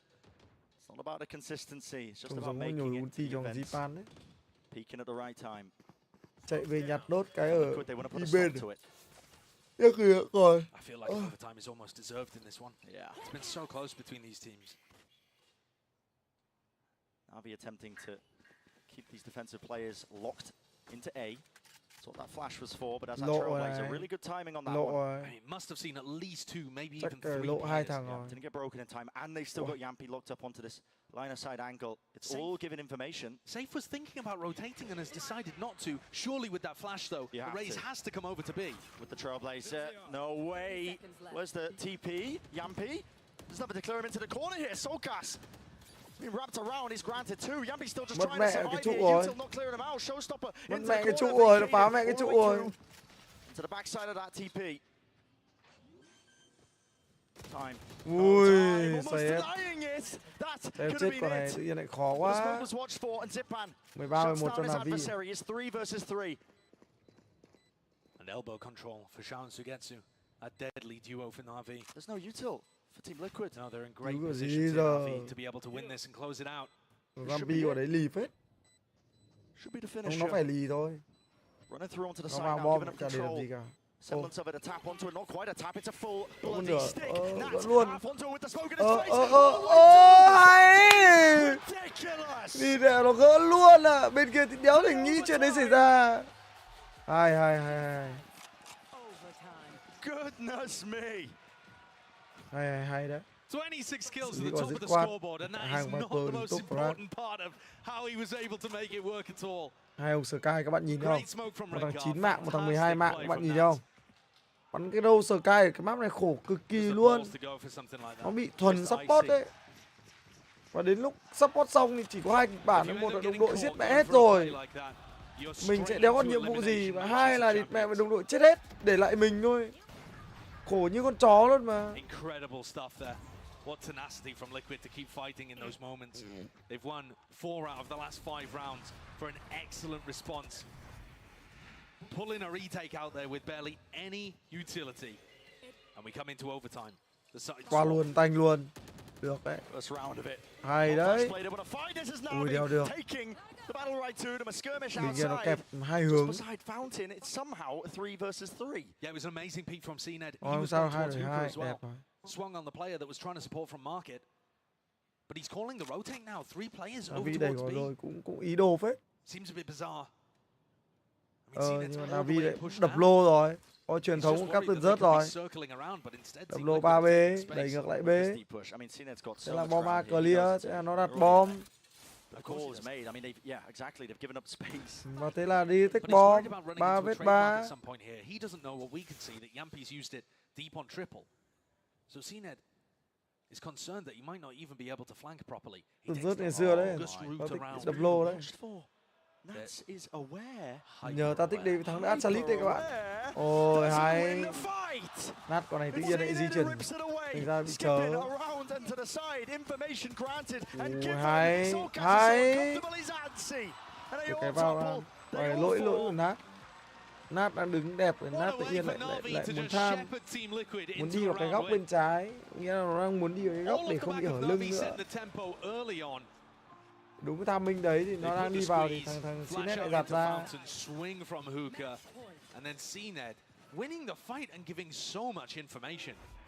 Nát nó nghĩ là không có người rồi. Đây các bạn nhìn này, đấy nó tâm nó đang đặt sang chỗ khác đấy các bạn. Nó bị giật mình luôn rồi. The reposition there. He looked like he was ready for it. I mean, the passion from CNED here. I don't think I've seen that from him I don't think I've seen him this passionate. He's normally a quiet, reserved player, but you can see how much it means to them. They've had a rough season, but it matters not. All that matters is how you perform at the culmination. Final hurdle of champions. Both duelists looking to try and take control here. CF bắn tay to. May mà có y tá ở ngay cạnh nhá. Top back up to 100. Space is given though to them, and Navi are fast on it, aren't they? They've already taken that hookah control. Rồi 3B rồi này, mọi thứ là ok này. Out into this. It's a heavy fight being taken by Liquid today. Still want to try and control this one. I mean, the rendezvous is not ideal. Đâu Valorant Champion đây là gọi là vòng chung kết. Vòng chung kết chứ không phải trận chung kết. Vòng chung kết của Valorant này. Như kiểu chung kết thế giới. Đầy một bất ngờ ấy nhỉ. Ui rồi, lại lần nữa rồi. Enzo chết. Sao yếu. Lại một lần nữa. Yếu đúng thằng địt mẹ hồi máu. Rồi xong CNED đi OT tiếp. Ông Zampi lại về xin máu tiếp ạ. Đúng y tá luôn mà. Thằng Nát lại bắt được thằng Suy thôi. Đấy mà tôi biết ngay mà. Thằng Suy không phải là thằng quái đâu trong cái việc đi lắc cơ một mình. Nát thì nó thừa khôn để nó bắt được người tình huống này. Rồi thằng Nát đứng đẹp. Rồi thằng Nát giả độc hay thế, trời ơi. Tham minh của nó đẹp quá. Còn này cần gì vội đâu nhở. Nhà chắc vẫn thắng thôi. Hết giờ đấy. Nó bắn cũng được, không thua được nữa rồi.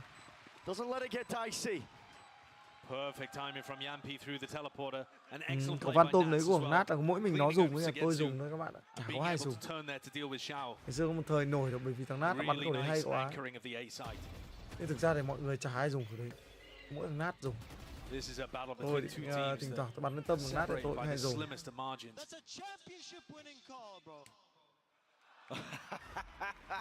We're not there yet. We're not there yet. But it's a long way to go there, safe. It's the first stepping stone, so. But I mean, though, keeping the morale up. Yeah, definitely.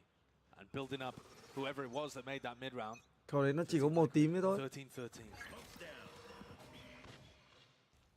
Another round of overtime. Grant and Showers control. I mean, look at that. Soulcast forced to use the guiding light just to check whether or not Navi have taken full sand control. That deep smoke from Angel. He's already used 2 of his smokes, and we're only 20 seconds into the round. If Team Liquid recognize that, they can slow the Mắt pace sắp down. đéo mở được nữa rồi anh em ạ. Thôi mong rằng là bọn Navi thắng đi. Em còn đi ngủ các anh ạ. 4:30 sáng rồi. Rồi, hay. Hay đấy, Sinet cũng thắng. Hay đấy. Rồi, Zipan ơi. Mọi thứ là ổn rồi, mọi thứ là ổn thỏa rồi. Choáng đẹp luôn này. Ôi thì mẹ bắt y tá lại vào cuộc. Lại đầy máu luôn. Mọi thứ là ok rồi nhá. They have to be worried about somebody pushing here. You can see the way that Team Liquid are clearing these areas, trying to contact through, having Tôi sắp không weapons mở out được ready mắt for nữa rồi every các corner. bạn. They're concerned Nhiều that somebody monster from hôm nay NAVI nó has cũng got trôi hết deep, rồi. and that means that this push is going to be slow. No running into the B site. 20 seconds. It will offer Shao an opportunity to get his team up to match point again. Góc này của sao đẹp quá. Đấy các bạn thấy không? Tôi rất hay thích đứng góc đấy đấy. Đấy là một góc mà tôi rất thích đứng ở những khoảng tham minh cận kề. Góc đấy là 30 giây đổ lại, đứng đấy rất là đẹp. Cứ khi nào trận đấu còn 30 giây thì đứng đấy đẹp. Early game đứng đấy nhiều lúc không đẹp lắm. For the majority of this game, Team Liquid are going to take a tag timeout to alter the situation. Anh uống năng lực từ chiều rồi em ạ. But this is a very different story 4 to giờ what we've chiều. seen recently. Giờ là đến 4:30 sáng rồi. Nó ăn thua. These teams we thought would be fighting for second place EMEA this year, and they've taken Không, vastly Navi different win. directions. Navi win này các bạn ơi. 2-0 dành cho Navi. 2-0 là rõ. How well they can perform when everyone's at their peak. And yet here, both of these teams split by a knife's edge, and yet Navi in control.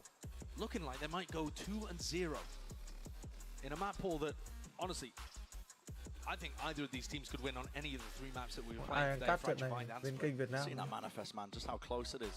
I said earlier that round differential, I believe it is, like, at most 3 rounds this year between these 2 teams. They don't blow each other out, man. Ở đây sẽ là cái map point thứ 3 của các thành viên bên phía team Navi thi đấu bài này.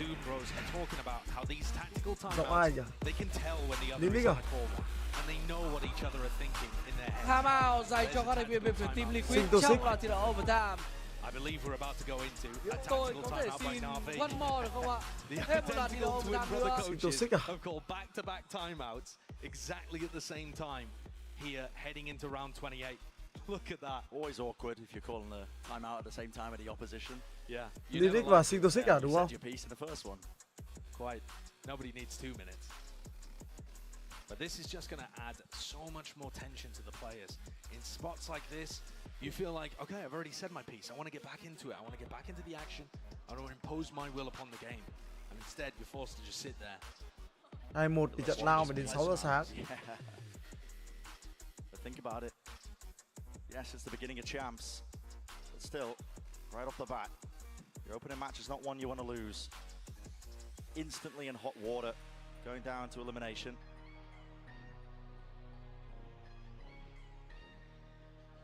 Once more, it's NAVI. Only having to take that one step forwards, one more round. They've been in this position. It feels like multiple times so far on this map. I think one of the biggest things that Team Liquid have had in their favor on the defense side is Yampi's operator and trademark setups. This time trademark goes towards short. He's going to try and op showers. That allows them to stack 3 players on B. Usually he's being supported by Sky utility. Navi are not using util to take showers. Navi ơi. Swinging. Yampi could absolutely get an opening pick. And they're doing it again. Rồi, đóng cái xe ra tao nhau set up luôn. onto the line. He actually doesn't choose to take it, yeah. Yeah, he's taking a very passive approach here with the operator. That might end up being a difference maker, or it could lure Angel into his death. Holding. It comes down to this. Giật còn nhanh ấy, hay. Just barely. I don't know how. It looked good Rất to hay me. luôn. And just the thinnest of Đẩy được margins. thằng OP. OP thiếu thông tin. Lấy được một cái hộp. And Yampi's forced to take a more passive line. So the info that he was able to get and the confidence that the rest of OT the team ở đây là bên này cứ bên is nào diminished. ăn được 2 round là thắng luôn. Set up for an execute into these 2 players on A. They can finally hit the weak side of Team Liquid. The pull's late. Zipan's already into the back of the site here. It's up to this gun duel that's about to be taken. Nats. Thôi xong Patience is rồi. played by him. Still lands Rồi that nát shot yếu there. rồi, Snake nát back yếu to rồi. back. Yampy Yampy sắp repositioning chết. now. Rendezvous. All the way back to safety Ôi thôi now. bỏ Time mẹ is running so rồi. short. That's a lovely. The crossfire set up and that's brought down once more still. Reinforcements are there with save into the back. To get to enough with the reset. We are going once more to another round of OT. You're seeing the discipline on play here by Team Liquid. I mean, the way that Nats was supporting Yampy there is phenomenal. He's got that trigger discipline to wait as Zipan runs through the smoke, but also instantly swings to try and help Yampy, who's in his reload animation, and stop him from getting punished by CNED. Immaculate team play there from the two defenders on the A side, buying enough time for Safe to come in, and the cavalry arrived. What is it going to take for one of these two teams to get over the line? We see that third map, or is it series done and dusted? A bit more left to play. So Cass notified there, that deep flash. To be long, still that smoke in his face, and Team Liquid are grouped up here. 3-2 split potentially. Trying to force out that util. Oh, what a fight to be taken. I mean, Safe was right off the back of that one. CNED, I believe, on top of the box. Loses that duel. But instantly it's Navi once more. Plugging up the holes in the defense. They want to take the fights right to them and they're winning them out. Doesn't matter. Somehow always finding the miracle moments in these rounds here. Close to the corner again. Spam into a red card. He swings. Good timing on his Shao. He's really being pressured now. He's feeling it. You can hear it. And he's dodging to the side. Sao mà nó kinh đấy. Right. Phải mà thả được ulti là thắng luôn đấy. Leaves it to Yampy. Thả ulti thì không thể thua được. 1v2. Sao bắn vào kinh ấy. Surely Shao has done the most. Still the rendezvous available, but Yampy is guessing where are these players. Not a clue. Peeks it. Navi đặt tâm rồi, đẹp đấy rồi, nhưng mà thằng Zipan nó bắn phát vào mặt luôn. The Navi players can just pull magic out of everywhere. What is that from Shao? And also Angel taking an uncomfortable duel over by Hookah. And he's able to find giờ là 4 rưỡi sáng, 5 giờ sáng ở Việt Nam anh em ạ. That duo. Hôm rồi tôi toàn 1 giờ với 2 giờ tôi ngủ. Take a look at the replay here. He answers thức khuya quá đối với tôi. onto a player that had just got the first kill. Anh ngủ sớm dậy sớm 12 trưa đi bơi. Was just beautiful. And look at the passion, man. Bọn này bắn. Armrests. Bọn này bắn nhất quyết là nó không ấy luôn các bạn ạ. Nhất quyết không rớt luôn mà. Quyết luôn. Mẹ mà gần 30 round rồi mà chả thấy bên đéo nào rớt round nào cả. Làm tí mất não ấy xem nào. Team 2 duelist pì vào đi. Cho anh em đỡ buồn ngủ. Không phải dép đâu, nó là cái này này các bạn ơi. Nó là cái tay cầm này. Đấy. Tay cầm của con này thì nó là nam châm. Sao nó được? Đâu nhỉ? Perhaps to just play a little more cautiously. I do in general like the attack side op from CNED. Nó kiểu I đéo think ấy it nhỉ? lends itself more into favoring the contact style that Angel likes to call because it puts fear into the defenders. À, cái nam They don't châm. want to info peek as much. It lets you contact Nhấc nó through lên as được. they're doing now in showers. Hồi lâu không tháo chắc bị rít thì trời. He's in a one and done. He's got to get a bit more than that though. Rồi bắn nhanh rồi. Tăng tốc rồi. Chết mẹ hết luôn. Rồi các bạn đã hiểu vì sao bọn nó không bắn nhanh rồi đấy. Should be watertight seal when it comes to this site. Spike dropped down out. Shaw's picked up this operator, but can't find an open angle, can he? 2 versus 4 picks it up, running all the way through. Rồi thì chúng ta đã hiểu là chúng nó không bắn nhanh rồi đấy. 15 to 15. How far are we going to go? It's been Navi with the opportunities every time though to close this one out. Team Liquid need a run of 2 even to set themselves up with that map point opportunity. But here you see the difficulty of actually getting into the site. site. Cái mức là nó chậm 1 giây rồi nó chết rồi đấy. Quả sấm mốc nó bật toàn đúng thời gian luôn đấy. Đúng lúc phải bật luôn đấy. Không nhanh hơn cũng không chậm hơn. Bắn cái này cũng liều. So cheeky idea with the operator, but it's not going to work to close things out for Navi. Bắn nhanh này lại còn phải có thông tin cả anh em. You've got to go. I mean, beyond the strap bar. Yeah, conditioning goes out the window. you keep a rough outline of what the opposing team was doing at a given portion of the map. NAVI been doing this a lot. It's a dodge of the Sky Flash, and they tuck Angel deep onto this corner.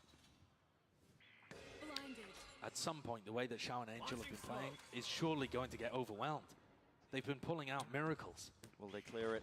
Is it going to be the double face once more? Red Angel guys, tầm đẹp that's đấy. enough. Ủa, sao lại Angel bắn bay đấy nhở? Ủa, Rock solid. hay á. And the fight's being isolated. It leaves it to Nats. Crossfire của mày đẹp quá. Hai thằng Crossfire đẹp quá, đéo có cơ hội với Nat.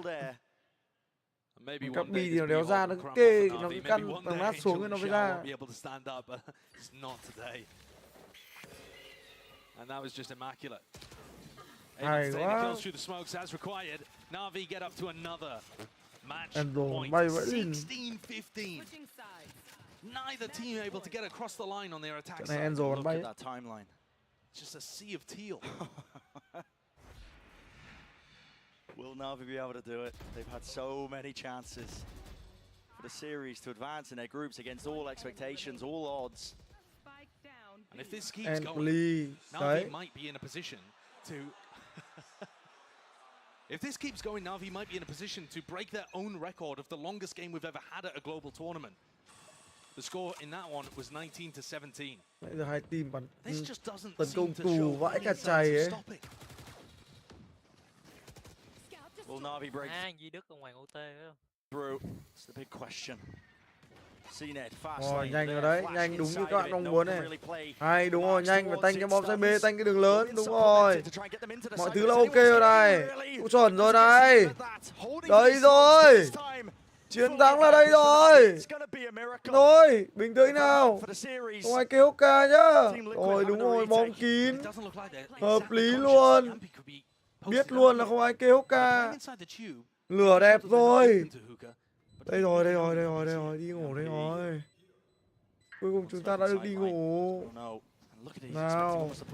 Rồi hay. Đừng chết em ơi. Ôi dồi, bình tĩnh nào. 2v2. Ui, thì mẹ nó con sớm hốc à. Trông toang nhờ. Bóng kín. À. Ôi hay. Ôi xả chỗ lầu trúng à. Xả chỗ hay. Hay. Hay NAVI ơi. Tuyệt vời. Tuyệt vời NAVI ơi. Rất là tuyệt vời luôn.